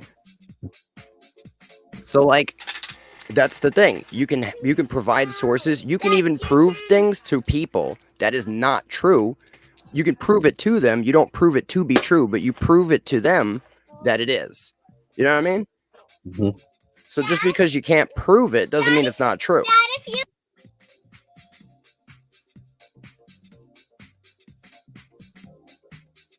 Yeah, it's wild. Eventually they'll understand. Only if they seek the truth and do research, they'll start to understand. If you just take your worldview that's based on the scientific cult and you try to just compare them, you're never gonna actually get out of that box. You're just comparing an apple to an orange and saying, well, the apple's not an orange, so I'm gonna just not believe in the orange. Just the apple ain't an orange, bro. Oh, what's this? Oh, he sent me something. All right. 1 second. So just remember, we was looking at the James Webb Telescope, right? This is what Archimedes type of shit. What are they reflecting? Even with the lensing, we're even looking at lensing as well. These type of stuff, the mirror effect, reflecting stuff.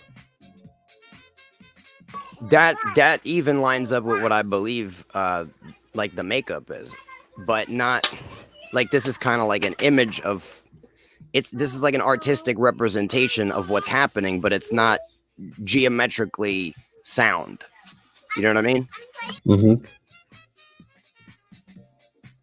Oh yeah, we covered that. Definitely the lights and the lenses. Like even some of the maps we've been looking at. Yeah. They're trying The to fit. convey.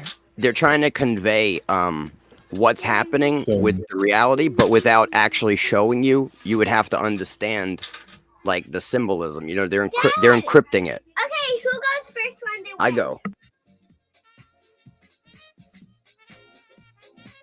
look here once again, right? They're showing you in the truncator when you come through the eye. It's the lens. At the back of the lens is the optic. And the black sun, look right there. So this is it in the reverse through the optic, through the lens, and out.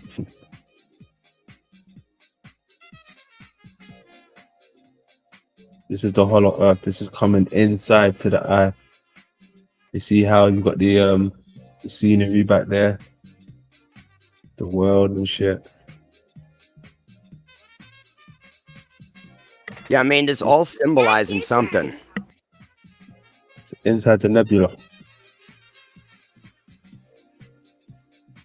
Interesting. Is this like alchemical or mason? Like, where did these come from? This is my friend Alchemos in the chat room. No, I'm saying the picture. Oh yes, I think it would probably come from Hermetics or something. Because like you see in the ribbon, it shows musical notes. That's trying to show you that like celestial bodies have frequencies and harmonies. Like it's all super encrypted. I can't even really break it down, you know what I mean, without really studying it. But like you've got the Pythagorean theorem at the bottom.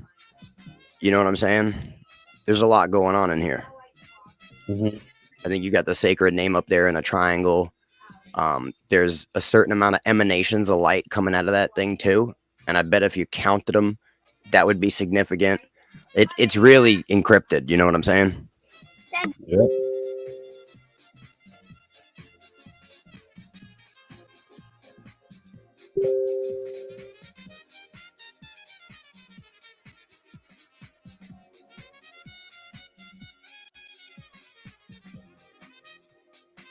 This definitely looks alchemical. Or even hermetic. Yeah. He's showing you the lens in the middle again, the centric ring, the globe, shell, the earth, all of that.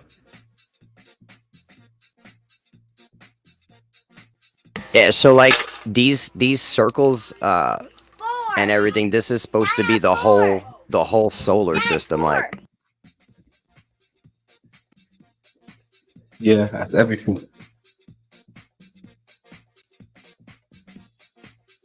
Everything is showing you right there.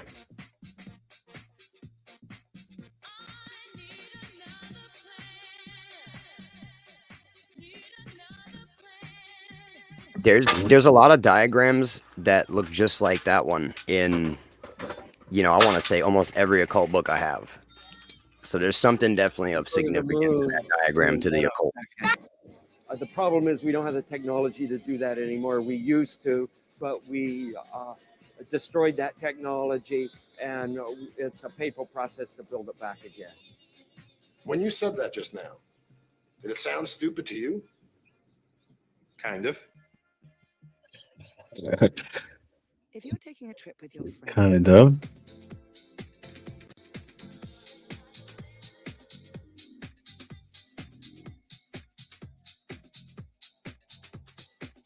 That 2 suns, did he say?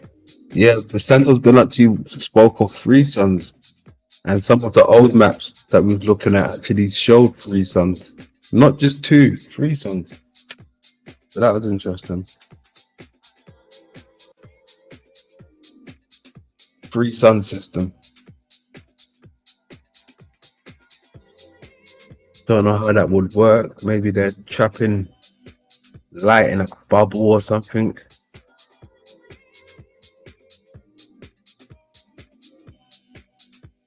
Yeah. 3 suns. Maybe they're talking about the Trinity. You got the Son, then the Father, Son, and then the head Son. Something along the lines like that. They're talking about the 2 suns, bro. There is a thing. People have been saying 2 suns now. That's a new one. I haven't done enough real research into it to really be sure what they're, you know what I mean? But there's a dude with like footage of a sun that kind of like lingers behind our sun. It's bugged out. Yeah. That shit is trippy.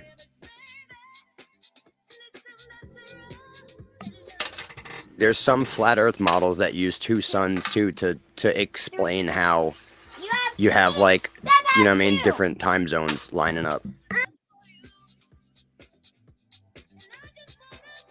Okay, have I seen that flat Earth model with 2 suns? I'm trying to think.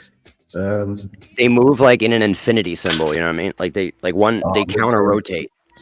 Got you. I think God Give Lems has tried to include a 3rd. Yeah, he did actually try to include a 3rd sun. It was God Give Lems there. Yeah, I think he did incorporate it at one stage. Oh no, sorry, it weren't 3 suns. I think it was 3. What's those shapes? Not hex. Yo, did you ever look at the old clocks? I think it's the Prague clock, bro. If you could pull that up, it shows the shape of the real Earth. Hold on, bro. Look up the Prague clock. Yeah, we went over that one. Okay, but check this out, right?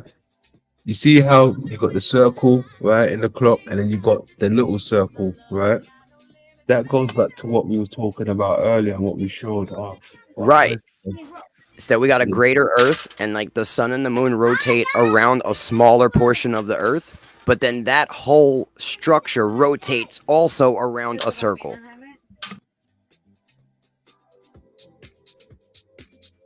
You know what I'm saying? Hold on. It like constantly rotates, defrosting and freezing, you know, like the front and the back of the smaller circle.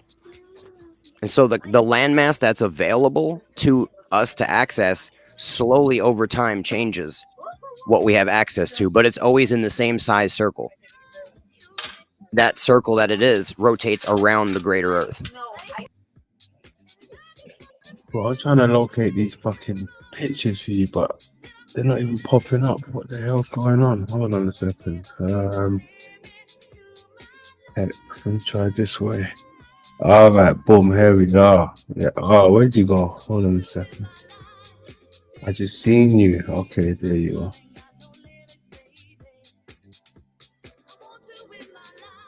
Now, cool. See over here, you got the head. Then over here again, like you got the continents and shit, right? Earth. Yeah. Right.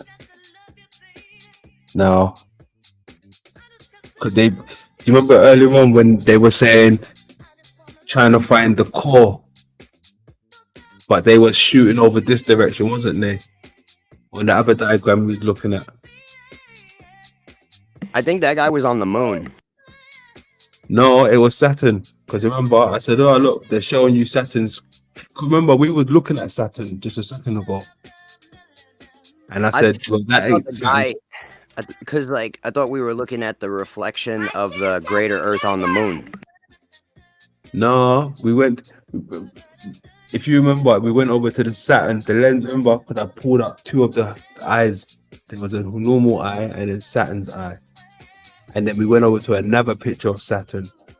Then I said, look, they're showing you something, but they're showing you Saturn's center, but they're not in Saturn's center. They're showing you like over to the right a bit. Remember I said that to you? Yeah, I guess he was really zoomed in, and I thought it was the moon because of the color, and it looked like craters. Or something. Got you. Yeah. Now that's like this. They're showing you off center from Saturn again, right? With this one over here in a little crater, right? But that was like this one as well. When I saw this one earlier, I was like, why have they got this little bit over here again? See what I'm saying? Yeah, there's like a ring that looks like it's rotating within Saturn's construct. Yeah, but not only that, it's got like a blue pattern, obviously, you know, dominated with blue waters, blue skies, whatever. But Yeah, the blue it's like hue to it. it's an anomaly. It's definitely different than everything else around it. Correct.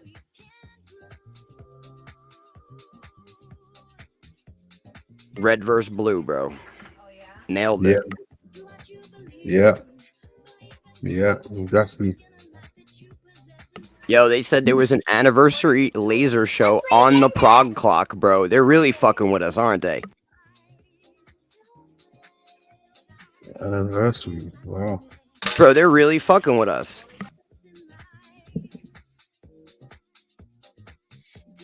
So they're gonna hit the clock with a laser, bro. And if all right, so Saturn is known as Kronos, the lowercase god of time. Maybe they're gonna try to fucking hit Saturn with a laser to like alter time.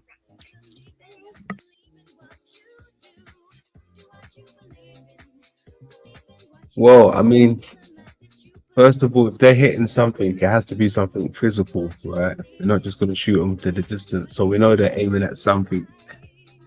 But, I mean, how can I put it to you? When I've been when I've been looking at the eye or the images of the maps that they show us, right?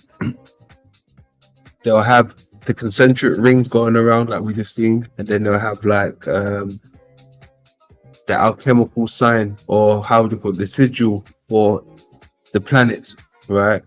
As it's going out from the center.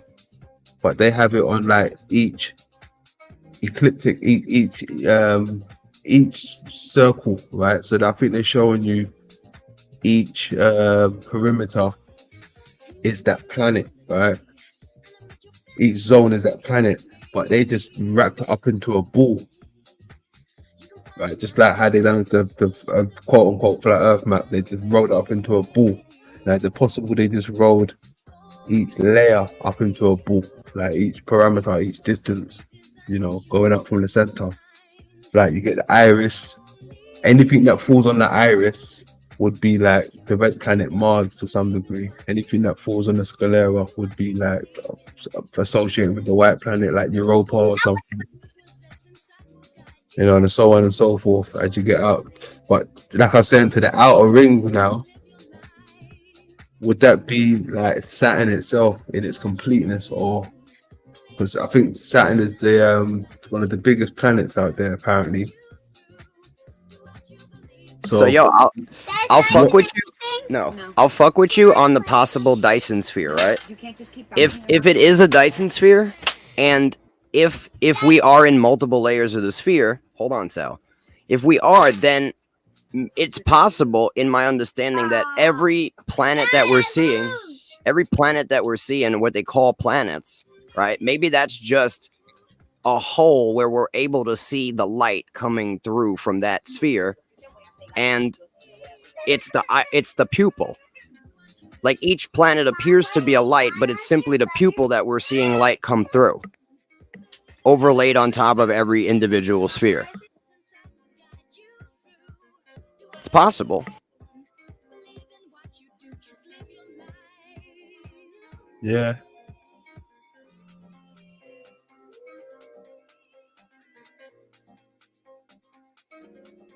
Yeah, it's wild. I'm still, I mean, even just the way how they even get it to light up like that. I don't know the full mechanic. I don't know whether it's an instrument they've put on the eye or they placed a light within the eye and they're doing their works. Because even when they do these laser treatments to the eye, they go into the eye cavity, into the vessel with a small camera. Right, so they're actually showing you their self in your eyeball. and you can see the laser show while they're ripping away at dead flesh or dead tissue, wherever it is. But if they can do that, I'm pretty sure they can put a type of light in the eye or something like that. They can put a camera in the eye. They can light up a ball, from the inside. Yeah, I mean, I don't know, because light is weird. You know what I mean? So I don't know what's going on with the eyes.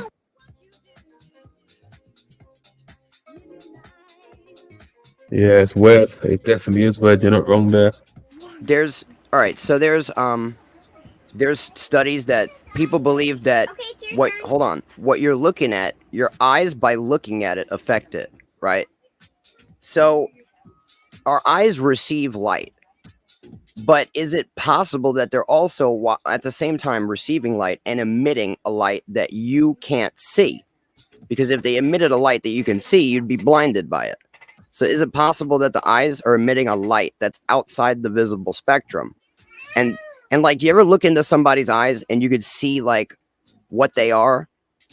What if that light that's coming out of them is imperceptible to your naked eye, but you can essentially feel it? Like you get like a vibe, you know what I mean, from the person. And like, what if, you know what I'm saying? It's what you're speaking about. My man Tony Taylor, who was here with us the other day, he said exactly the same thing. He teachers took him down that road, and he presented that thought to me as well. So you're not wrong. So now look, this is what's crazy. Now, if the Earth is an iris, what if the Earth itself is emitting a light that's hold on, Sal. What if the Earth is emitting a light that's imperceivable to the naked eye, but once it hits the firmament, it becomes perceivable by altering its, frequency? Yeah, that's possible. And that's the sun. That's possible. Yeah. Well, not just the sun. Like, what if it hits the top of the firmament and the beam splits and becomes the sun and the moon at the same time? One beam. A beam that we can't even see coming out of the black rock in the center in Antarctica, which would be the pupil. There's a giant black rock. You know about it? I've heard of the black rock. Yeah, I've heard of the black rock. And it's out in Antarctica. And like, what if that dark light is coming through the black rock, hitting the firmament, splitting into two beams? A lot of people say, that's black sun Nazi shit. Maybe they created something similar to it and said that it's Nazi shit, so you wouldn't believe the truth. I don't know.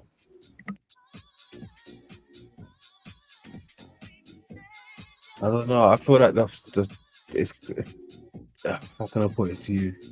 Like, even if they were Nazis, they still like had pretty solid science. You know what I mean? They made good tanks and fucking, you know what I'm saying? They made good rockets. You gotta know what you're fucking doing to make shit, right? So where do you think the Nazis are? Yo, I think they're in New Schwabenland, bro. Schwabenland, okay. I think they're outside the ring that we're in right now.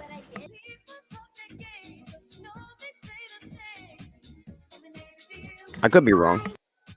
I mean, I think, like, also, when we had a bunch of people that got imported into America, I think there was some of them that stayed here and basically ran the psyops while the other ones, you know what I'm saying? Like, they had some guys here keeping everybody in line while they develop an advanced society outside of this little fucking, prison. Because, you know what I mean? If they don't have to deal with anybody else, they wanted to grow. They knew they were going to lose, so they needed to grow really big. And they couldn't just do that without, everybody's trying to stop them. So they put everybody in like a mental matrix prison of lies. And they just continued their operations outside of the little thing. Now, it's possible that they could return to this crater. Like, they could return to the smaller portion of the Earth, like now, and they could appear to be aliens. Like, we'll think they're extra fucking terrestrials. They're so advanced compared to how far back we've been held. Now, the gap in technology is going to be so great, they could actually convince us that they're aliens. I wouldn't put it past them. And then just be like, look, you guys gotta, listen to us because we're advanced and we made you, and make up a whole bunch of bullshit. just like they've been doing. You know, what are the Nazis?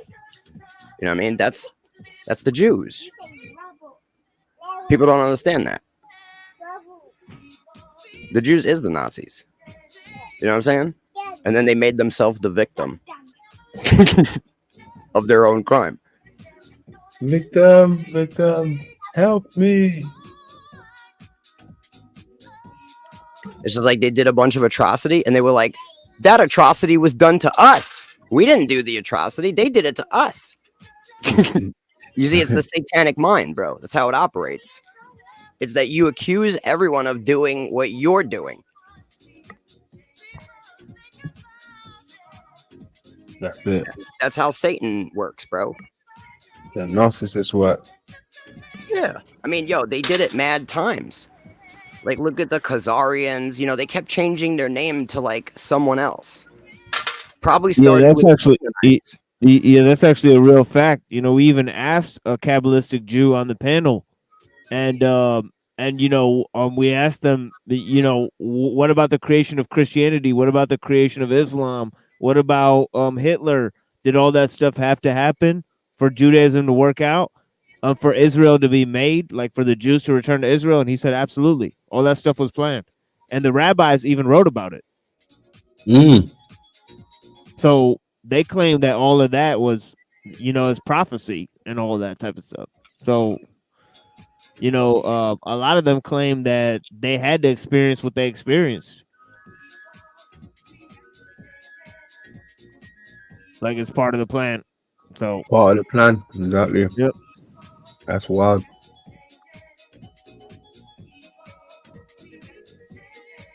Yeah, I mean, there is a plan. There is a plan. I know that much, but I don't know if I'm a part of that plan.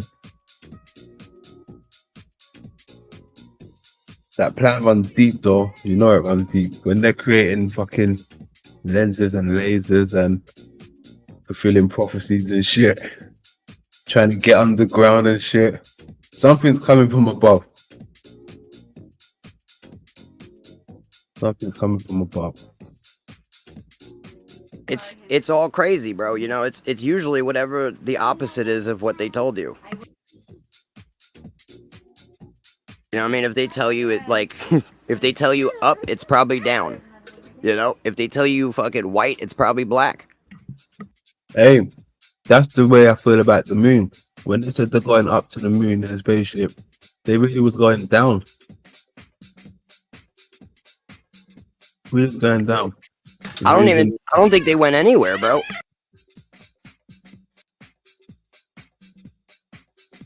No, well, okay, yeah, I'm with you on that. They probably didn't go anywhere, but that's the description I'm getting. If they was to go anywhere, it would have probably been down, not up.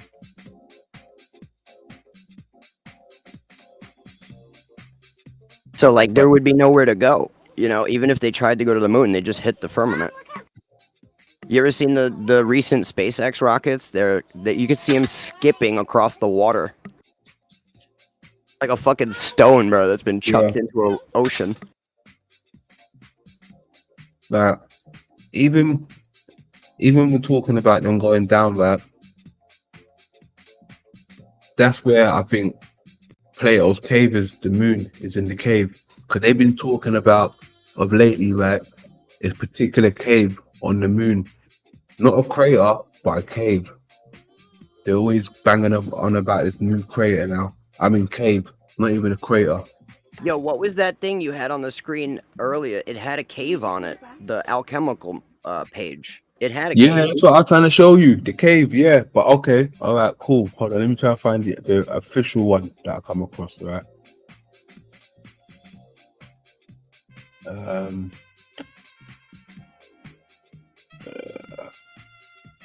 Please be in here somewhere. Yo, you know how all these people are like the phoenix? Like the 32nd degree of masonry is the phoenix.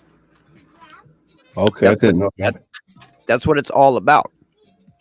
These people, they immolate their image they immolate their image. They destroy what you believe they are, and then they rebirth themselves from the ashes. And they just do that over and over again. The phoenix is the traveling, it comes from the Phoenicians. And the Phoenicians were the Jews. You boys. Royal purple, bro. Alright, let me pull something up real quick. And I could prove that the Jews are also the Vikings, because not only are the Phoenicians the Jews, but so are the Vikings. The runes of the Vikings are the exact same letters as Paleo-Hebrew. People that speak Germanic, Yiddish, is a mixture of Hebrew and German. Riddle me that shit. Well, what was he looking at again? Who sent it to me? It was Alki. Okay. Alright, let me go to the nebs real quick. One sec.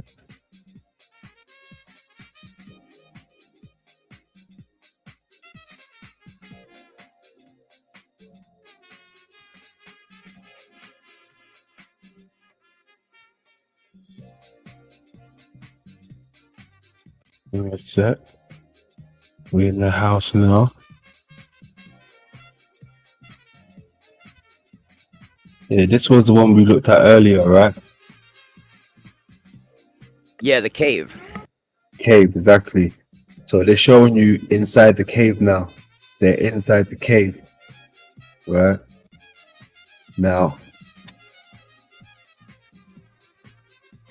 this is what they was talking about earlier.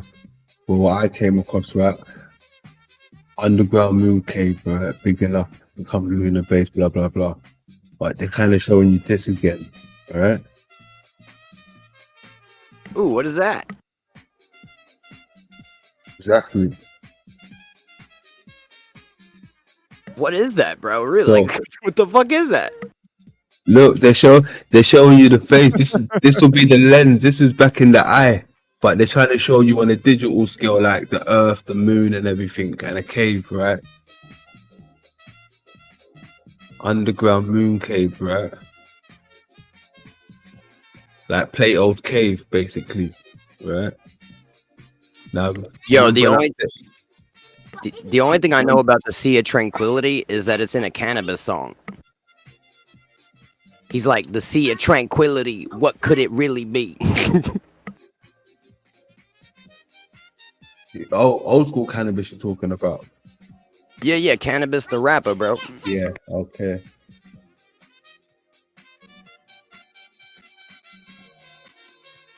That's what they're showing you. And they're talking about the cave.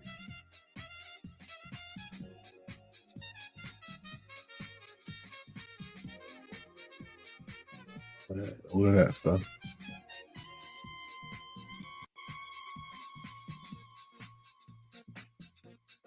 That's that again. The nebula, what they're showing you.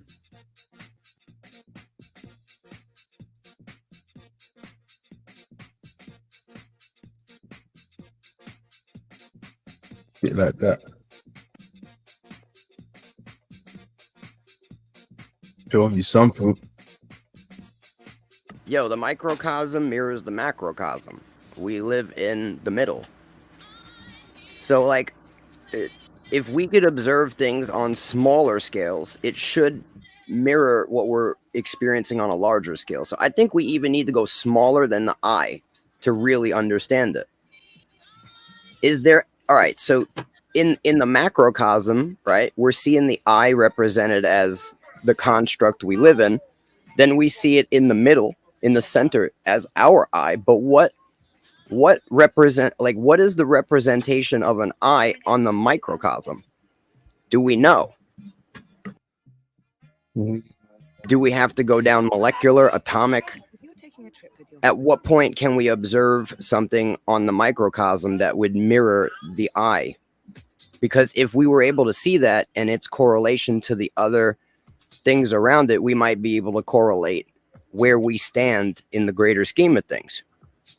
Well, this is the thing. I don't think we will, because it's not even about the eye. The eye is just the instrument. It's something. No, yeah, I'm not through the saying eye. an eye itself. I'm saying like, can we observe anything that mirrors the same mechanics that we're seeing in the eye and their relation to the mechanics of the earth? Is there something smaller than the eye? Because like we are in the middle, we are the measuring stick. You know what I'm saying? Like there's infinitely things that are greater than us as there are infinitely things that are smaller than us, and we're in the middle.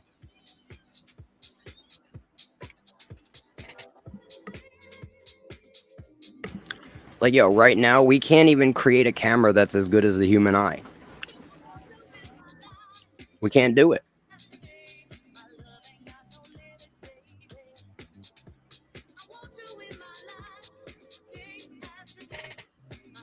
The Illuminati is also obsessed with the eyeball.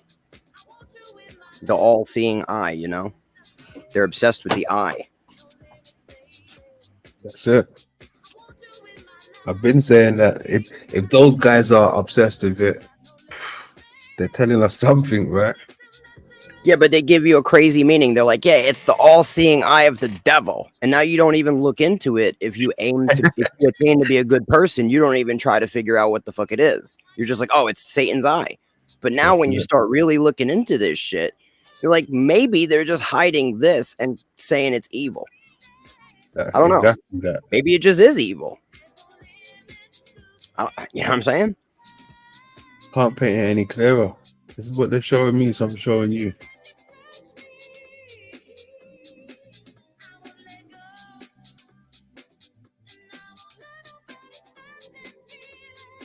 Look. It's like each day, bro, I learn more shit, and like the reality gets even more stranger. It just compounds itself in strangeness. Telling you. But it also magnifies itself in its greatness. And the more I learn about how everything's interconnected and all like basically like perfectly set up, it strengthens my understanding that there is something that created all of this. And that for me is strong, because a lot of people don't have anything to believe that something created all of this, and that leads to people not believing in God. But when you have all this information, you have to be like, yo, whoever put all of this together is God, because it, you know, only a greater being than we can even imagine could pull this off. You know what I'm saying? Like, so like science will tell you, oh, you know, random evolution. All right, now explain how the universe evolved exactly like our eyeball. You know what I'm saying? Exactly.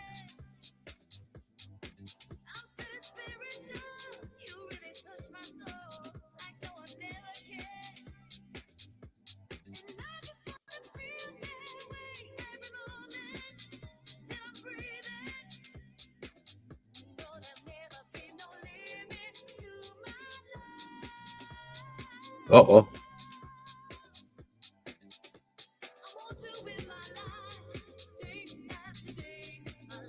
Two truncated comms. Uh-oh. Looking at the cosmic face right there. The cosmic tree of life, bro. You see you looking at?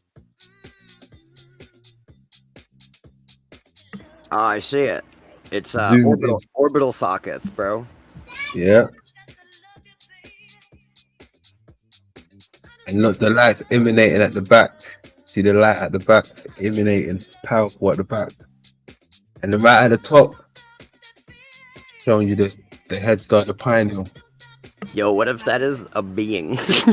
Like, yeah, that's his nose. Look, that's the nose. That's his eye socket. And that's his skull. That's in the brain. That's in the skull. yo, what kind of being would that be? You know what I mean? Like, if you were a being that was fucking star systems and shit, whatever you want to call it, like nebulas and shit.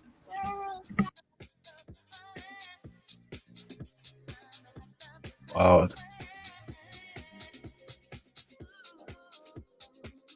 Even crazier, right? This shit looks like it's all standing still to us, but we're bound by time dilation.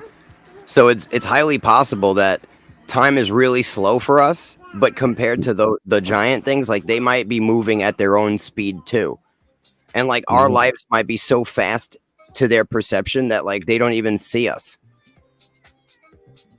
Like we live and die so fast that like it's like fucking bacteria. Like they have no idea. That's it. Well, listen, like I said, I came across a picture the other day, right? And it was telling me about bacteriology, right? Now, obviously, I had to throw it in the Google lens, right? This particular picture. But when I threw it into the lens, right, it came up with the moon, basically. Right? It wasn't bacteria anymore. It was the moon. I was like, woo! They're trying to tell me something here. On the micro level, they're telling me exactly what it is. It's like we live in a fractal reality, bro. You know, it's I don't know to what extent, but like we live in a fractal reality, so like essentially it could just fractal the fuck out forever. You know what I mean? Like if you look at the tiniest part of like a tree, it's the same as the largest part of the tree. It's just smaller, but like the shape of it and everything is the same. You know? And then when you realize that, you're like, okay, what set all of this into motion? Like what provided the original just source code for all of this stuff to start branching and replicating larger copies of itself indefinitely? You know what I mean? Like something had to set that into motion.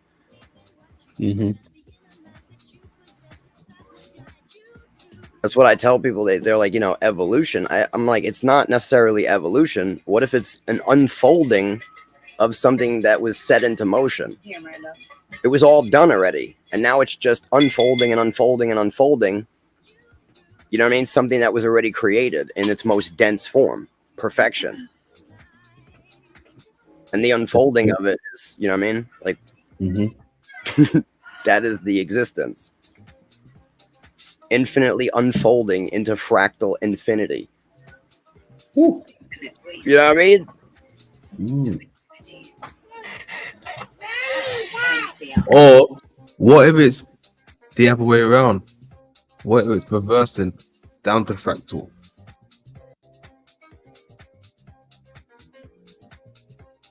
I think it's going both ways.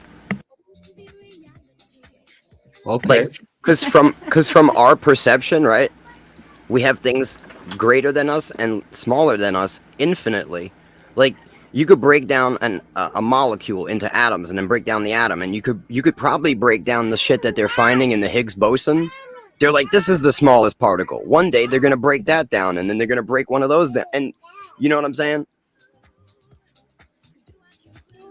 I just think it doesn't ever end. It just goes infinitely up and infinitely down. And I think we're just like in the middle of it. And it's all unfolding from right here. Like this is the central point, and everything's unfolding up and down from right here. I know it sounds crazy, but like I really do think that the creator put us at the center of the whole show. So that we could see everything greater and everything lower, and we can measure it. We can actually sit here and judge it and appreciate. We can appreciate bacteria, but we could also appreciate stars and like these giant things in the sky. You know what I'm saying? We can appreciate both levels. If we were gigantic, we would never be able to appreciate the small things. And I think that the creator of all of this wants to be recognized and appreciated for his greatness in doing this. This is insane. This is amazing. This is insanely amazing. You know what I mean? Insanely amazing, yeah. Like if you really think about it, it'll start to fry your brain. If you really think about it, like how amazing it is, the amazingness will break your brain. Yeah, no, hey, believe me, I had my reality box wide open. I picked up all my fragments. I put it together. Now, not much surprises me anymore. I feel a bit overwhelmed. Like, oh, okay. Like, Like, you know, I feel like if I'm about to spark up a zoo, I feel a little happy. Like when I come across information now, I'm not like wow anymore as much as I used to be. It becomes like normal. Well, yeah, bro, because like you've already broken out of your resistance to clinging on to the comfortable lie, and you've already made yourself very uncomfortable, and you've gotten past that. So there's no more lie to unpack in your brain. Now it's only putting in information and purifying it. There you go. Well said. Well said. Said. Mims in the building. What's going on, Mims? Yeah, man. I'm cooking tonight. Tonight was alright. Still, it was alright. Yes, sir. We only scratched the surface again. We only scratched the surface. There's a few things I didn't even get to pull up yet, but you know, we're always gonna bounce back around to that on next time around. Yeah, that's right. I didn't get to lay down exactly. You know, those things on esoteric Hitlerism I was gonna bring to the table. But I brought you know, a couple of my friends here. You know, Neurojack was here. Mm-hmm. You know, we got Rant out here. So yeah, it's always a blessing to talk to these guys, you know. Yo, TML, bro, I really want to hear some of the shit you got, bro. Sometimes you just gotta cut us off, bro. All right, you gotta just be like, listen, guys, all right, I want you to talk all the time. Now shut the fuck up. I got some serious shit to put down, and I'll just shut up, bro. All right, and I won't shut up for many people. There's too many hours of me talking already. And you know what? That's. I mean, I could be wrong for saying it, right? But that's probably the beauty of sometimes not let a machine sometimes get it all out, because you can always have him back over again, right? It's always good just to have him on your panel because he's a motherfucker, right? But when he don't get it all out, you're like, all right, bro, I'll see you next time, right? All right, yeah. What it is, he's stringing you along to extract all the knowledge. He's got that, boy. He's got that knowledge. Trust me. Got that fire. Yeah, good shit. Yeah, it was good of Nero to come over, man. So salutes to that, man. I've seen him around. I don't think I've been paneled up with him before. So it was good to have him over here for a brief moment. So that was salutes to that, man. As much as we don't agree, I actually really do like Hank and Neuro. You know what I mean? I consider them homies. Oh yes, I forgot Hank was up there. Yo, how could I forget Hank? Oh shit. Yeah, salutes to Hank. Salute. I think that was his first time actually. Yeah, salute. Okay. Interesting. Unfortunately, I gotta break Hank's balls sometimes when he gets all crazy, wasting my time. You know what I mean? Yeah, he's a weird one. I give him that one. He's a weird one, but he's cool. He's cool. Overall, he's cool. Yo, I don't mind being disagreed with or even, you know, having a good argument, but when it comes to the point of just like wasting my life energy, you know what I mean? Yeah, man. Like I said, we only scratched the surface again. That's the beauty of it. And I believe even with that surface getting scratched, so much got revealed. So much got revealed. Yo, I'm gonna do more research on some of the shit that I've seen on this show today, though, and I'm gonna come back here with some shit. I'm gonna look into that. Go. Bro, I'm gonna look into that fucking guy, bro. There you go. That's what I like to hear. That's what I like to hear. We've got much more to uncover, man. Like they said, it's the year to unveil, right? And I've noticed with this Hollow Earth stuff, it's resonating more. Like so much stuff is getting unpacked. With not so much stuff is getting unpacked with the flat Earth. It just still seems to be stagnant. Well, why do you think they suppress it so greatly? Suppress what? The reason why I believe they're suppressing the true nature of this reality is because if the masses actually knew the true nature of this reality, they could not deny God. It is undeniable that it is a created construct that is beyond like our comprehension of what perfection even is. And so they've minimized our understanding of it to make us insignificant. And that's why they're hiding the flat earth and the true nature of this reality, because if the masses actually understood it, they would not be able to deceive them in the way that they aim to deceive them in the coming future. And you would absolutely have, like, you know, proof that God existed. And that's why they hide it. You know? Hiding it. I'm telling you, bro, when you understand the world you live in well enough, you realize that something beyond your comprehension created it. And then when you see the way it's been created, you know that that being is a benevolent being with infinite capability and potential. You know what I mean? When you see that we live in an infinite, not only that the universe is infinite, that there's just nothing out there forever. What if there was infinite stuff out there forever? That's way more infinite than infinite nothing. You know what I mean? I know it sounds crazy to say it's more infinite, but it really is, because there's more in the infiniteness. It's all been created to do that. Whereas infinite nothing is a lot easier to just be like, well, a lot of nothing could totally exist without a creator. But a lot of something that was all working together, the larger the creation gets, the harder it is to make it work in harmony. And when you have the creation going infinitely large and infinitely small, right, and it still works perfectly, this is beyond what I mean, this is beyond even what an alien could ever do. You see?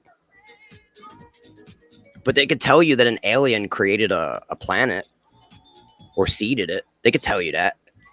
They can't tell you an alien created a reality that it goes infinitely in both directions, and we're at the center of it. And they aim to deceive the world. They want to, you know, they're starting to. You could see the narratives as it starts coming in if you pay attention to what's being pumped into the different fucking you know, propaganda machines like Netflix. And if you just pay attention to what they're pushing, it's always lining you up for their future agenda. So what are they pushing for the last like 20 years? This alien shit.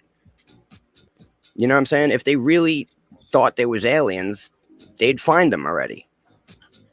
You know what I mean? They would have, like, if they really were trying to figure out if there was aliens, they wouldn't be hiding all these you know, UFOs or whatever the fuck they are. Yeah. You know what I mean? I think that, you know what it is? I think at some point, right, they're going to have to upgrade on the terrorist, and who best to fill in is that green man, right? So yeah, they have to make out like he's out there, right? So when shit happens, they'll be like, oh, it's the green man. Remember that terrorist? Remember the green man? Yeah, the new terrorist. It's him. It's exactly. Him. Yeah. And then they pretend to defeat the green man, who is them. Then they unite the world under their one world government. That's it. And then they rule over the whole planet. And there's no one's ever going to be able to try to stop them, because they will have total control at that point. That's their goal. They don't want any competition. They want to be the only show in town. But you could also just have Muslim aliens, you know. That's all. That's all the whole thing. Alien. Intergalactic jihad.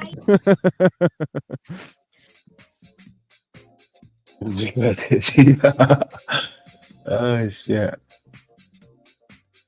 Yeah, it's wild. The shit they're brewing up. I see through it though. I see what's going on. Bro, imagine the aliens just land, right? And they walk out of their like super high technological spacecraft and pull out a machete.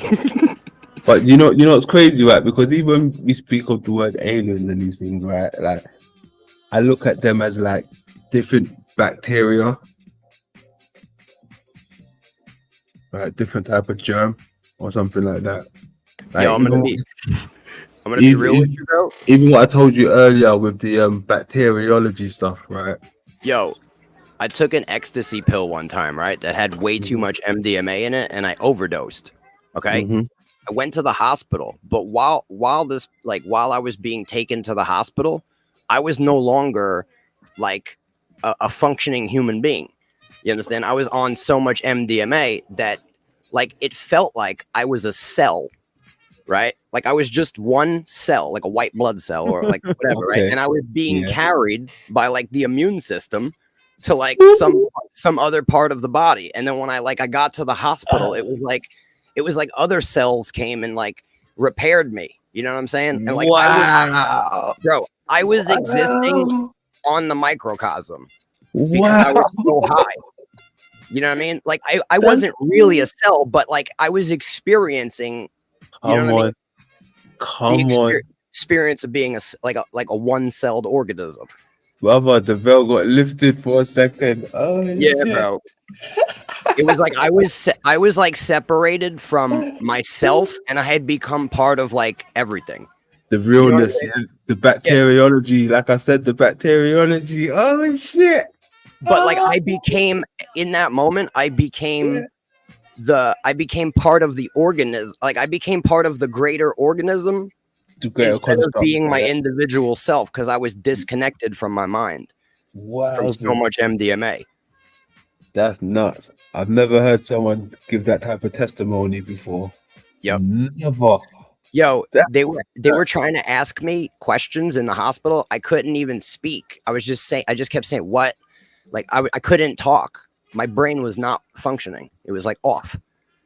It was functioning. My brain was restarting every like millisecond. Like I couldn't even catch a thought before it would be a fresh slate.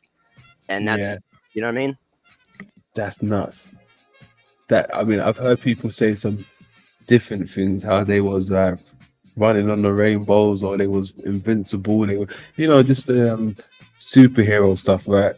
But you said you was within the construct, like for what it really is, or what it could really be. Bro, I was taken into a car. I was being transported through a street, which was a vascular system. I was taken into like a lymph node, which was a hospital. There was like lymphocytes. Bro, I was literally being repaired in the body. Like I was not able to function. And you know what I mean? Like, I can't really explain it as well as I wish I could. Man, I got all of that, man. I got all of that shit. But like, yo, they were like repaired me, and like I was back, you know what I mean? Back out. And then like I woke up and I was back to being like I was a person again, and I just ran out of the hospital. You know what I mean? Like the next day. But it was bugged out. It was a bugged out experience, my guy. Yeah, that's that old magic school bus. Yeah. Hey, you know what, brother? I was just thinking the fucking same thing. They got an episode like that where they're running around in the body. They're running around in the body like that, in the cells and all that shit, the bloodstreams and shit. That's that magic school bus shit. Machine It said. It was like magic school bus, but like I didn't see this. You know what I'm saying? I just felt like it. I can't explain it, but like I felt like I was a cell. I didn't see, like I wasn't seeing. You know what I mean? I didn't exist on the microcosm. I just felt like I was part of it. It was like in that moment I had realized that I am actually part of something greater. Yes. Okay. You know what I mean? Okay. Oh shit! I like that. That's cold. I like that. Yeah, cold. Yeah. But, and yo, I've taken a lot of different drugs in excessive quantities. I've never really had that kind of a moving experience. That was like kind of a one-off. I had overdosed. I might have been somewhat in between life and death. You know what I'm saying? I might have been like right there. So that's kind of why I think it was that kind of experience, because I don't think it was just the drugs. I think it was also, I was like half dead, half alive. I was like in limbo, bro. You know what I mean? Yeah. You know what that reminds me of? That reminds me of They Live, right? When he put the glasses off, when he takes the glasses off and he sees the world like if it's inside out, people, he sees that fleshy side of shit, right? That's almost like that. You saw the inside of the world, sorry, construct rather. Exactly, bro. Damn, that's hard hitting. No one's ever expressed it like that. Salute to that.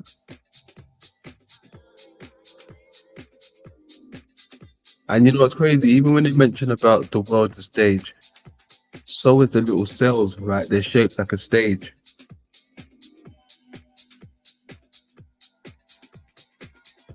I feel you, bro.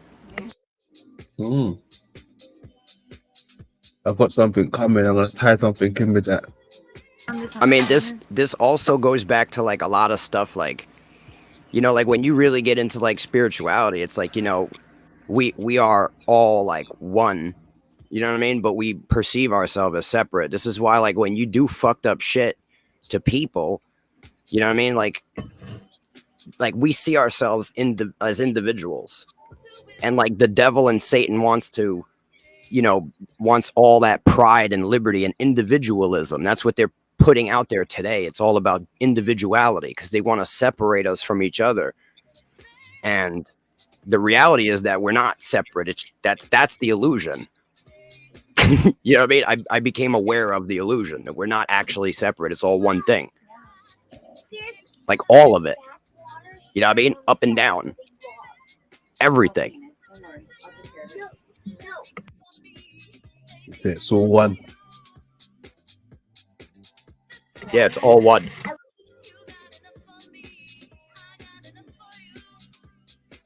And then that brings us to the mind of God concept.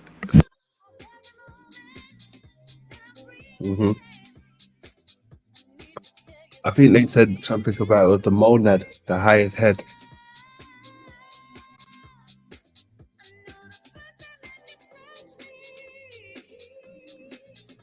It's fucking bugged out, bro.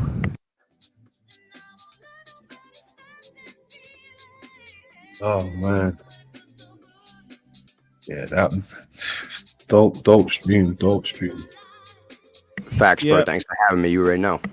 Yeah, I mean, if you really look at creation, you know, you got two levels to things. You got time, you know, time and space, and both of these things are basically fake and gay, right? Because if you look at time, time is created by God, you know, and space.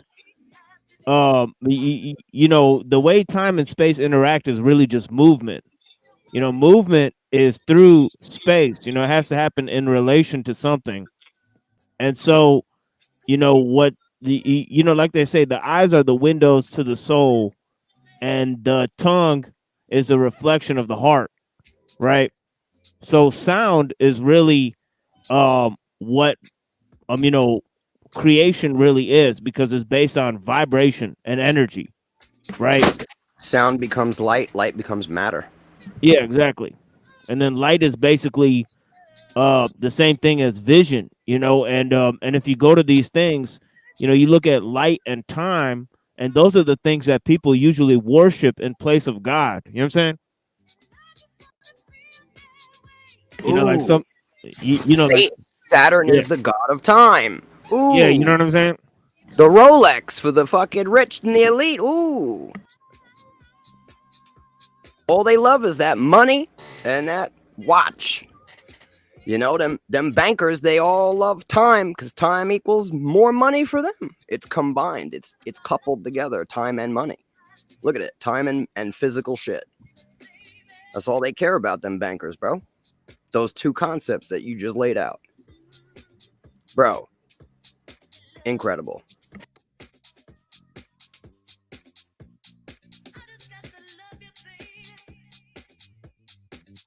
Good shit, man.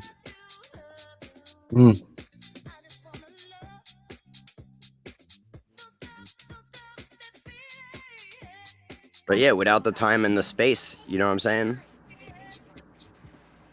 Without the illusion, I believe we would become aware that we are one. Yeah, that's why we go over that Kant fellow, because in the German philosophy, he said that time and space are the things that you have to presuppose in order to have empiricism. So those are the things that really you can't question.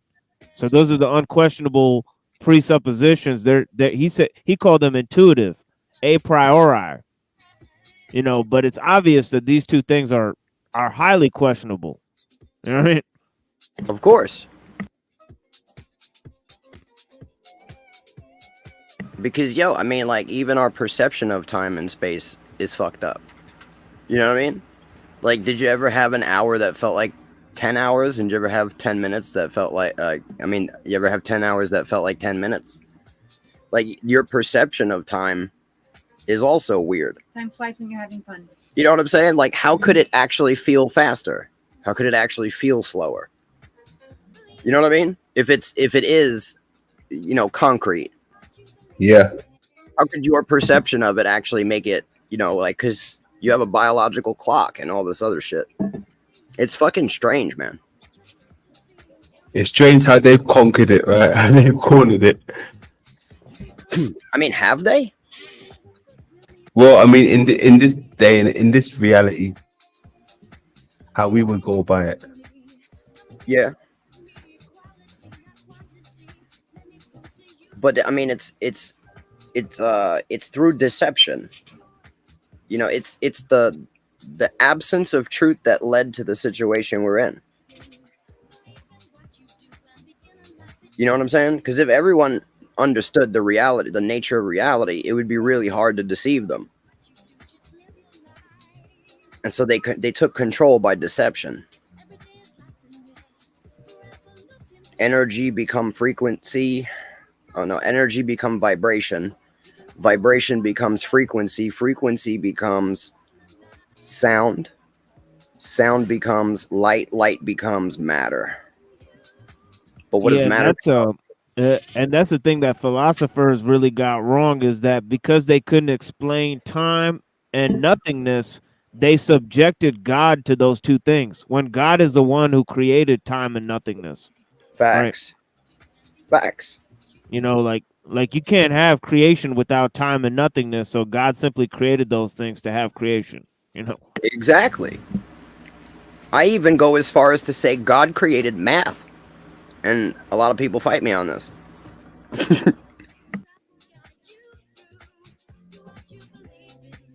God created math, yeah. I believe so. Why? He created everything, so why not? Apparently. It's like in the beginning there was nothing. You know what I mean? Like stuff didn't have to equal, like 1 + 1 never had to equal 2 until God made it to where there was rules. You know what I'm saying? And then when God set the rules in place, now 1 + 1 always had to equal 2.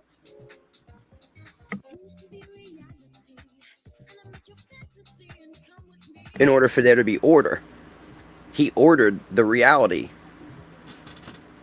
by the creation of mathematics and other things, obviously, but also implementing the mathematics upon the physical matter and implementing it, because I believe God used mathematics in the creation of a lot of things. So it would have to come before a lot of things that he created.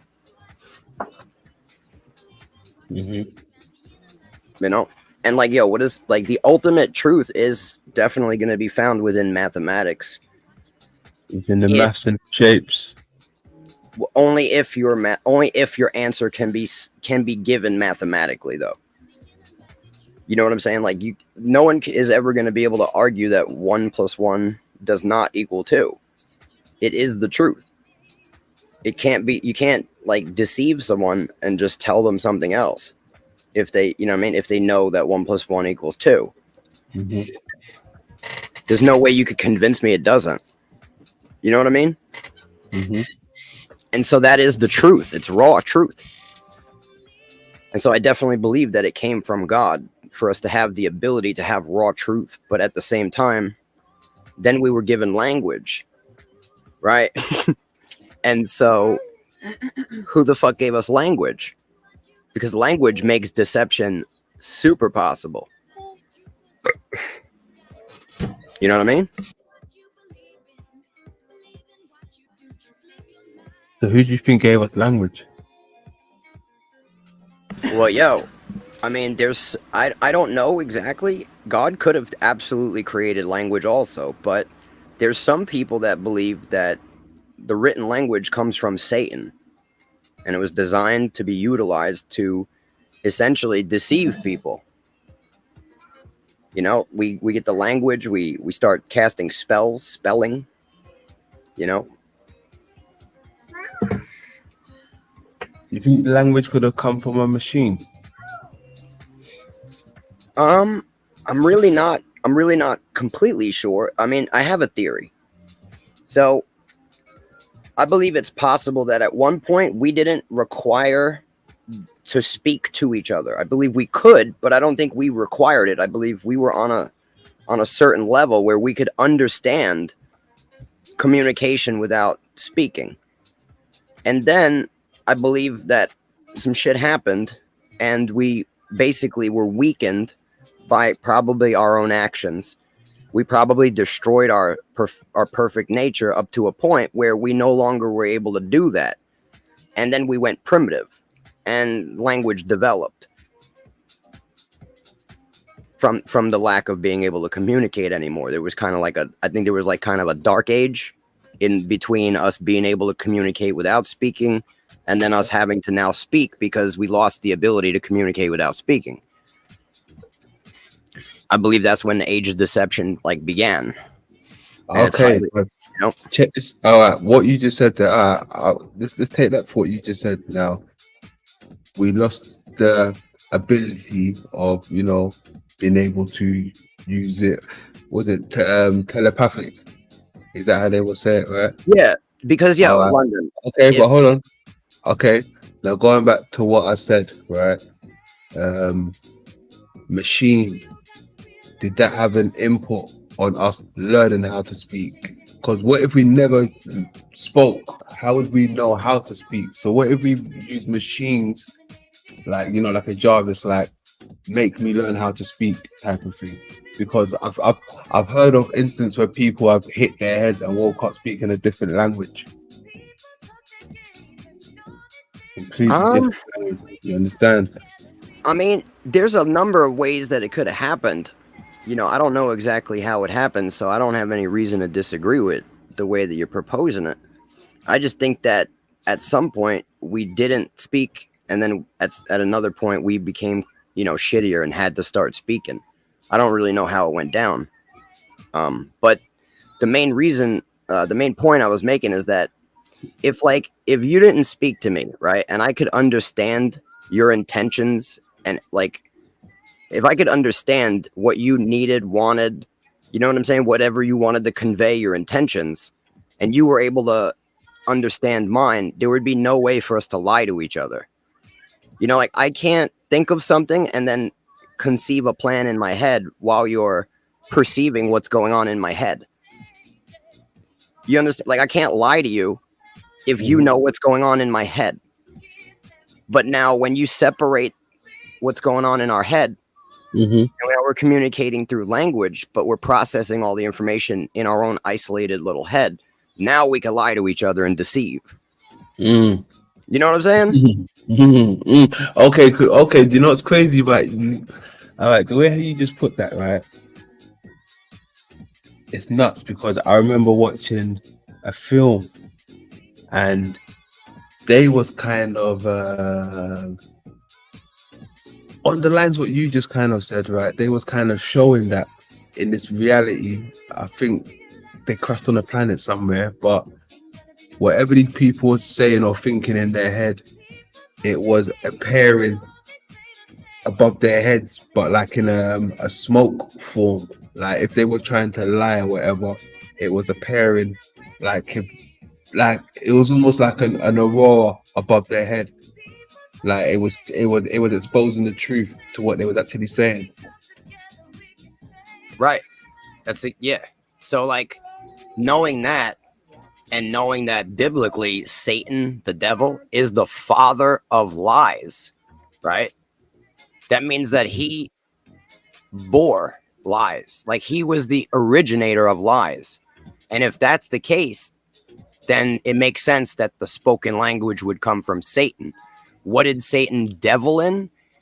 He deviled in the creation by by changing through this, you know, his influence, the way that we communicate, making it possible to deceive us and deceive each other.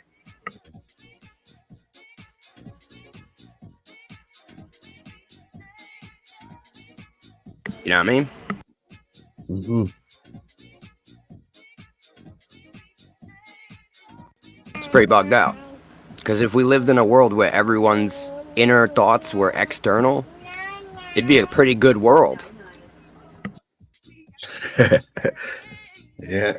Yeah, that reminds me of another cannabis line where he says the planet Earth is a captured operation. All written language was created by Satan. Oh yeah, bro, that is a There you fucking go. cannabis bar. There you Yeah. go. See, that's the machine. I'm telling you, written by the machine. I think everything probably comes through the machine. Even like how, you know, the forefathers used to like show you with their scrolls, right? What they want to plan in the future, them long ass scrolls and shit. Right, it's coming through a machine, right? Everything, the future's coming through a machine. Right, so I'm pretty sure at some point some outrageous stuff was coming through the machine that we couldn't even comprehend. Yo, London. Imagine, right? We're standing here and I'm picturing an apple in my head and you see it and you have an apple. You might just hand me that apple knowing that I want the apple and you're just going to give me an apple, right? Mm-hmm. But we don't need a word for apple. All you need to do is see the apple that I see and it's in my head. I saw it. I pictured it in my head and now you can see it. Yeah. There's no, you know what I'm saying? There's no loss of information. Like when I'm thinking something and I'm trying to convey an idea to you without spoken language, you know exactly what the fuck I'm saying. Even words are just not, they're not sufficient. Like if I have an image in my head, I could never draw it out. I could never paint it exactly the way it's in my head. You understand? I could never really describe to you some experiences that I've had. But if I could convey to you in my mind and you could perceive it in your mind, I could give you exact. You understand? Mm-hmm. There's no room for error. Wait. That just made me think of something, right? Hold on, check this out. I know this might be far-fetched, right? But what if it was in a sense where, say like if you're thinking something, right? I'm looking at you, right? Now just imagine if you're thinking of something and remember what they said about how light emits. What about if whatever you're looking at, right, is projected onto your cornea? So I can actually see it in your eye what you're thinking. Right. That's exactly what I'm saying. There you go. You know what I mean? Like it's like imagine if we communicated with light that we can't see with our eye, but we could perceive it. It's faster than sound. The rate that we would be able to communicate would be ridiculous.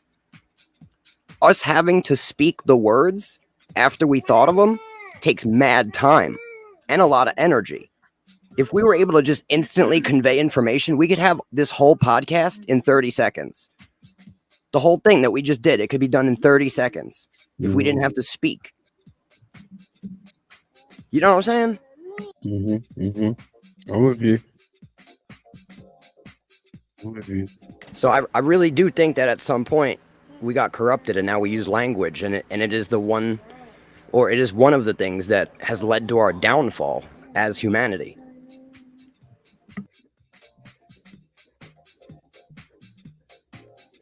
Yeah. Big downfall. Big downfall. Hey, Sarah in the chat, think about this. Have you ever had somebody look at you in the eyes and you just knew that inside of their heart they were saying fuck you? You know what I'm saying? Instead of flipping you off or telling you, did you ever just look at someone and you know they're fucking cursing you in the inside? You just know it, the way they're looking at you, right? You know it. Did you ever look at someone and like they look like they want to attack you? Or undress you with their eyes. Or someone wants to take you home. They're undressing you with their eyes. This is so I don't believe we completely lost it. I think that we're just lacking the awareness to perceive it. And we've become like just the same way that you don't know how to speak and you have to learn the language. I think you have to learn how to do that. And it probably takes a long time. You know what I'm saying? Nonverbal cues. I think if you lived in a world, though, where people never spoke, I think that it would be a lot faster for you to pick it up.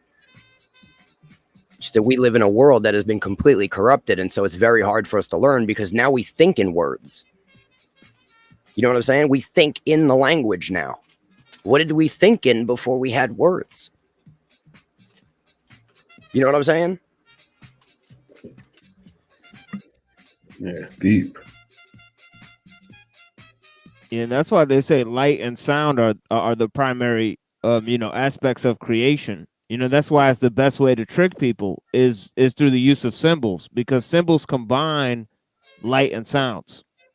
They're both speech, verbal cues and also visual cues. So like light and sound is like how you create tricks, but also it's how everything is created, because everything's vibration and light. You know what I mean? At the end of the day, Yeah. It's like they say, the ink of a scholar is worth 1,000 times more than the blood of a martyr. You know what I mean? And they say the first thing that God created was a pen, and he told it to write, and it wrote everything from the beginning to the end. The pen had a lot of ink in it, bro.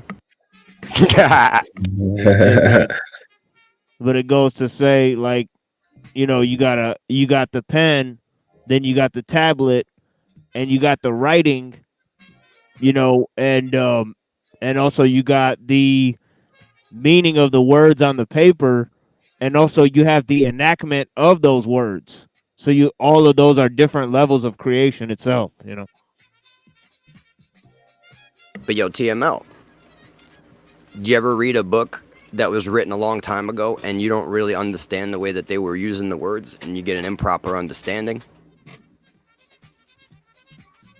Yeah. Because the words change, but the book that was written doesn't. The book doesn't change to meet the words, and the definitions of words change. Yeah, I was talking about this the other day, where I was saying that the dictionary's got new words in it, and it keeps growing with words, and it uses words to define other words. The process itself is circular. So the definitions actually grow because there's more words being used to define per average each word. You know what I mean? So it's like, the definitions are going to get longer and longer. Yeah. That's strange, yeah.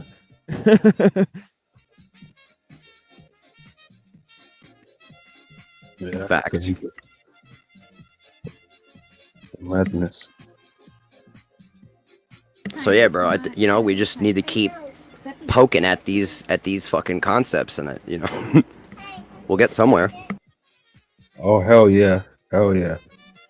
We've got plenty to come. To be honest, as long as I know it might sound strange, but as long as NASA and these people are around, they're keeping me in a job.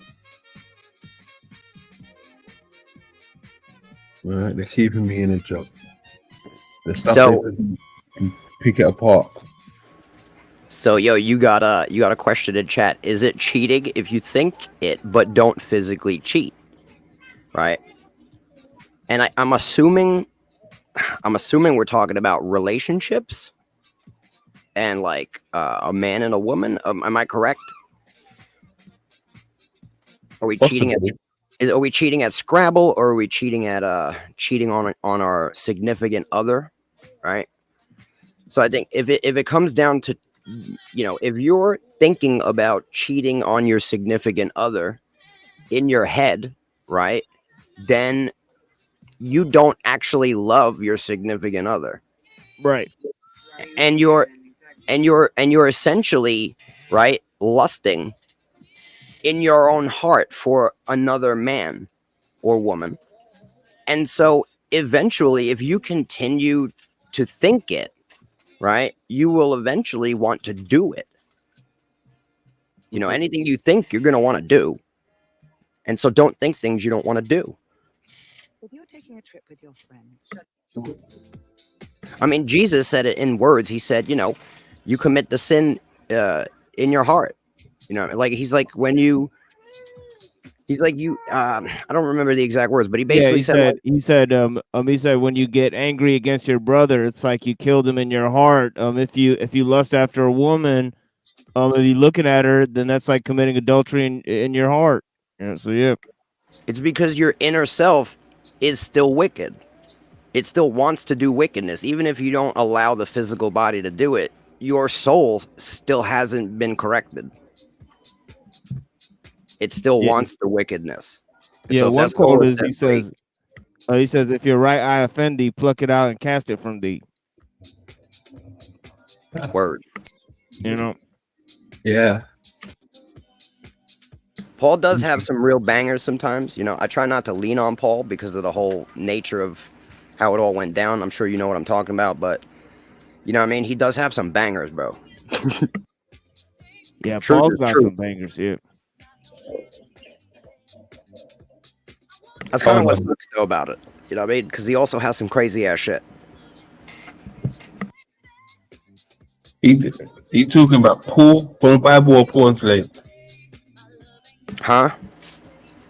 Paul from the Bible or Paul enslaved? No, Paul from the Bible. Oh, okay. We don't give a fuck about Paul enslaved on this channel. I was confused for a second there. Like, hold on, what? Yeah.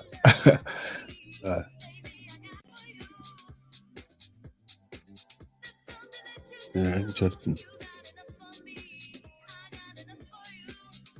Yeah, now we're cracking some codes over here, man. So hope people are paying attention.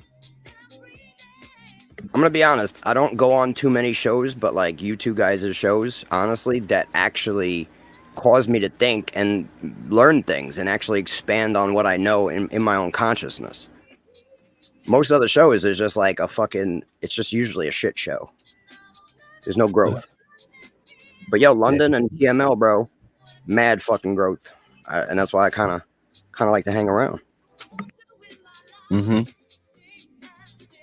That's truth. Truth. Yeah, the feeling is mutual, brother. I learned 100 things from you so far, so you know what I mean? Yo, I couldn't even count the shit I learned from you guys. Because it's catalytic. You guys could drop one word and it connects 15 things that I have already in my mind that I couldn't connect. And they were just kind of sitting there in limbo waiting to be placed into the puzzle. And you gave me a word or a sentence that just placed 15 pieces that I've been trying to put somewhere for like a year. You know what I mean? Yes, sir. Yes, sir. Glad to hear that. Glad to hear that. Finally, I get to hear that. It's not even just like a learning, it's a refinement of what I have already learned. And that's much greater than just learning raw information. It's a refinement process that I see taking place on these shows. I feel you. Yes, sir. I feel you.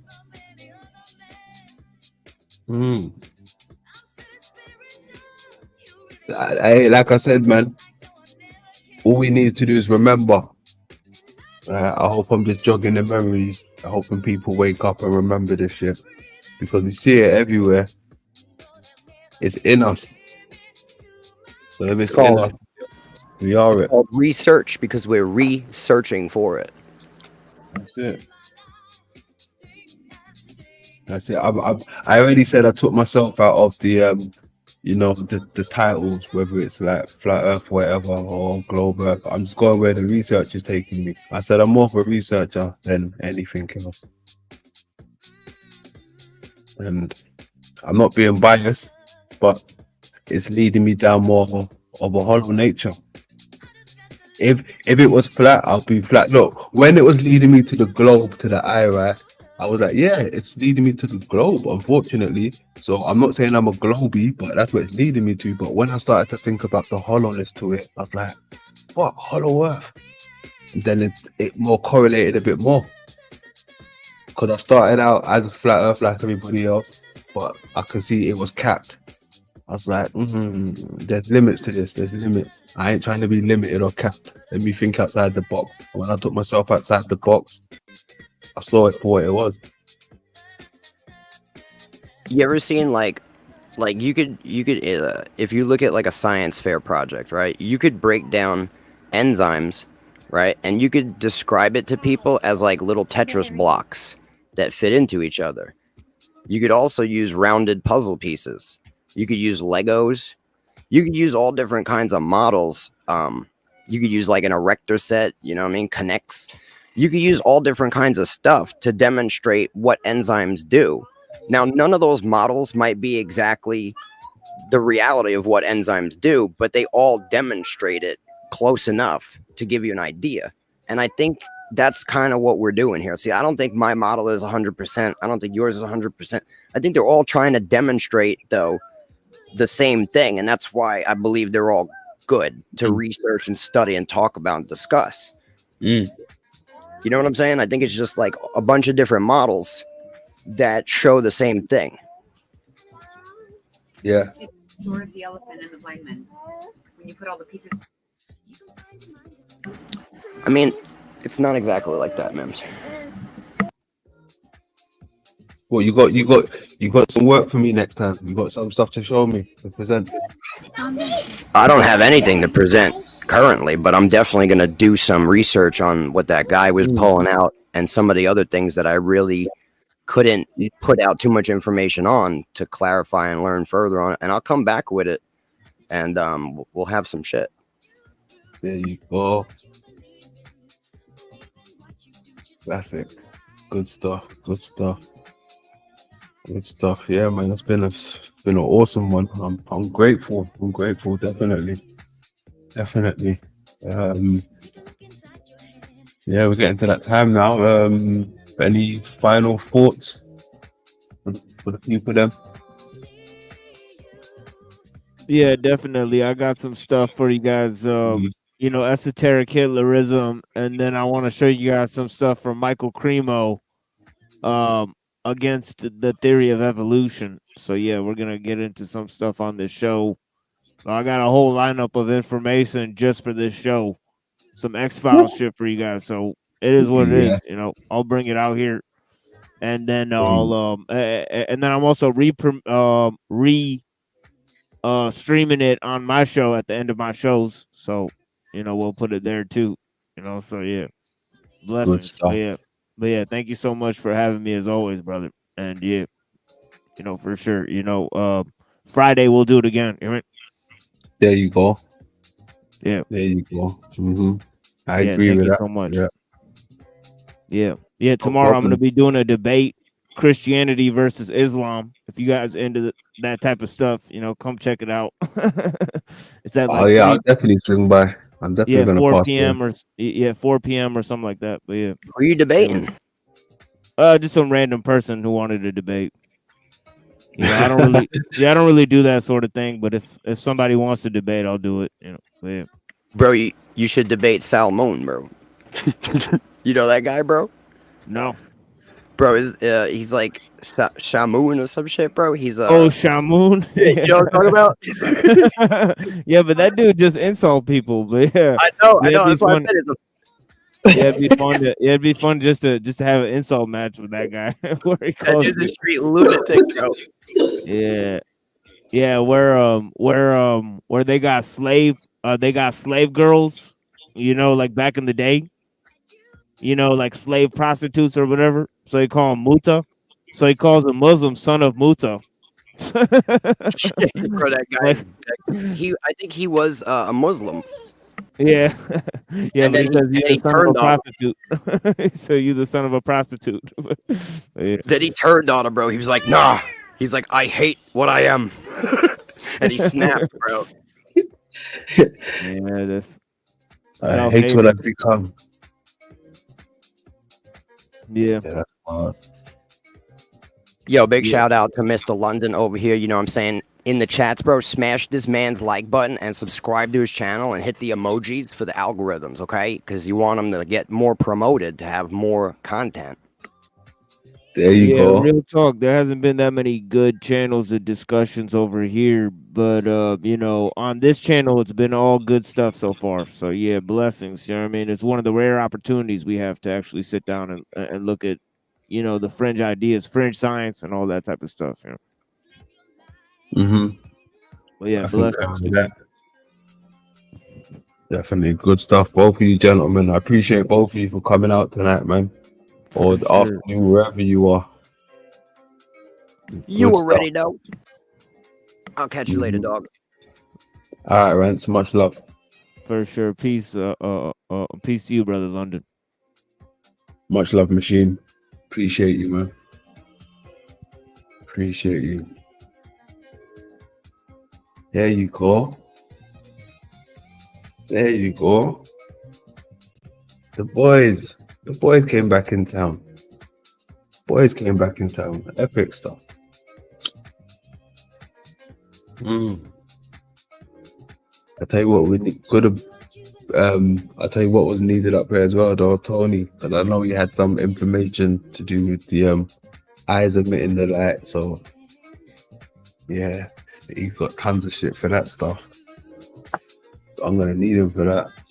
Stumbled across something out of this world. So yeah, we got work, TT. We got work.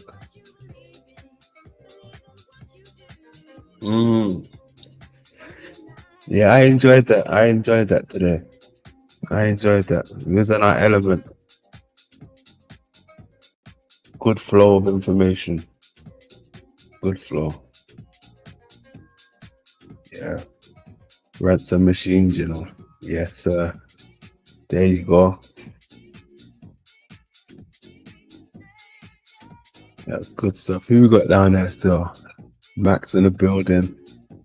The great show, London Rants and TML. Yeah, I agree with that. I'm trying to make people, think outside the box. See things a bit different.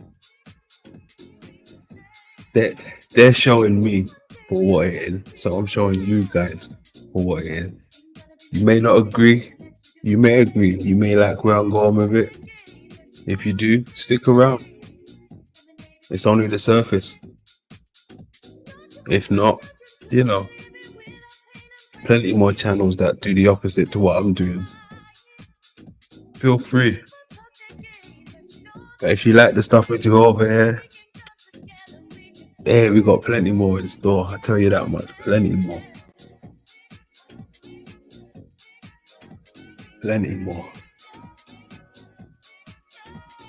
I've heard it all before. Flat Earth, globe Earth, this Earth, that Earth. I think they're even calling it Rising Earth. That's a new one for the books. Rising Earth. Never heard of Rising Earth.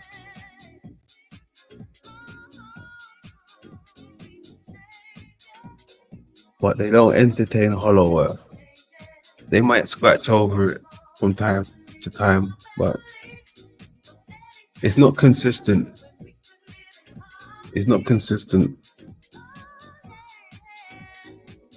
I'm arguing the Hollow Earth should be placed up on a pedestal alongside with the globe and the flat Earth. When they're mentioning is it globe, is it flat, they really should be mentioning is it globe, is it flat, is it hollow, right? But they don't mention that.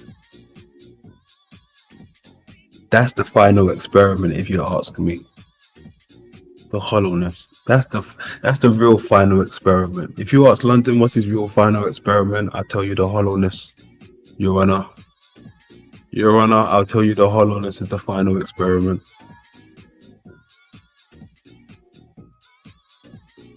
But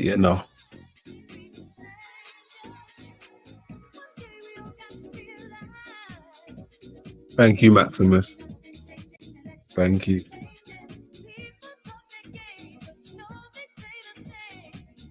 Yeah, hey, Saturn, you're not wrong. You are not wrong. You are not wrong there, bro. Perception. That's one thing we gotta remember. optics, optical illusion, perception, everything when it comes to the eyes and what we really think this place is.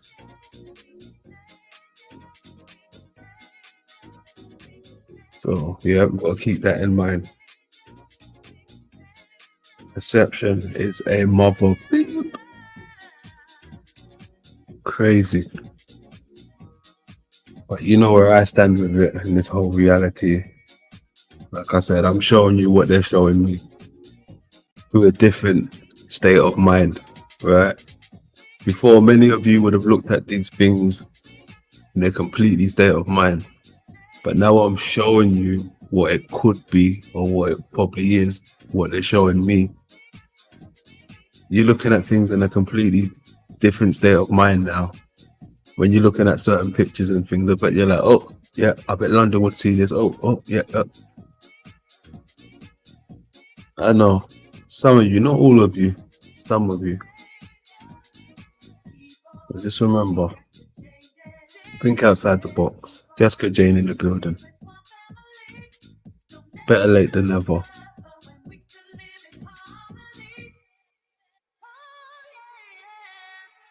Like I said, we only scratched the surface. It's probably gonna be like this, you know. And just to think, the other day I was ready to hang it up a bit, you know. Like I said, I'm only gonna step out with its machine. If it's machine, yeah, I'll step out, you know, do a Friday show. But anything else, nah, we leave it there. We save it for Fridays. That's the end game, you know. Save it for Fridays. But yeah, I hope you enjoyed today, man. Hope you enjoyed. Big up Hank as well. We even had Hank on the panel. Hank's first time. Salutes to Hank. Salutes to Hank.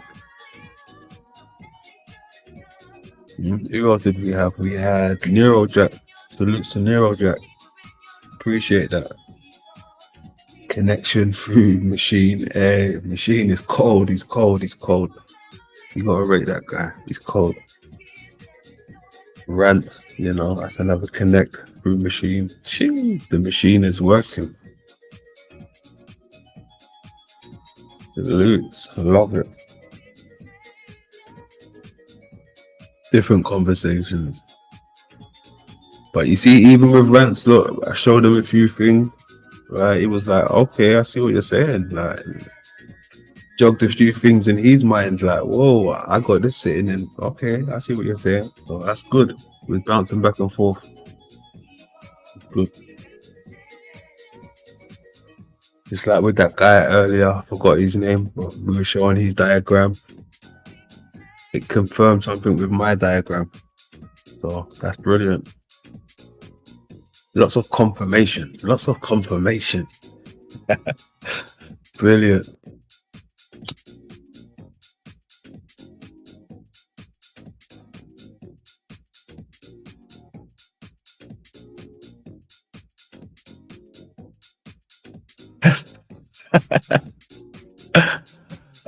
Shit.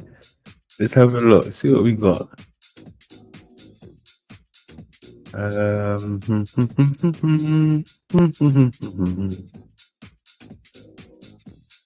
so many tabs open. Hold on a second.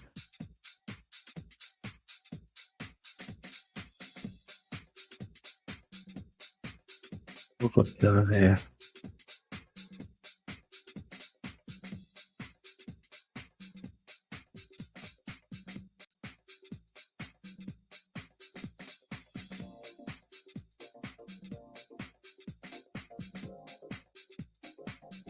Cool. 1 second. Let me jump over here. A second.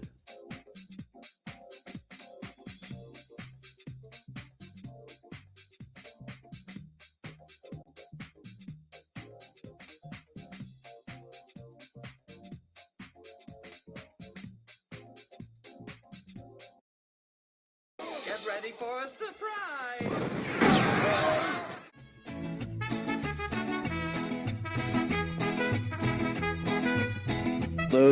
Hello. This video is protected by fair use. It is not for profit, and it is for the purposes of criticism, commentary, and entertainment. Fair use, it's for free. Thanks for watching, everyone. Share this freely. This thing on? And now, without further ado, I have been zinged and I love it. The last angry clown, the man who spews truth from every orifice. Ladies and gentlemen, Rusty. Yeah. Here we go! Flow state, what a fruitcake. Trying to spit fire, but you're stuck in a slow state. Flow state, yeah, that's your new name. Yo, check it out. I'm about to rip into this clown. My ears burn. Flow state, more like a host state. Talking about success, egos inflated. Bring out your chest, think you're the best, but you're just a mess. Fucking two-faced and misplaced, and you're just a disgrace to the human race. You ain't real, just a carbon copy wannabe. Thinking you're quick, but you can barely fucking follow me. Breaking news, you're a joke, dude. Your fans are blind and they're fucking confused. Caught up in the hype, taking pot shots from the sidelines. You're a sellout, no doubt, chasing clout. Your integrity's gone. What the fuck is that all about? You're so full of shit. Your logic is weak, so you resort to bitching and lying. You're a puppet on strings, pretending to be a lion. Lost in your illusion, confusion, and delusion. So keep ducking behind your screen. Everybody knows that you're a has-been, just a stain on the scene. Living in a dream, no originality, a chamber echoing, copying bits. Be my guest, I ain't impressed with the rest. Is another character in the back that I don't have a lot of hope for. If it's snafu, let me know and I'll drop. No, it's the sanity machine. Steven. Welcome back, Steven. Steven, are you here for the love? Hello, I'm here to spread love. I'm all about love. He's here for the love. I'm all about spreading love on everybody. All over you. Did you have to be so graphic? Steven? Oh, Jack, it's good to be back. 2 hours later. How the fuck would you know that? I work every day trying to help people, including in private. Well, see, the difference is you don't care. You fucking lying narcissistic asshole. Every day, I spend lots of time for free. You don't care about anyone but yourself. It's pretty clear. Oh, what? The vile streams you did, dude. You know what? You are such a manipulating, gaslighting clown, Steven. You can go ahead and leave. You're so full of shit. Hey, Tommy, didn't you like how Snaps and Crew got your video struck down? You fucked hard. It wasn't true. Go, strike team, go. Go, strike team, go. Go, strike team, go. Go, strike team, go. Go, strike team, go. Go, strike team, go.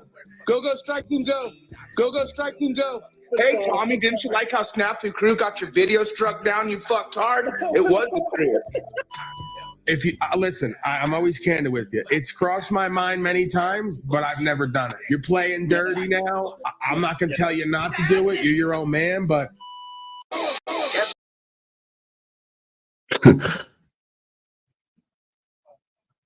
Yeah, boy. Yeah, buddy. Oh man. What's happening though, man? What's happening? You lot learn anything new today? Anybody learn anything new today? That's what I want to know. Did you learn anything new today? Hmm?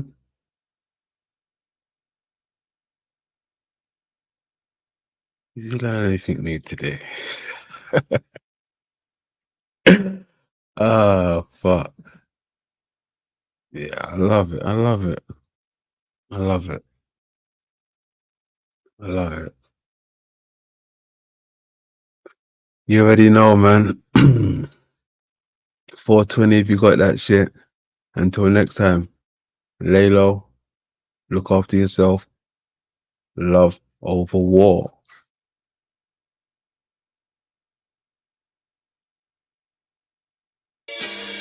Hey, yo, come on home with us, man. Harlem World, USA, man. Take a walk with us on our block, man. See how we live. Dipset, yo. Come on home with me. Early 90s, it wasn't pearly and shiny. I was certainly grimy. Cause I ain't got no fresh clothes or jewelry with the XOs. My house at its best, those. I'm fixing up a 60-pack with a kitty cat. Mice running around the damn sticky trap. Come on home with me, where my mother found my crack platter. Threw it away, so I snapped at her, back slapped her. She picked up a bat like McGuire, for that matter, hit me. I was back at her. Come home where I ducked the DTs. Line around the corner, but I'm getting the free cheese. Come on home with me, where I stand on my post, play on my toast. Dinner it was mayonnaise and toast and pepper. Many nights I done slept with a heifer. Any beef came and left on a stretcher, killer. Come on home with me, where they rapidly flossing, where I beg him to have the abortion. Money, brand, bag, extortion. Caution, ain't no track in the orphan. Relax in the coffin. And the bitch know I'm serious, cause I'm never scared, mom, unless you miss your period. So come home with me, where the girls wanna come home with me. They say, Kim, if you need dome, hit me. Love to see the chrome with me. The car $250,000 on the wheels, I done blown 50. Dice game flown 50, Jones loan 60. Head crack stone swiftly, took it home with me. So come home with me, where a nigga makes Starbucks. I'm about to cop a Starbucks. I was first on my hard luck. Now I'm at the dealer buying cars, trucks. Oh, yo, shucks. Come home with me. To the streets, the slums, the ghetto, that's home to me. Every night my girl crying, come home to me.